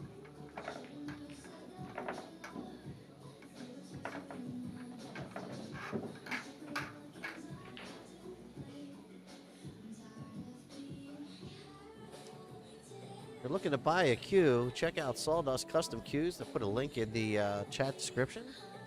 Go ahead and check them out. Sure, we'll be giving away a few of those this year through raffles and such. Thank you to them for sponsoring us. Without our sponsors, we wouldn't be able to bring you these streams live free of charge.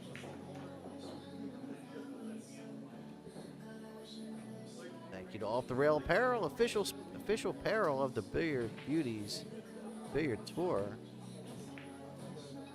and the TTMD Billiard streaming event schedule for this year.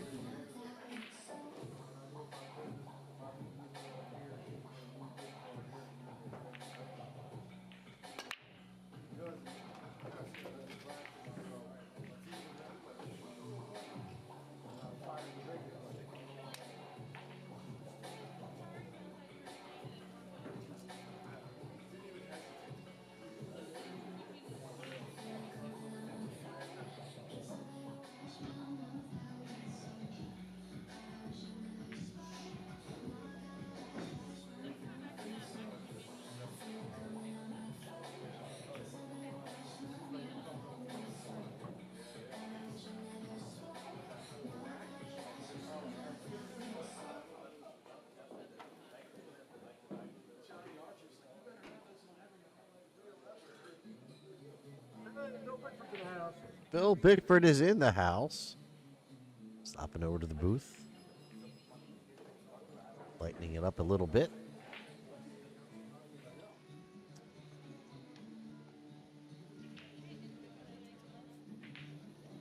He stopped over to the booth a little bit ago. I tried to get him on the mic. He refused.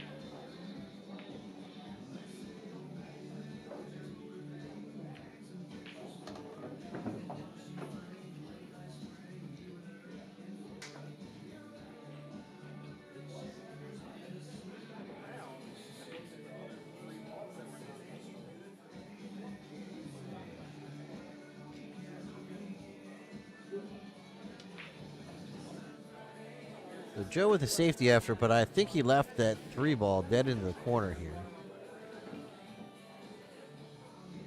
I think it goes right between the 9 and the 4.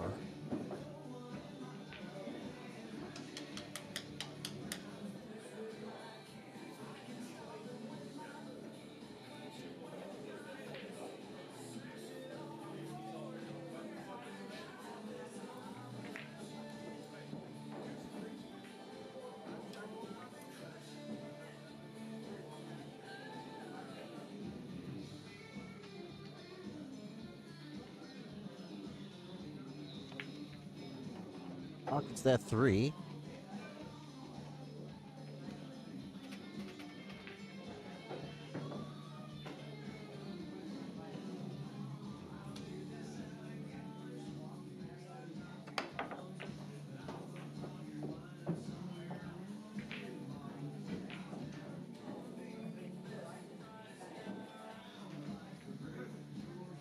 Safety play. Eyes up that 11.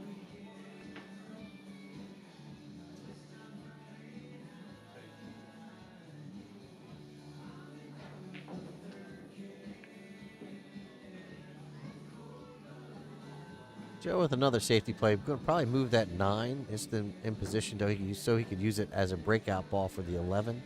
Wasn't really concentrated on trying to make that 9. Joe just biding his time.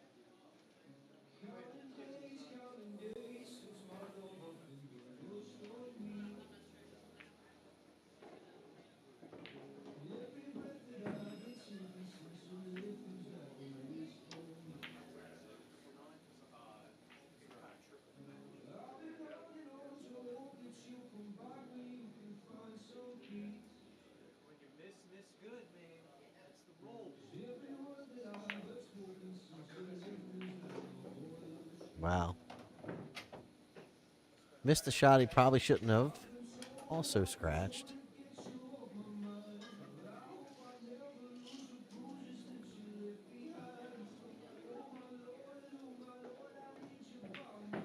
Eight ball's a little jacked up. 4 ball. It's not great. I don't know if you can maybe play the 1 down in there and try to make the 4 and hopefully bust out that 9 and 11. I don't know. Doesn't look very promising. Maybe a little better from this angle. This one makes you wonder.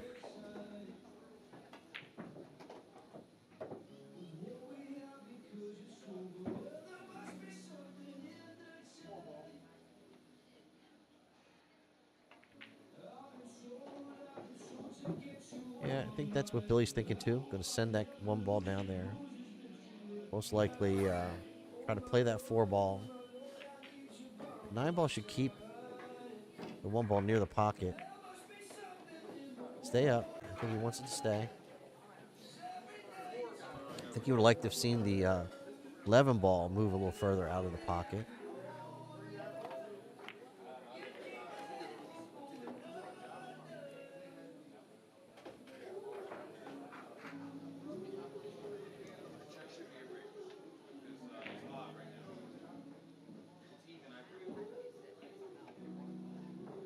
But Billy's going to need to be careful because when he plays this 7 ball, he's going to play to try to move that, bust that 8 out. It might send it right over into the early 8, making an early 8 in that bottom left-hand corner.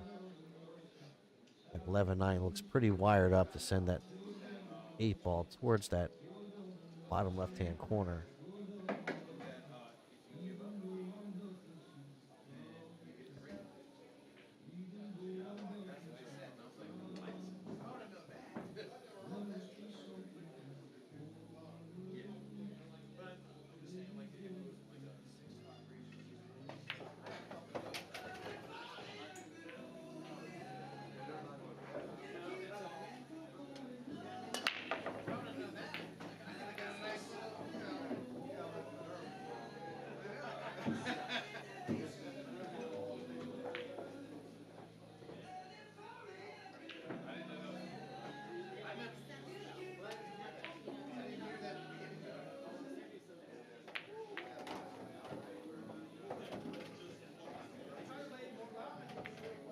All right, so 11 ball was the real problem there. Could never really get either his object ball or the 8 ball away from that 11.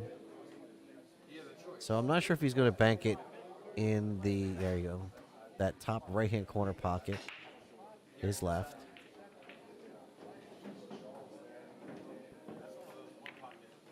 And it looks like it's in there. How'd he hit it? Bill Bickford. Way to go, sir. That's a really strong out.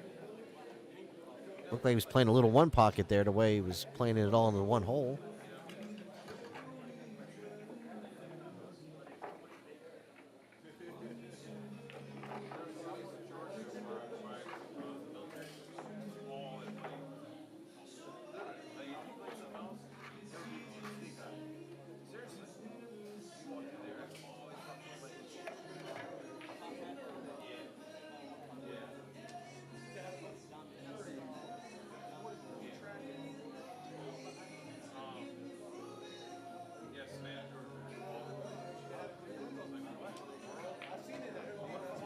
go Bickford to break. 1 game apiece on a race to 6.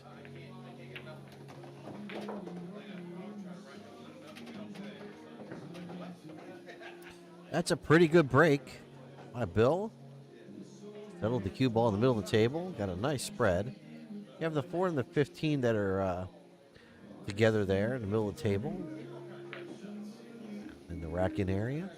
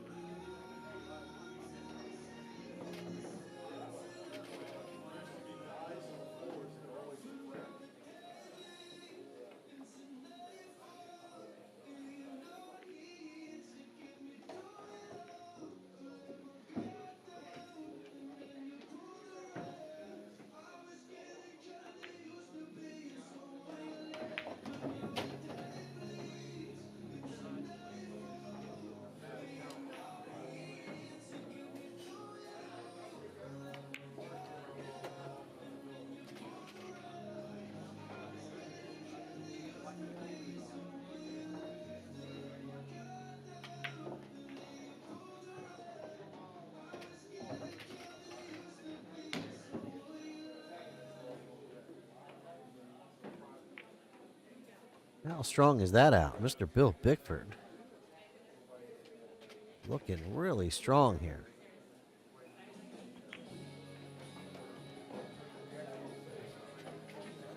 All right, 2 games to 1. Bill Bickford leading Joe Garofalo on a race to 6. Folks, if you're just joining us, my name is Wayne Everhart from TTMD Billiard Streaming.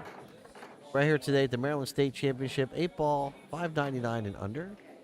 Brews and Cues on the Boulevard. Now, Brews and Cues features 13 diamonds, bar box diamonds, in superb conditions. So very pool-centric atmosphere. If you're looking to get into karaoke, they have nights of karaoke. They have pool league. Just check them out. Brews and Cues on the Boulevard. Brews-Cues.com or 410-761-6161. Find out what's going on at Brews and Cues. Always looking to have members added to their teams. They have an in-house pool league, TAP, APA, Choice League. Mr. Bill Bickford is the owner of Choice League. So you can get in contact with him if you're looking to get involved.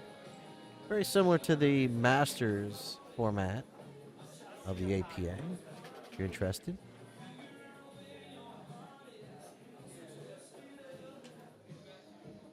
Next week, we'll be at the new Green Room Billiards, covering a Billiard Beauties tour. That's going to be exciting.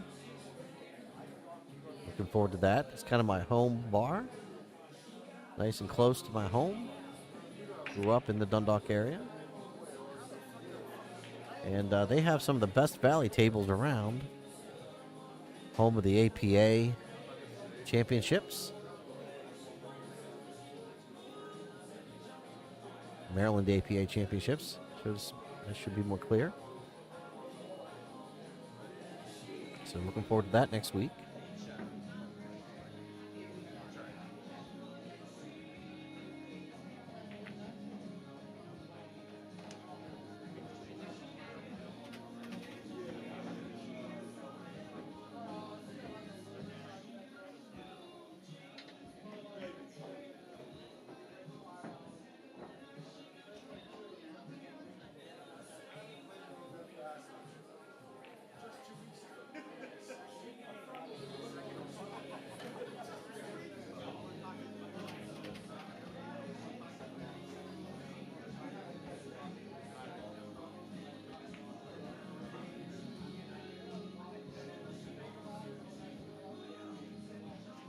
Yeah, Kevin, I agree. He's looking really strong. Um, and confident too. That's key.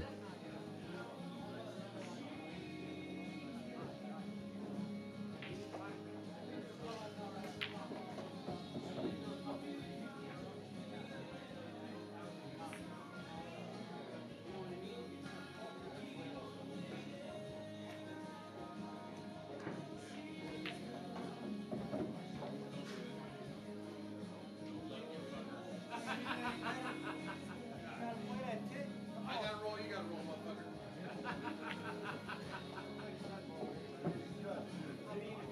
So calling the 7 ball back there where he's at. Man, if he makes this a highlight reel shot. Oh, wow. He almost made that ball. What a beautiful effort.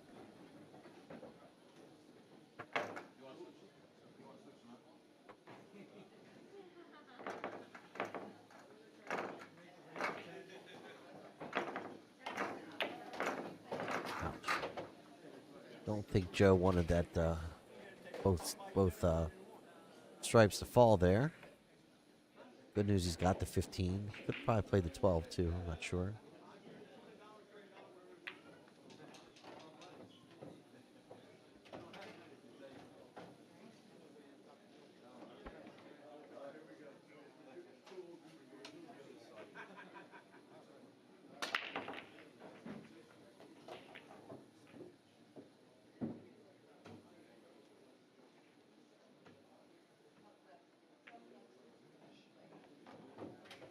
Sort of just tickles that into the side pocket there.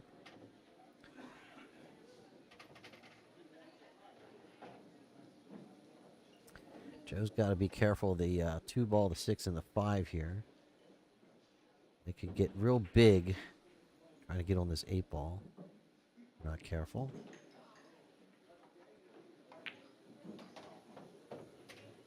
Yeah, pretty fortunate there.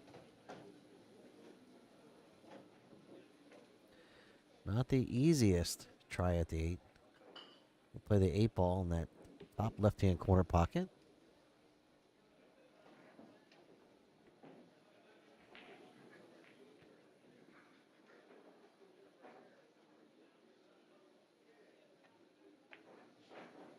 Well, yeah, that's tough. It's a tough effort. Now, Bill, the way he's been playing, might make short work of this pattern.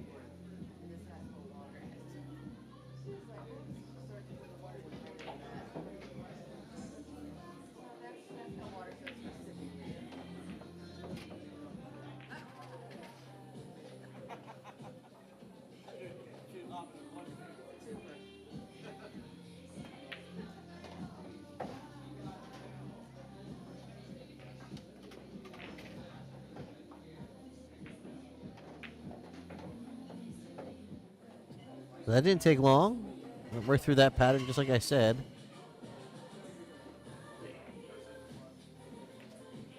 And 3-1, Bill Bickford closing in on that magic 6. And that race to 6.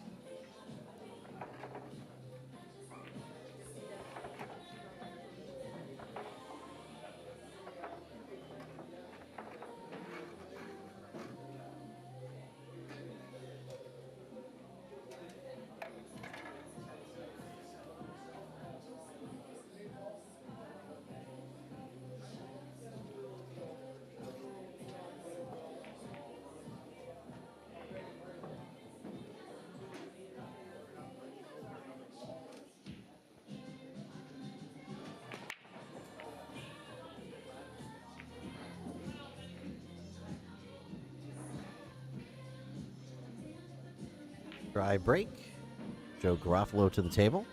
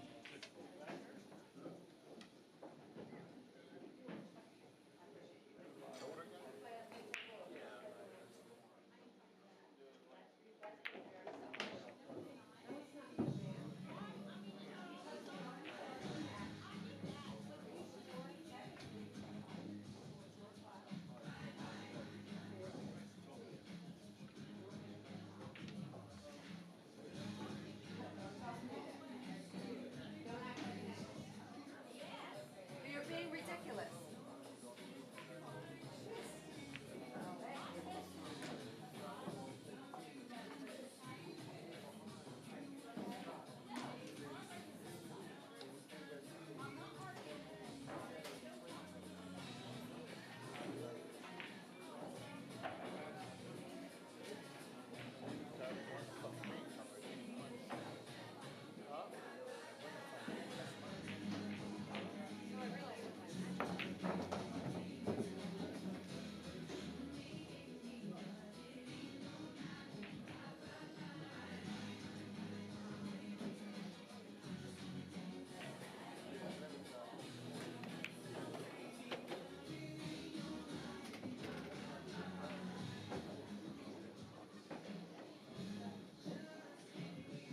The 15 ball is probably going to be the problem ball here, if you could say there was one, and I think he's already just now solved that.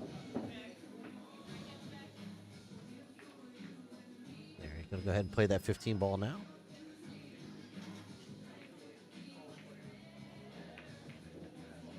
Oof, just sort of caught it a little thick. Blocks the pocket though, takes away the 6's access to that corner. So Joe to the table, surveying those low balls. Pockets the 4, comes behind the 3, underneath the 3.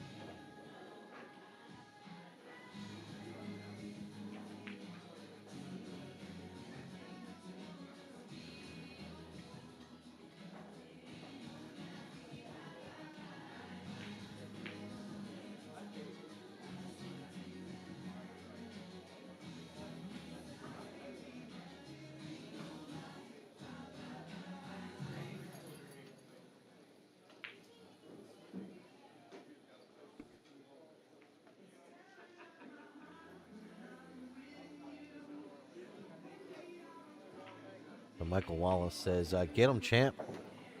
I'll tell you what, he's shooting every bit like a champ.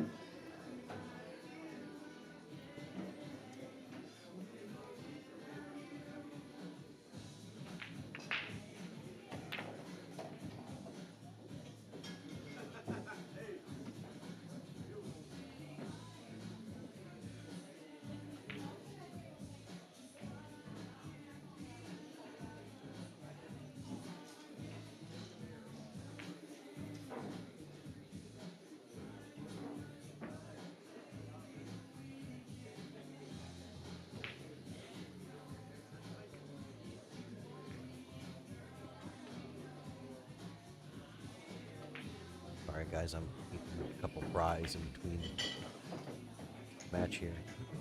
Or during the match here.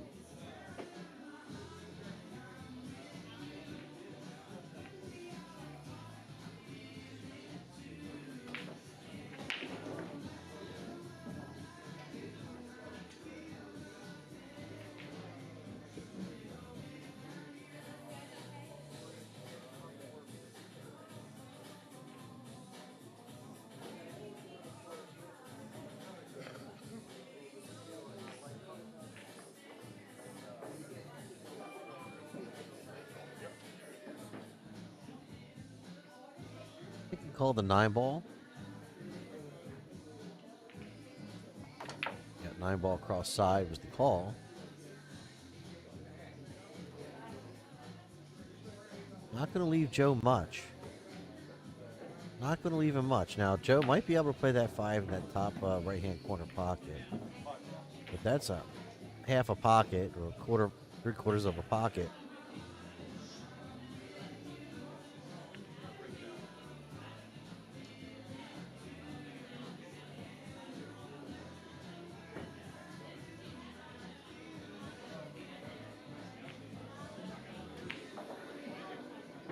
So it was all about the pace there. I think Joe was playing safety all the way, trying to lock up that pocket. Stick Bill on his 9-ball, or really tough situation where he really can't do much. Now, Billy might play safe and just bump off of this 15 and leave Joe right up on his 5. Sort of give him the same game back.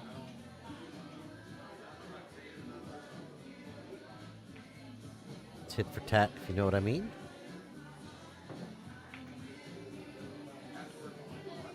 But Joe wouldn't have a whole lot of option what to maybe play off the 5.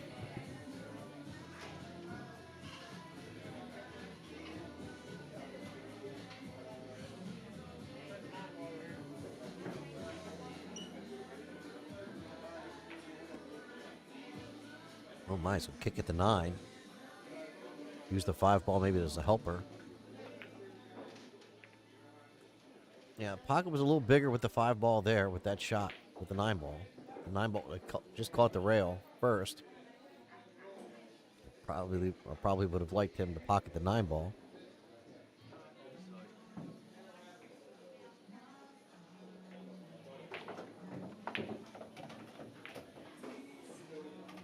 That's a nice confident stroke from Joe.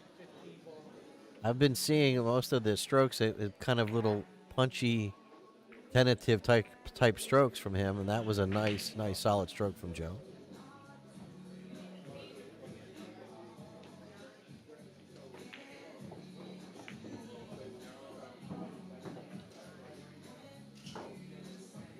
Yeah, he deserved to make that one. Nice shot.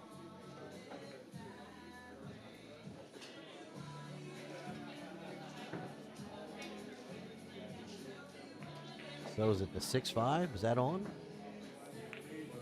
I don't know.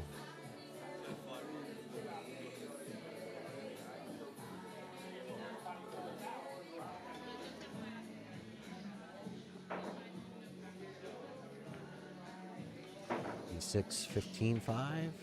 Where's the 6 going to go? Where's the 6 going to go?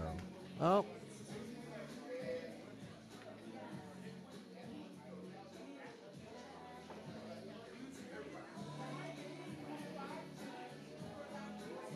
Bickford back to the table.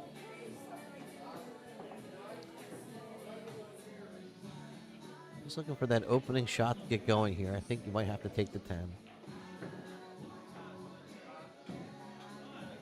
Just to get your cue ball out towards the center of the table. Maybe give yourself an option for the 11 in the bottom right-hand corner pocket.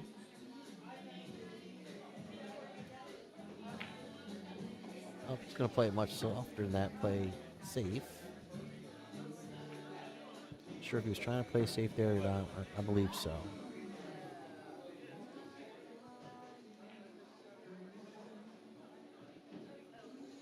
Joe might be able to play this 6-5.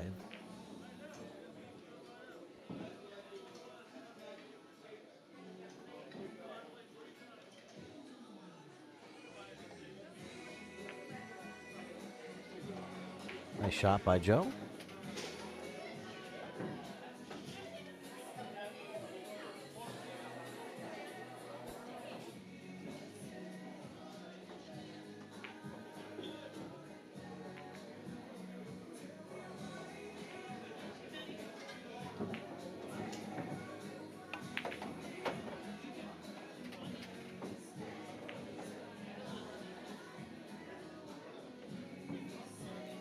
Not where you want to be.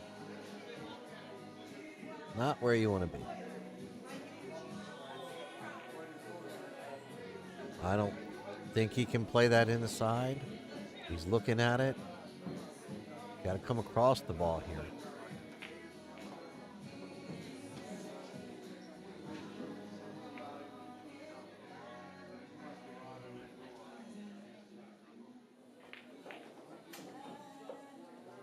They look frozen, but even so, you can actually double it. Okay, so he's going to come across the ball. You can actually double hit usually when you're trying to even hit through that. Even though those balls are touching, you feel a double hit in your cue stick. How'd he hit it? Oh, good try by Joe. Just caught that point.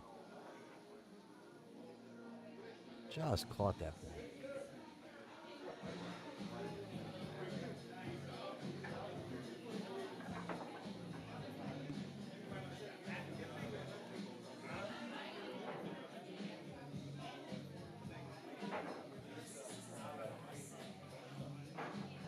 So let's see what Bill does again. If he's going to play cautious, he could duck and dodge one more time if you want. Just hide behind the 13.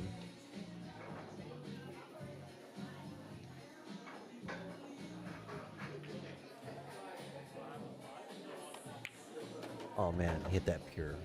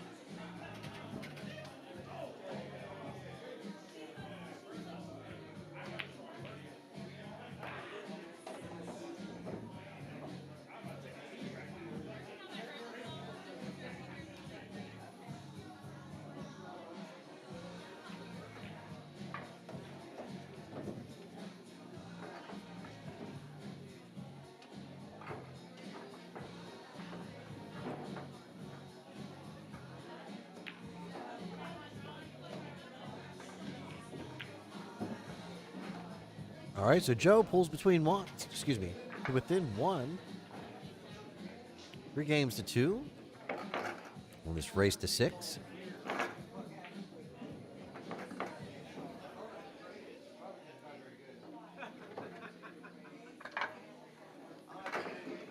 Coming up on rack number 6. Go to break.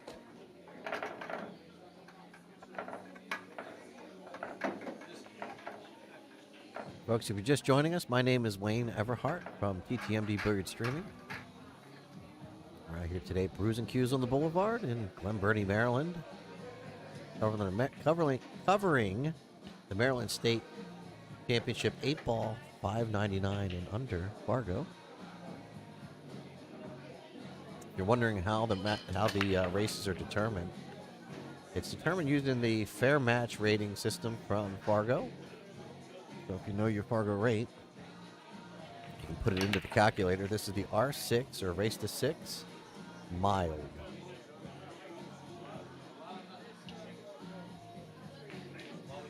So these two players, obviously within the 568 and 587, pretty close to each other. So they're both racing to 6.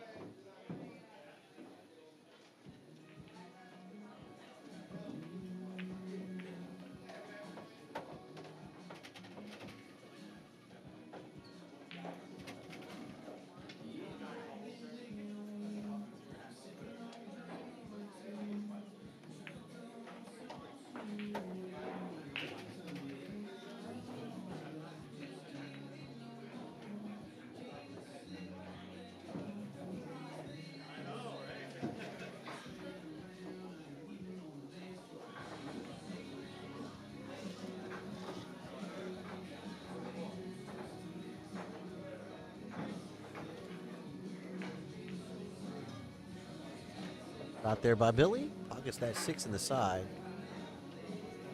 Gonna have the 1. The 7 balls to trouble at this moment. 5 ball passes by the 8, by the 9 and the 7 into the corner.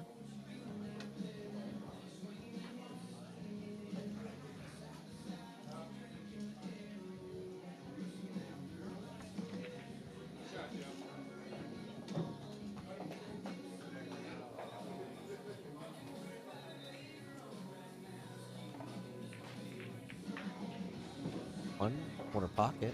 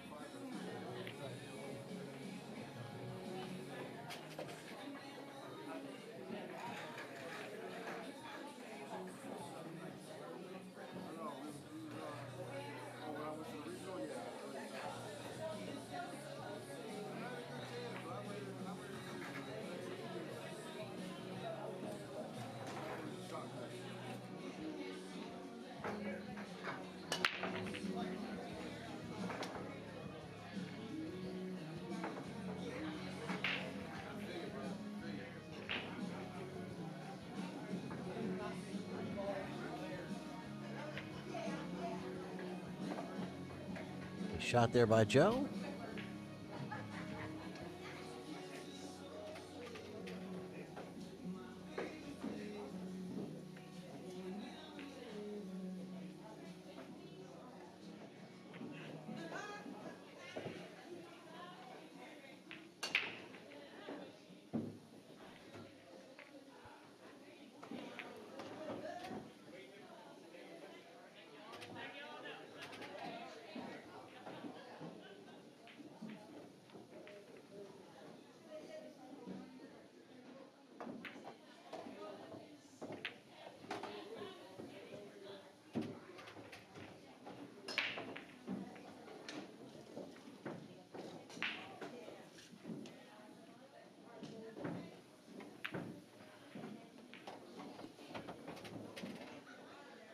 Joe using the whole pocket, banking that 8 ball into the corner there. Got that. 3 games apiece on a race to 6. My name is Wayne Everhart from ThinkTech MD. This is TTMD Billiard Streaming.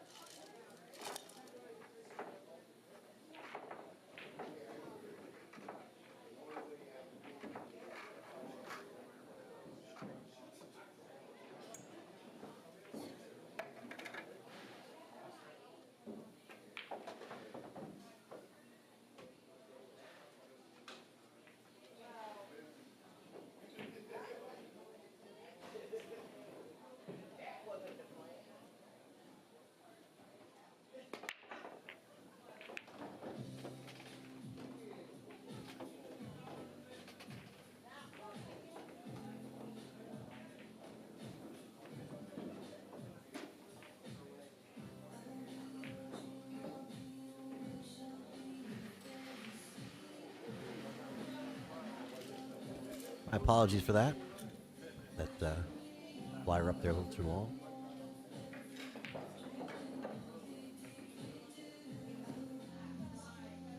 Just trying to get some more food down.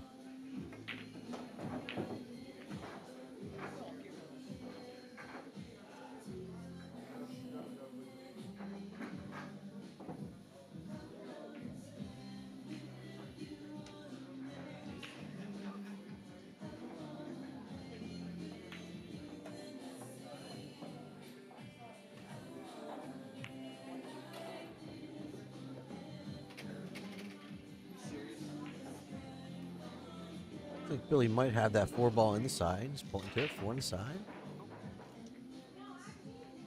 Take another look at it. Maybe hit this with a little bit of draw, so he can set up for the 7. We'll see.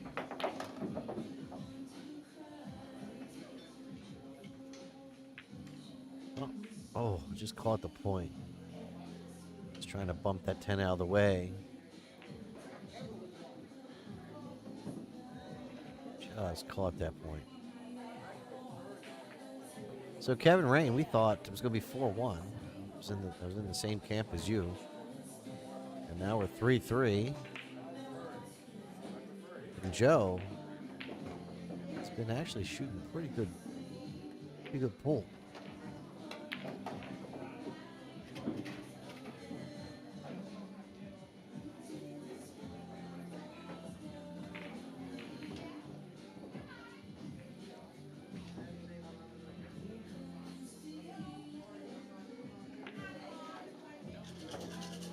That back sets up with a 14 on the side.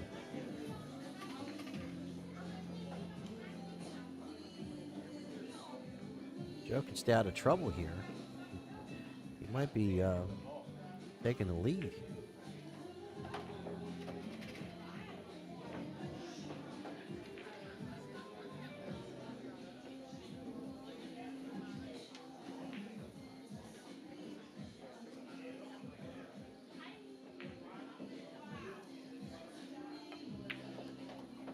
That's a nice shot on that 11 ball.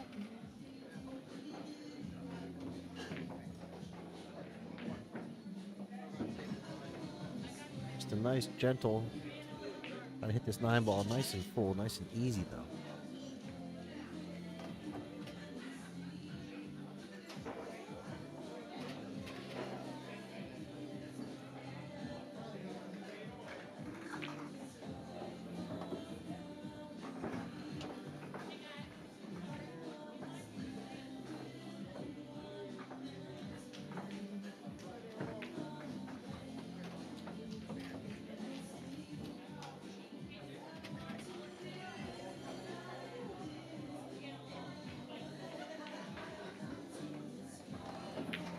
All right, so Joe looking like he's gaining in confidence throughout this match.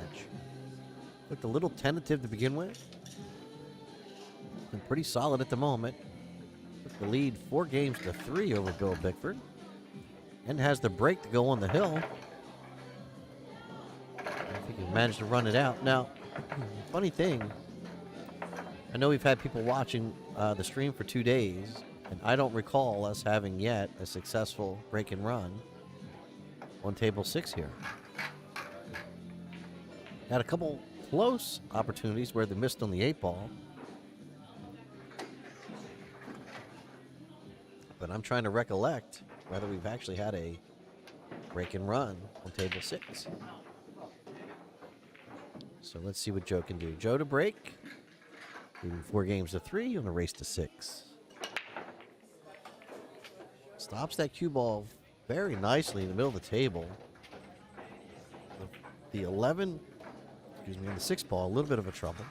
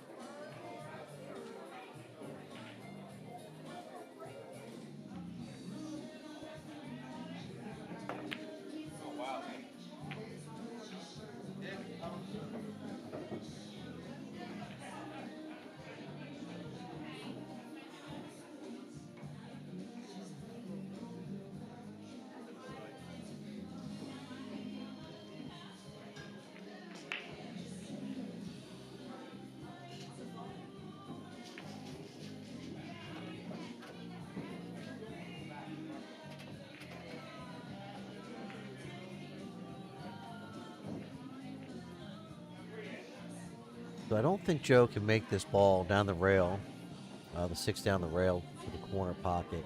top right corner pocket. I don't think you can do that even with a tremendous amount of spin and try to help it. That's going to work.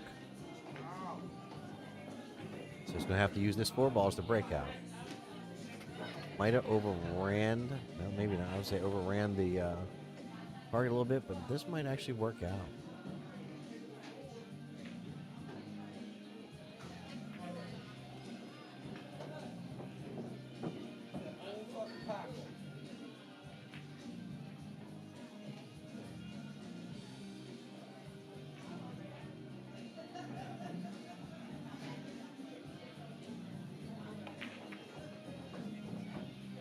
Worried about the breakout. He popped up on his stroke there, focusing on that breakout.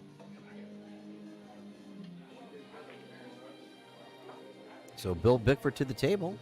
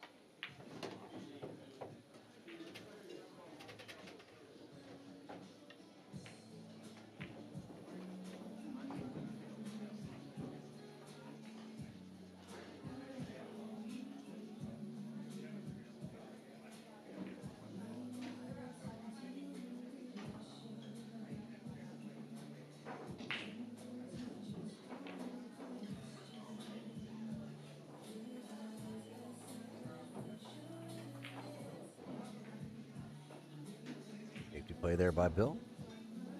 Lovely little shot. I don't know if he left the edge of the 6. He may have.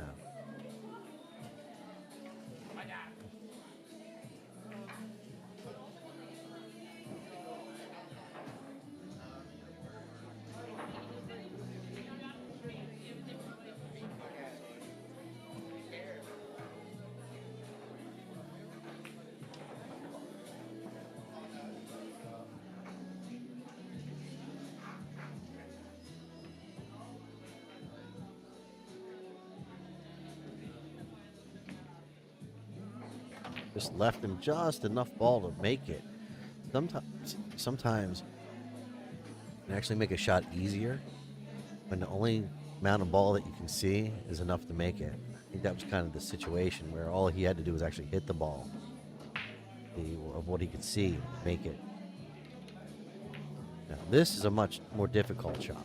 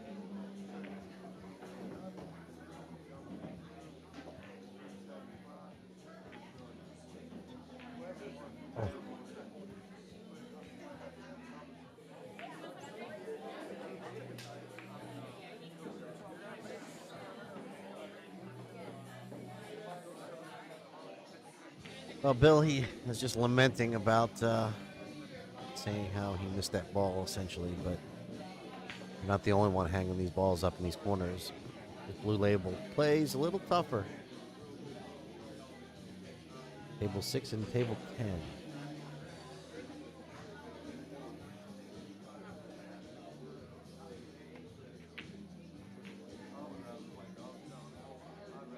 I thought Joe made that ball. Looked pretty good. Looked pretty good heading towards the hole.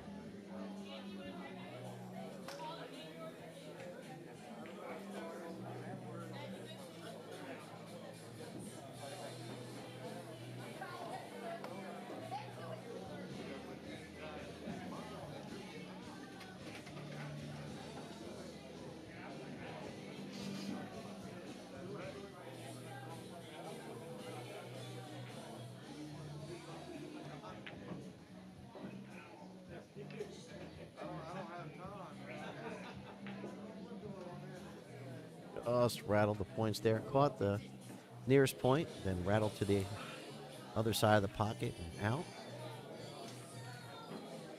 So no gimme. I mean, Joe's still got to come with a shot here. He's going to play safe. He could play safe with delicate. Try to bump off the floor off. He's going to play the bank shot. I think you want to go down, swing, and interact a lot of times rather than on the last shot. Something like this being a little iffy. Not going to make it. He's going to scratch. Ouch. That's not the way you want to go. Not the way you want to go. All right, so tied up 4 games apiece.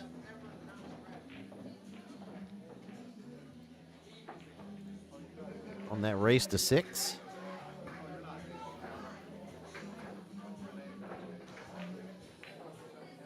Check out Sawdust Custom Cues. If you're looking for a new cue, sponsor of the Maryland State events this year. Always getting in touch with Lloyd Bulliard. He's got a couple of them he's showing off. They're going to go up for auction at some point. We'll see. Not sure. Off the Rail Apparel. Thank you to them for sponsoring not only the Billiard Beauties tour, but TTMD Billiard Streaming in 2023. If you're looking to buy or sell your home, get in touch with Gina Cunningham. Keller Williams Integrity, making dreams come true one home at a time. Give her a call, 443-574-1600. Hold a break. Oh, no, excuse me, that's not Joe. That's Bill. Bill to break.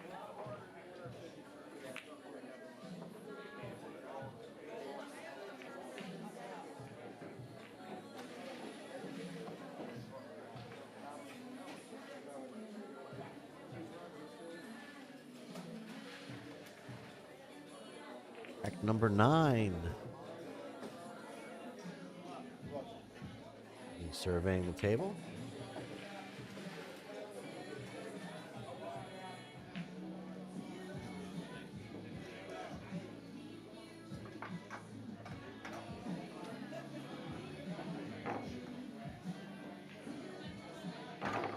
6 in the side is the call.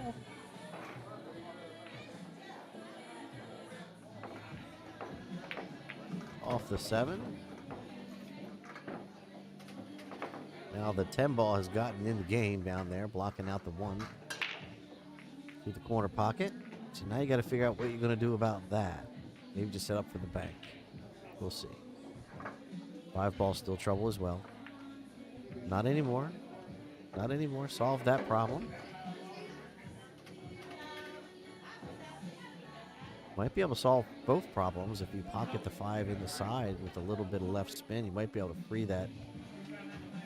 Might be able to free that 1 ball up. Going 2 rails. 1, 2. Nicely done by Billy.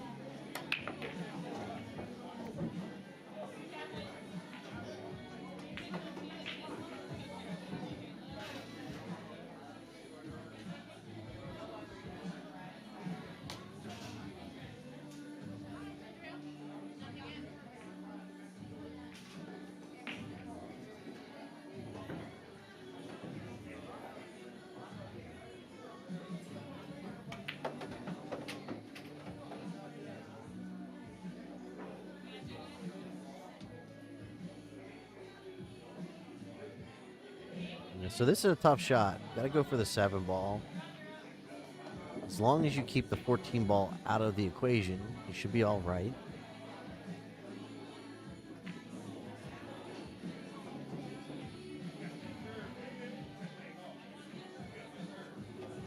Is Bill thinking something else here?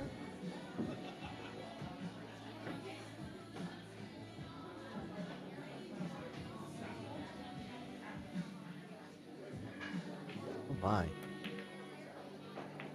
What does he see that I don't see?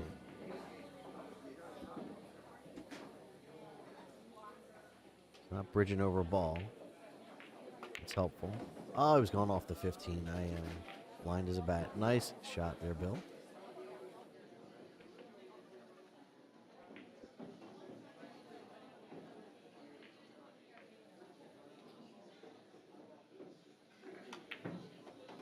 Pockets that 7.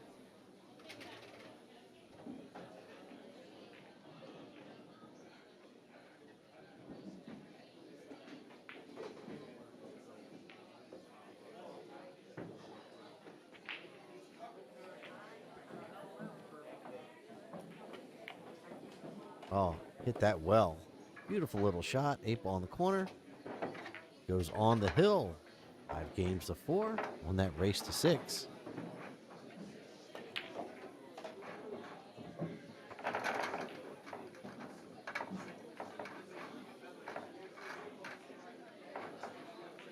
So, folks, if you check out On the Hill Productions website, the link's at the top of the of our event in the description. If you check out, there's a little blurb there for Win a Cruise. So, any of the events that you enter for On the Hill Production, you get a free entry into a drawing.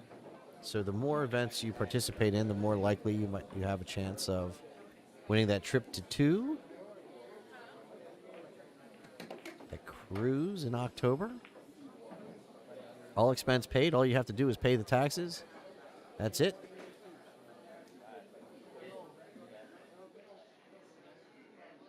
Don't need a passport, nothing like that, what I understand.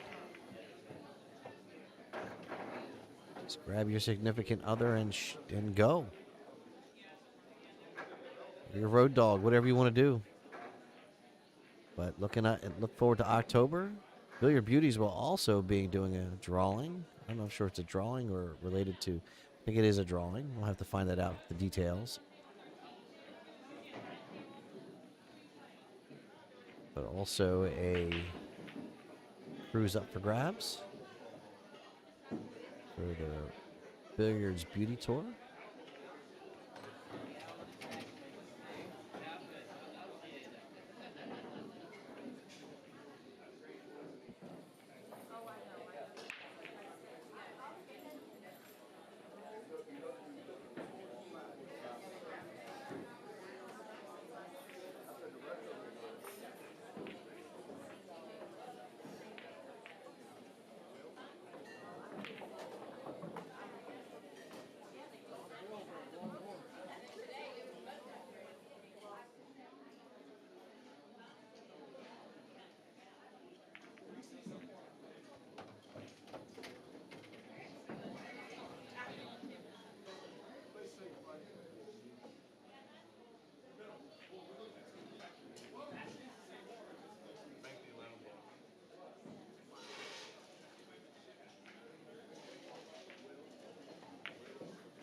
It'll be short.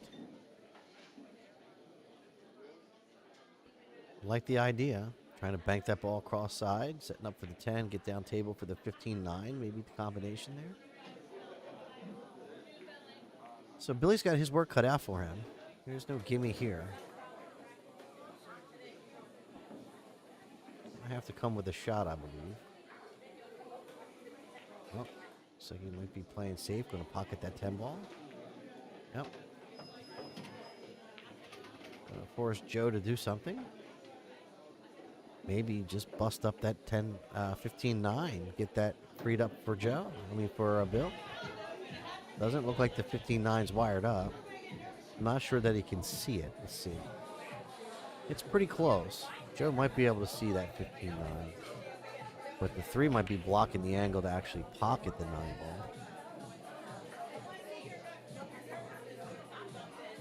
Oh, it's going to the air. See Joe's jumping skills.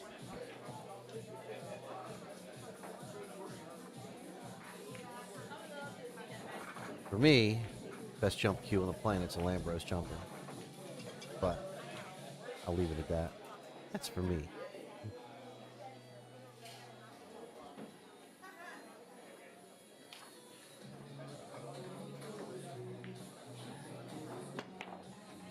Not bad. He just had to get over edge of the ball. That's what made the jump.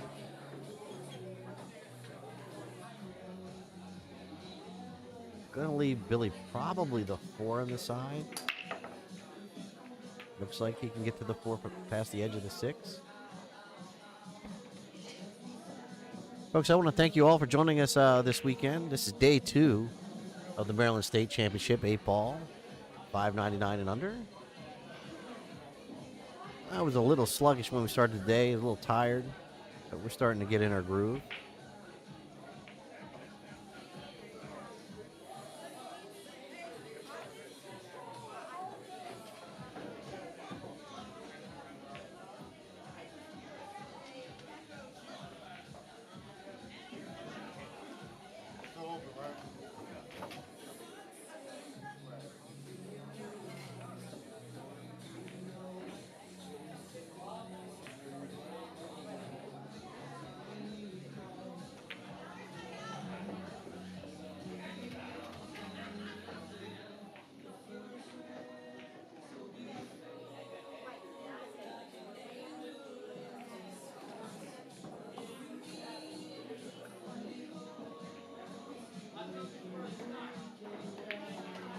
Oh.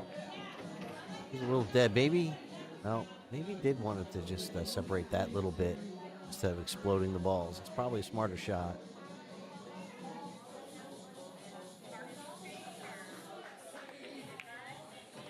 Shot by Billy. Not over yet. Still got to get back over to the table for the 6 and back out for the 8.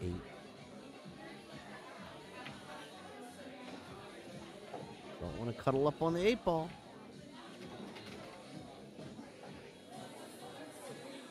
That's close. That's real close. All right. Going to call the 6 in the corner.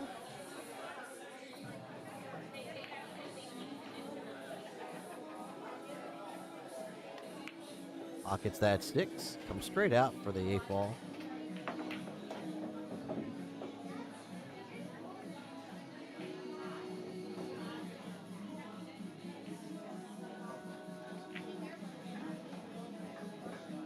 So Bill Bickford takes the match, 6 games to 4 over Joe Garofalo, and Joe looked pretty solid there. I've got to tell you, his game has improved since the first time I saw him. There was times when I would watch him play, and he seemed like a bundle of nerves moving around the table, and he seems to have gotten his game into a more tempered demeanor during his match, and I look forward to seeing him play again. So Bill Bickford over Joe Garofalo, and we'll be right back.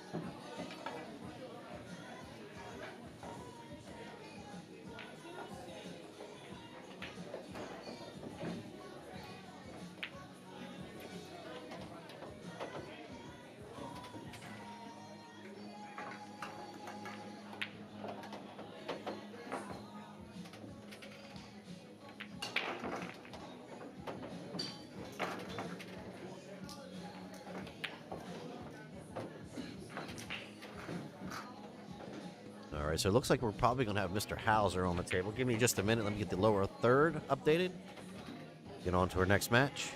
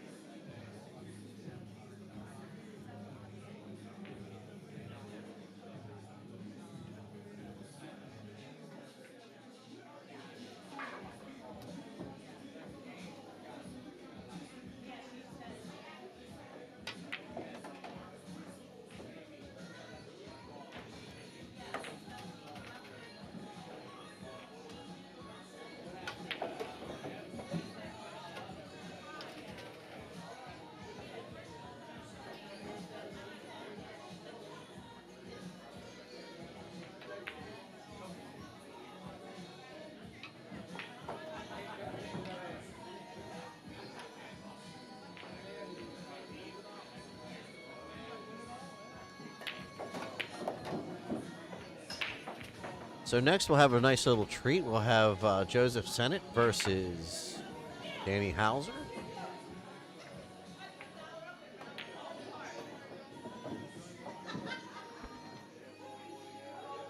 Race to 6. So our fans in the stream, who are you picking, Joseph Sennett or Danny Hauser? Danny plays pretty sporty. 588 Fargo versus a 539 Fargo. Doesn't always tell the story now. These Fargos are actually close enough that there is no games given. It's a 6. It's a race to 6. No spot to be had here. So thank you to Susan Livingston, who has just subscribed to our YouTube channel. Thank you so much. Folks, if you're looking for the best experience in watching our streams, it's always going to be on the YouTube channel. However, we do dual stream to Facebook and YouTube. But you should, if you get a chance, pop on over to the YouTube channel. Go ahead and subscribe. It actually helps me out as a content creator. Do get a little bit of something for that. It isn't much. I'm lucky to maybe get a bill every month or two. So it isn't much, and I got a fair amount of content up there.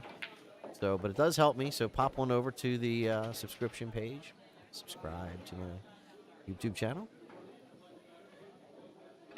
And one of the nice things about the YouTube channel is that it's not going to cut off our stream in the middle of an event. So we are coming up on 7 hours of streaming. I'm going to try to get through one more match before we reset, because Facebook can be a little funny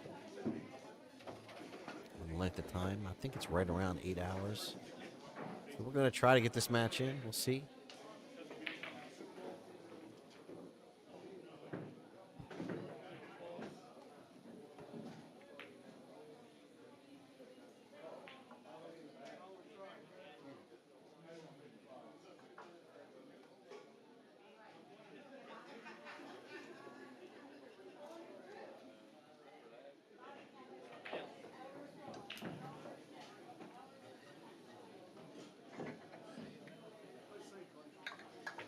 So it looks like it's going to be Danny to break.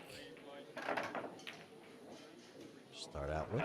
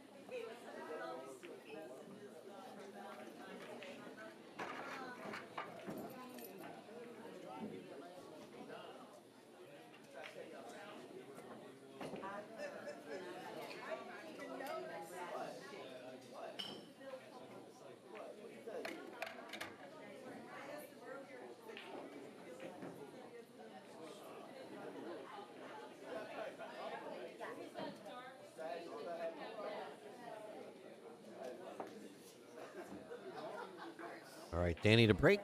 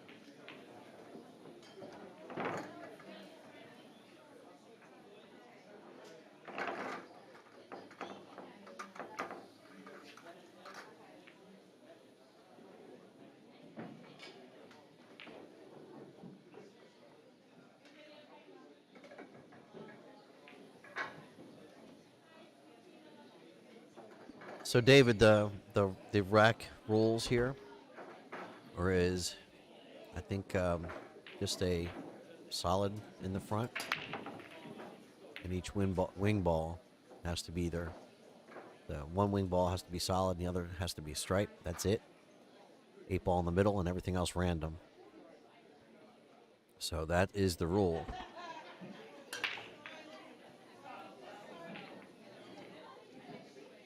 So just wanted to give you what the tournament rule is on that.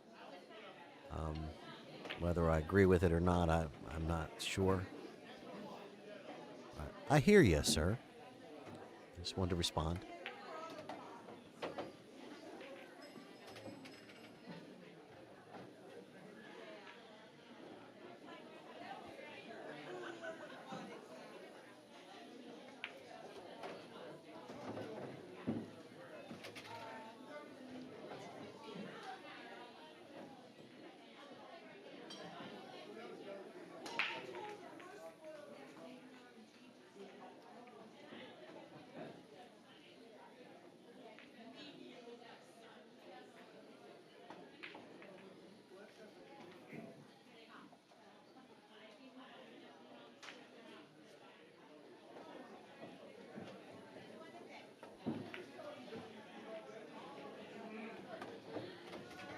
So Joseph, cross-side bank.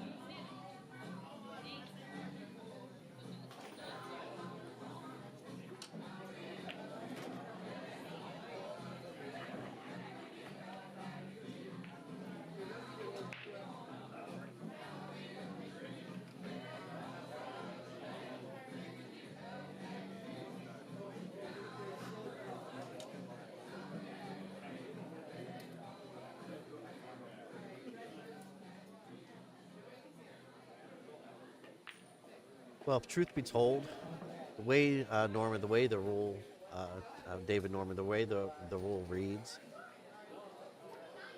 is it's supposed to be a solid or stripe at the top, and each corner should be a solid and then a stripe, right? So each of the wing balls has to be a solid or a stripe. 8 ball in the middle, and the rest is supposed to be totally random. You're not supposed to be sticking the whole side of the rack as solids or whole other side. It's supposed to be random. And then you can get called on that if it is not random, right? So, but I don't think that's the actual rules that like the pros play by, and I think it's in the world 8 ball rules or some shit. Oh, excuse my language. But the point is, it is supposed to be a random rack aside from the head ball, 2 wing balls, 8 ball. So that's just a little bit of food for thought. But I don't think we have any leeway to sort of go out there and complain that someone's racking as long as they're meeting the minimum requirement of having a wing ball being alternate, solid, and stripe.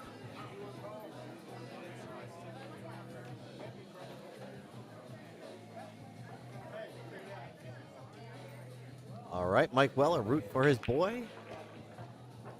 Danny Hauser. Danny is no slouch, no question, and he wastes no time. You won't see him sitting up there shrugging and making a bunch of moaning noises in between shots. He's just all business.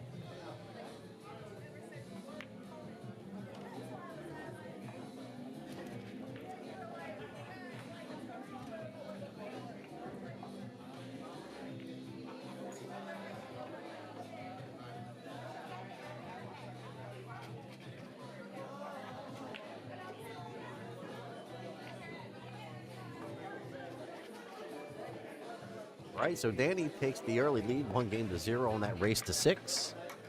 This is Wayne Everhart from TTMD Billiard Streaming out here in Glen Burnie, covering the Maryland State Championship 8-ball 5-99 in under Fargo. This is a handicapped event, also capped, like I said, at 5.99 and under. We had some mid 400s, I think, maybe a couple low 400s out here mixing it up today, this weekend. And a lot of the players you see here in this event also shoot in the straight up opens, right? So no slouches to be had in the under 600. All of these players are out here to better their game, trying to compete at the highest level they can.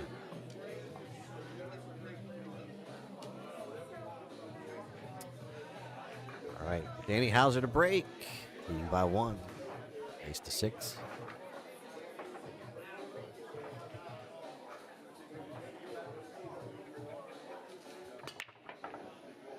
Squats that cue ball beautifully. Does a ball fall? Can he buy a ball in a pocket? No. Dry break. Controlled the cue ball beautifully off the break. It just sort of squatted and stuck there. Did he get a ball? Did I miss it? 1, 2, 3, 4, 5, 6, 7.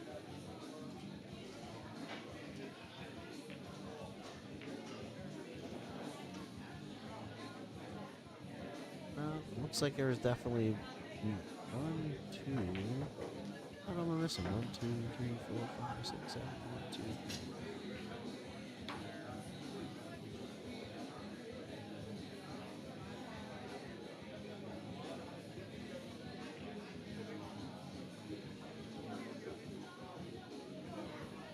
I don't know. I get confused about who broke.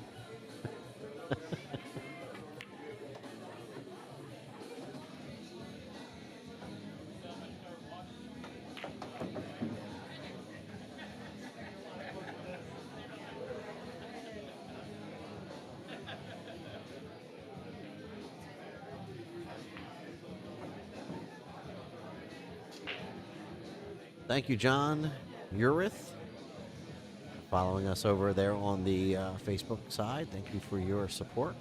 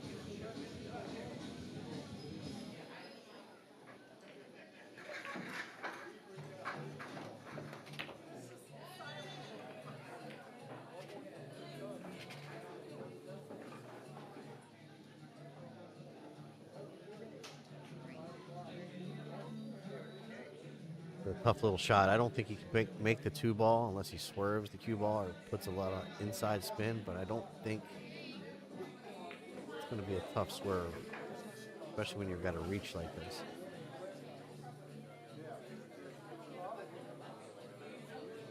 See what he's got in mind here.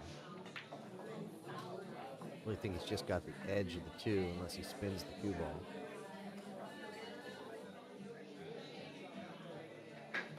There it is. There's that swerve. Looks like he pointed to the 12 ball. I don't know if he hit it.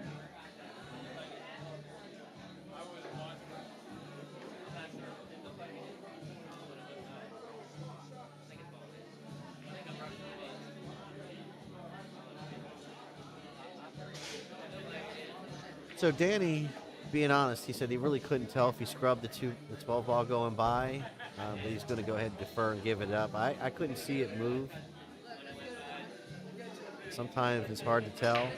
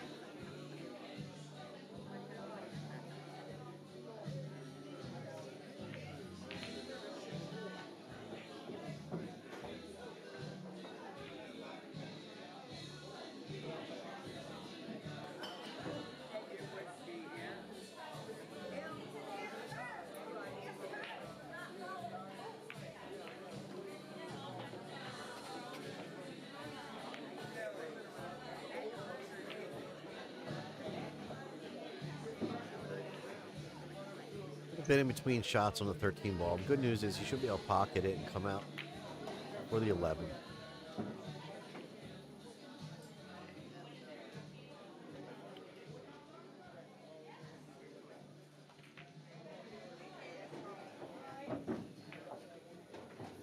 He's going to the bridge. You got to play this ball with a little bit of inside.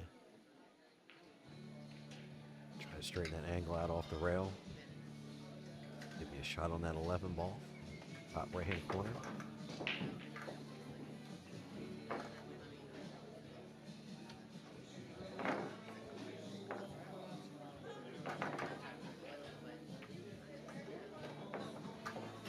Not too much pace. Too much pace. That's what happens when you put that extension on. The stick gets a little heavier. Lose a little bit of that feel. Sometimes it's better to go and just grab bridge because the weight of the cue is the same. For instance, my extension for Lambros cues is definitely not light.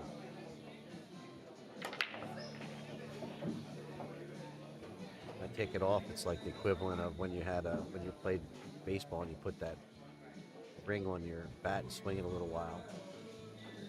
You take it off and your stick feels super light all of a sudden.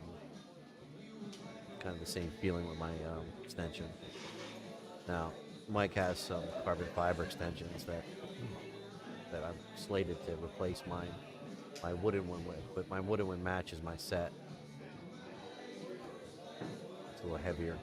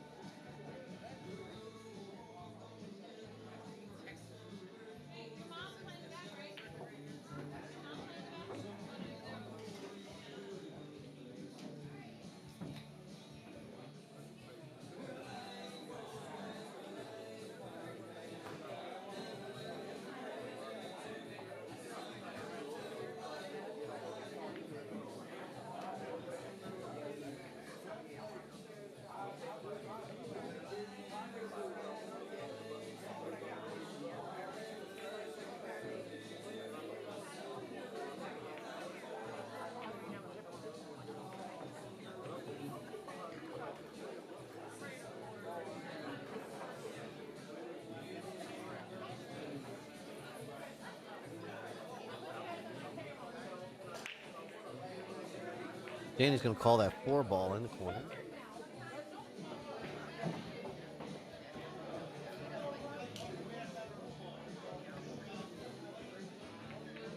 Oh, nice hit. Wow.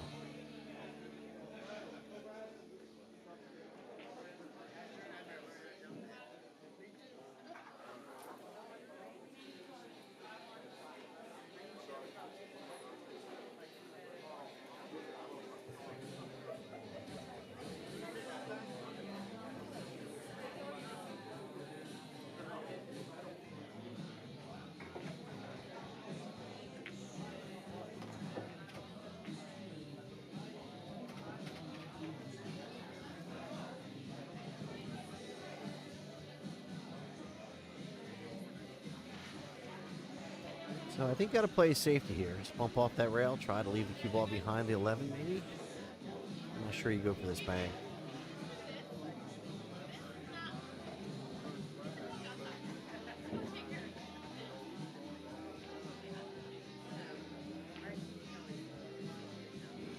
He's going to go for it. Oh. Oh, safety. That's the shot.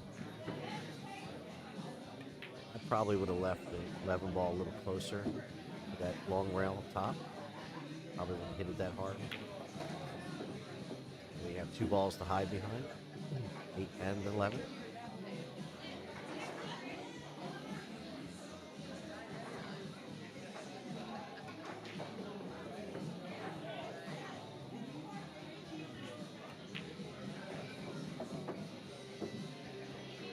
So Danny, pretty fortunate in scratch there on that double kiss.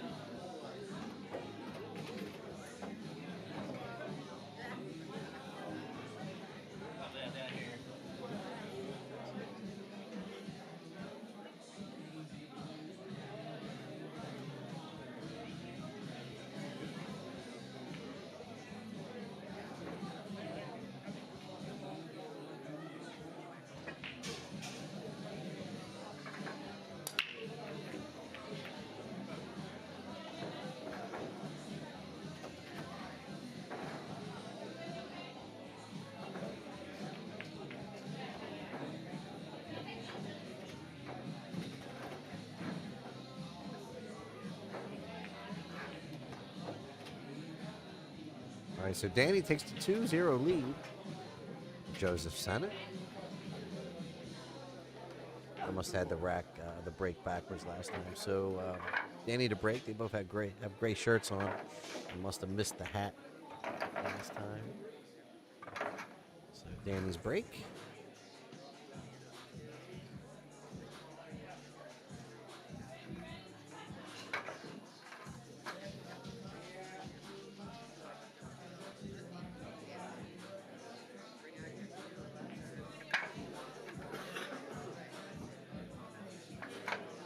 Sometimes you'll see the ball stick a little bit inside the rack. A little frustrating.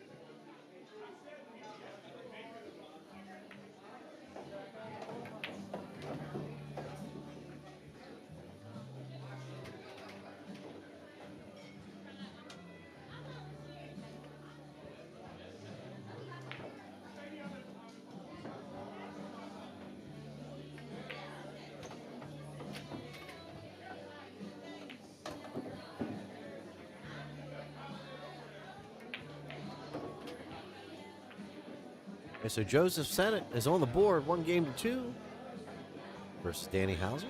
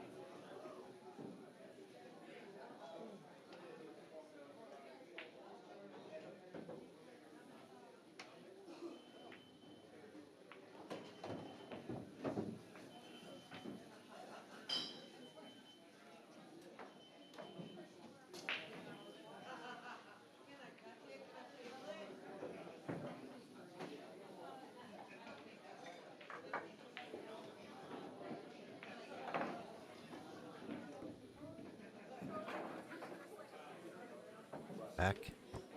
Step away for just a second. It's getting a little chilly. Put a jacket on. Sitting over here by the door. Little brisk.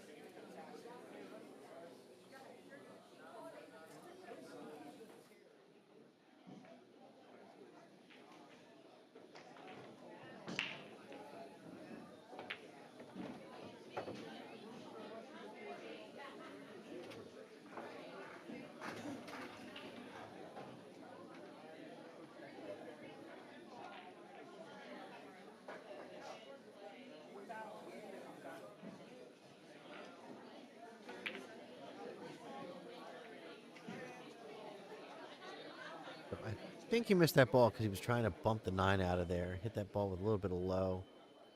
Trying to slide the cue ball over and pop the 9 out. Just missed the shot. So Joseph back to the table.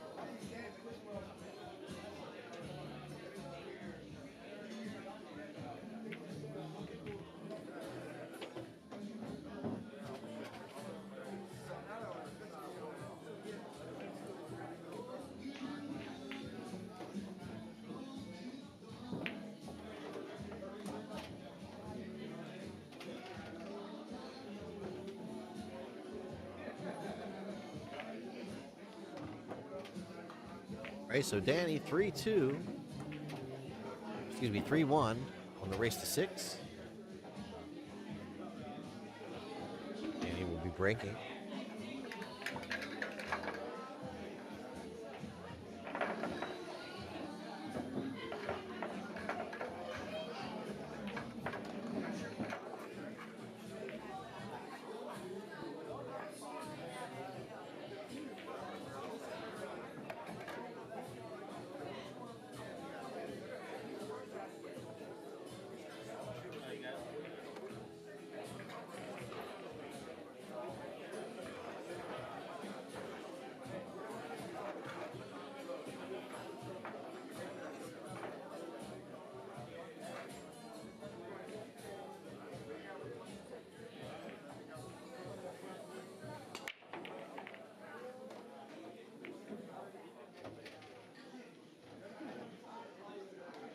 So the cue ball survives. Counter with the side pocket.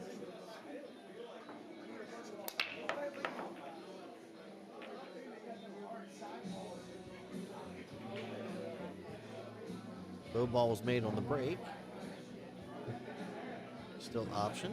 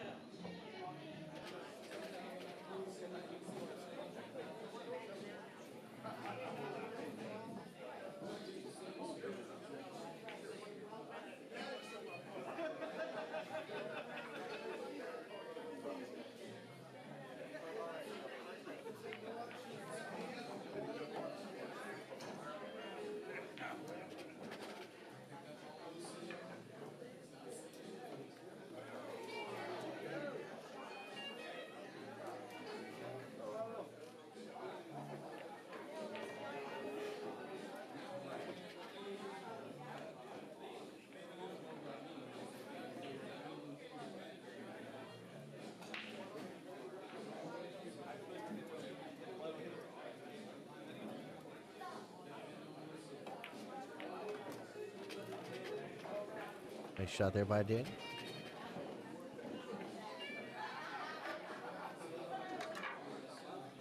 Four games to one over Joseph Center. And that race to 6.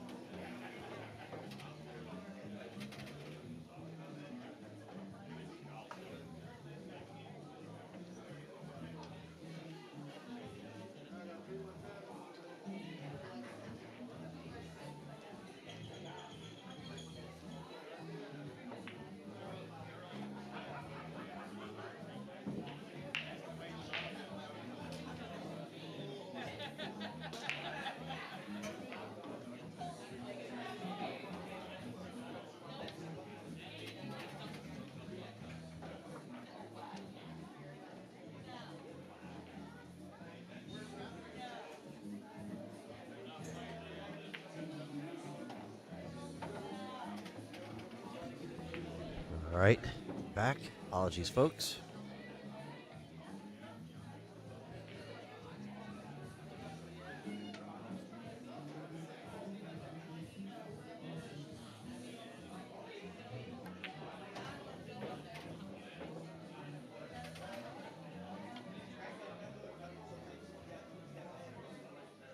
I am a borderline popsicle here over here in this corner today. Got my jacket on. I've got a blanket across my legs. Every time somebody opens that door to go smoke, I'm just about frozen.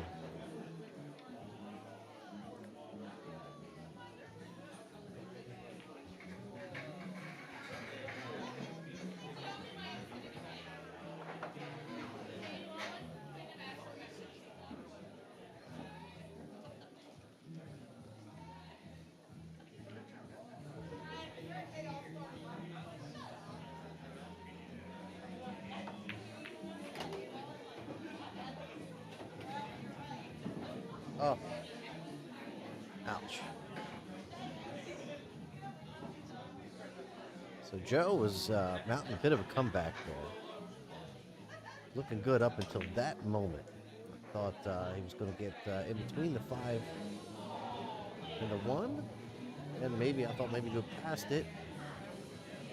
Not quite. Uh-oh.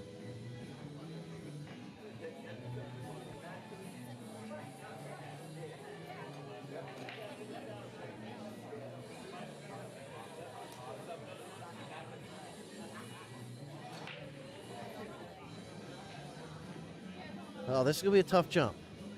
You know, a lot of times when I'm this close to a ball, I've got to dart jump it, which is not my specialty. I try to actually get up on my tippy toes if I can and get as much angle and just do a little wrist pop.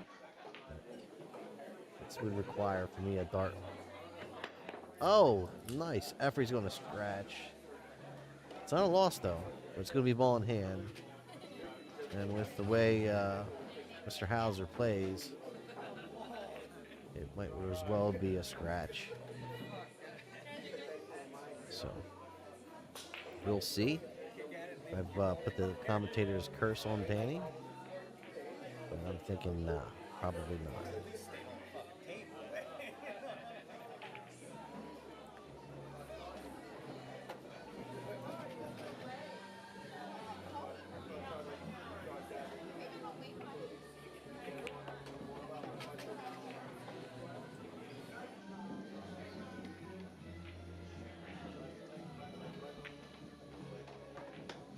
All right, so Danny takes the match.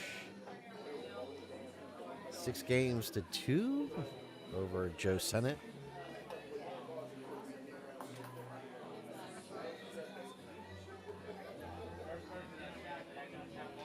And we will be right back for action of the Maryland State Championship 8-ball, $5.99 and under.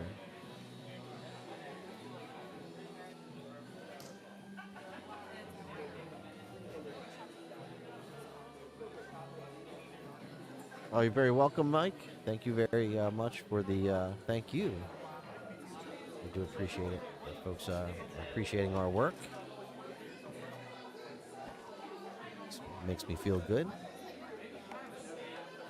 So next up, let's see who we've got. I'll be right back.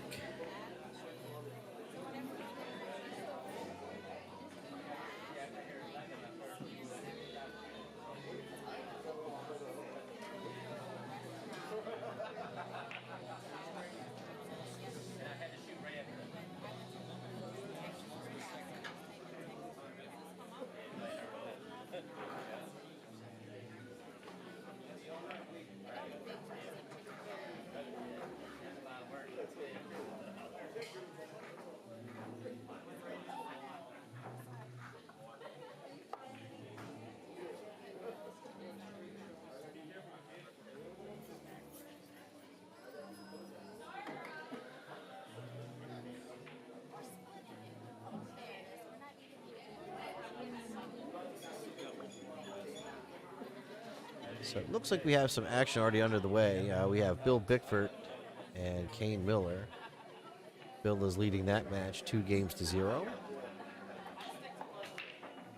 Frank Y versus Vince Biondo. Now, Vince Biondo's been hanging out, man. He's been here a 480. Man, give him credit. 480 Fargo. Vince has been hanging out here all weekend, battling. And is he still? He's still over on the A side, Mr. Biondo. Is that right? Looks to be. And Vince has been improving his game and working very hard. So, man, I'd love to see this. This is probably going to make his Fargo go up.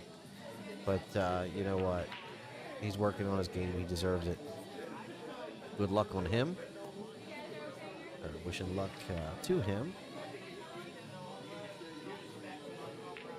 Let's see what else we got going on here.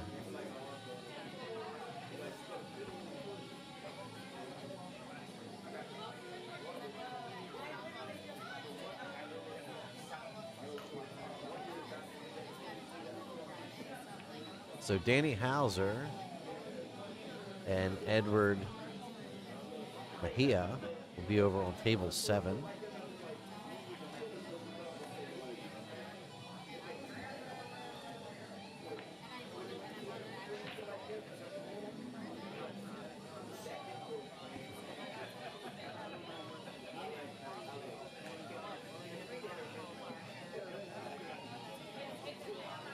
I'll keep you abreast of the scores here. If you want to check out the live scoring, you can go to the bracket, which is located at the top in the description of the event.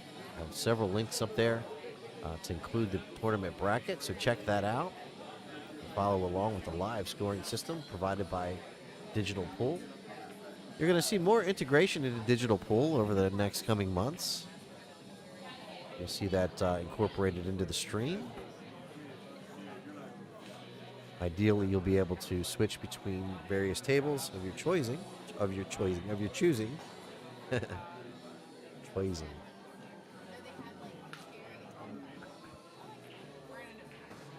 Sounds like a mix between New York and New Jersey there.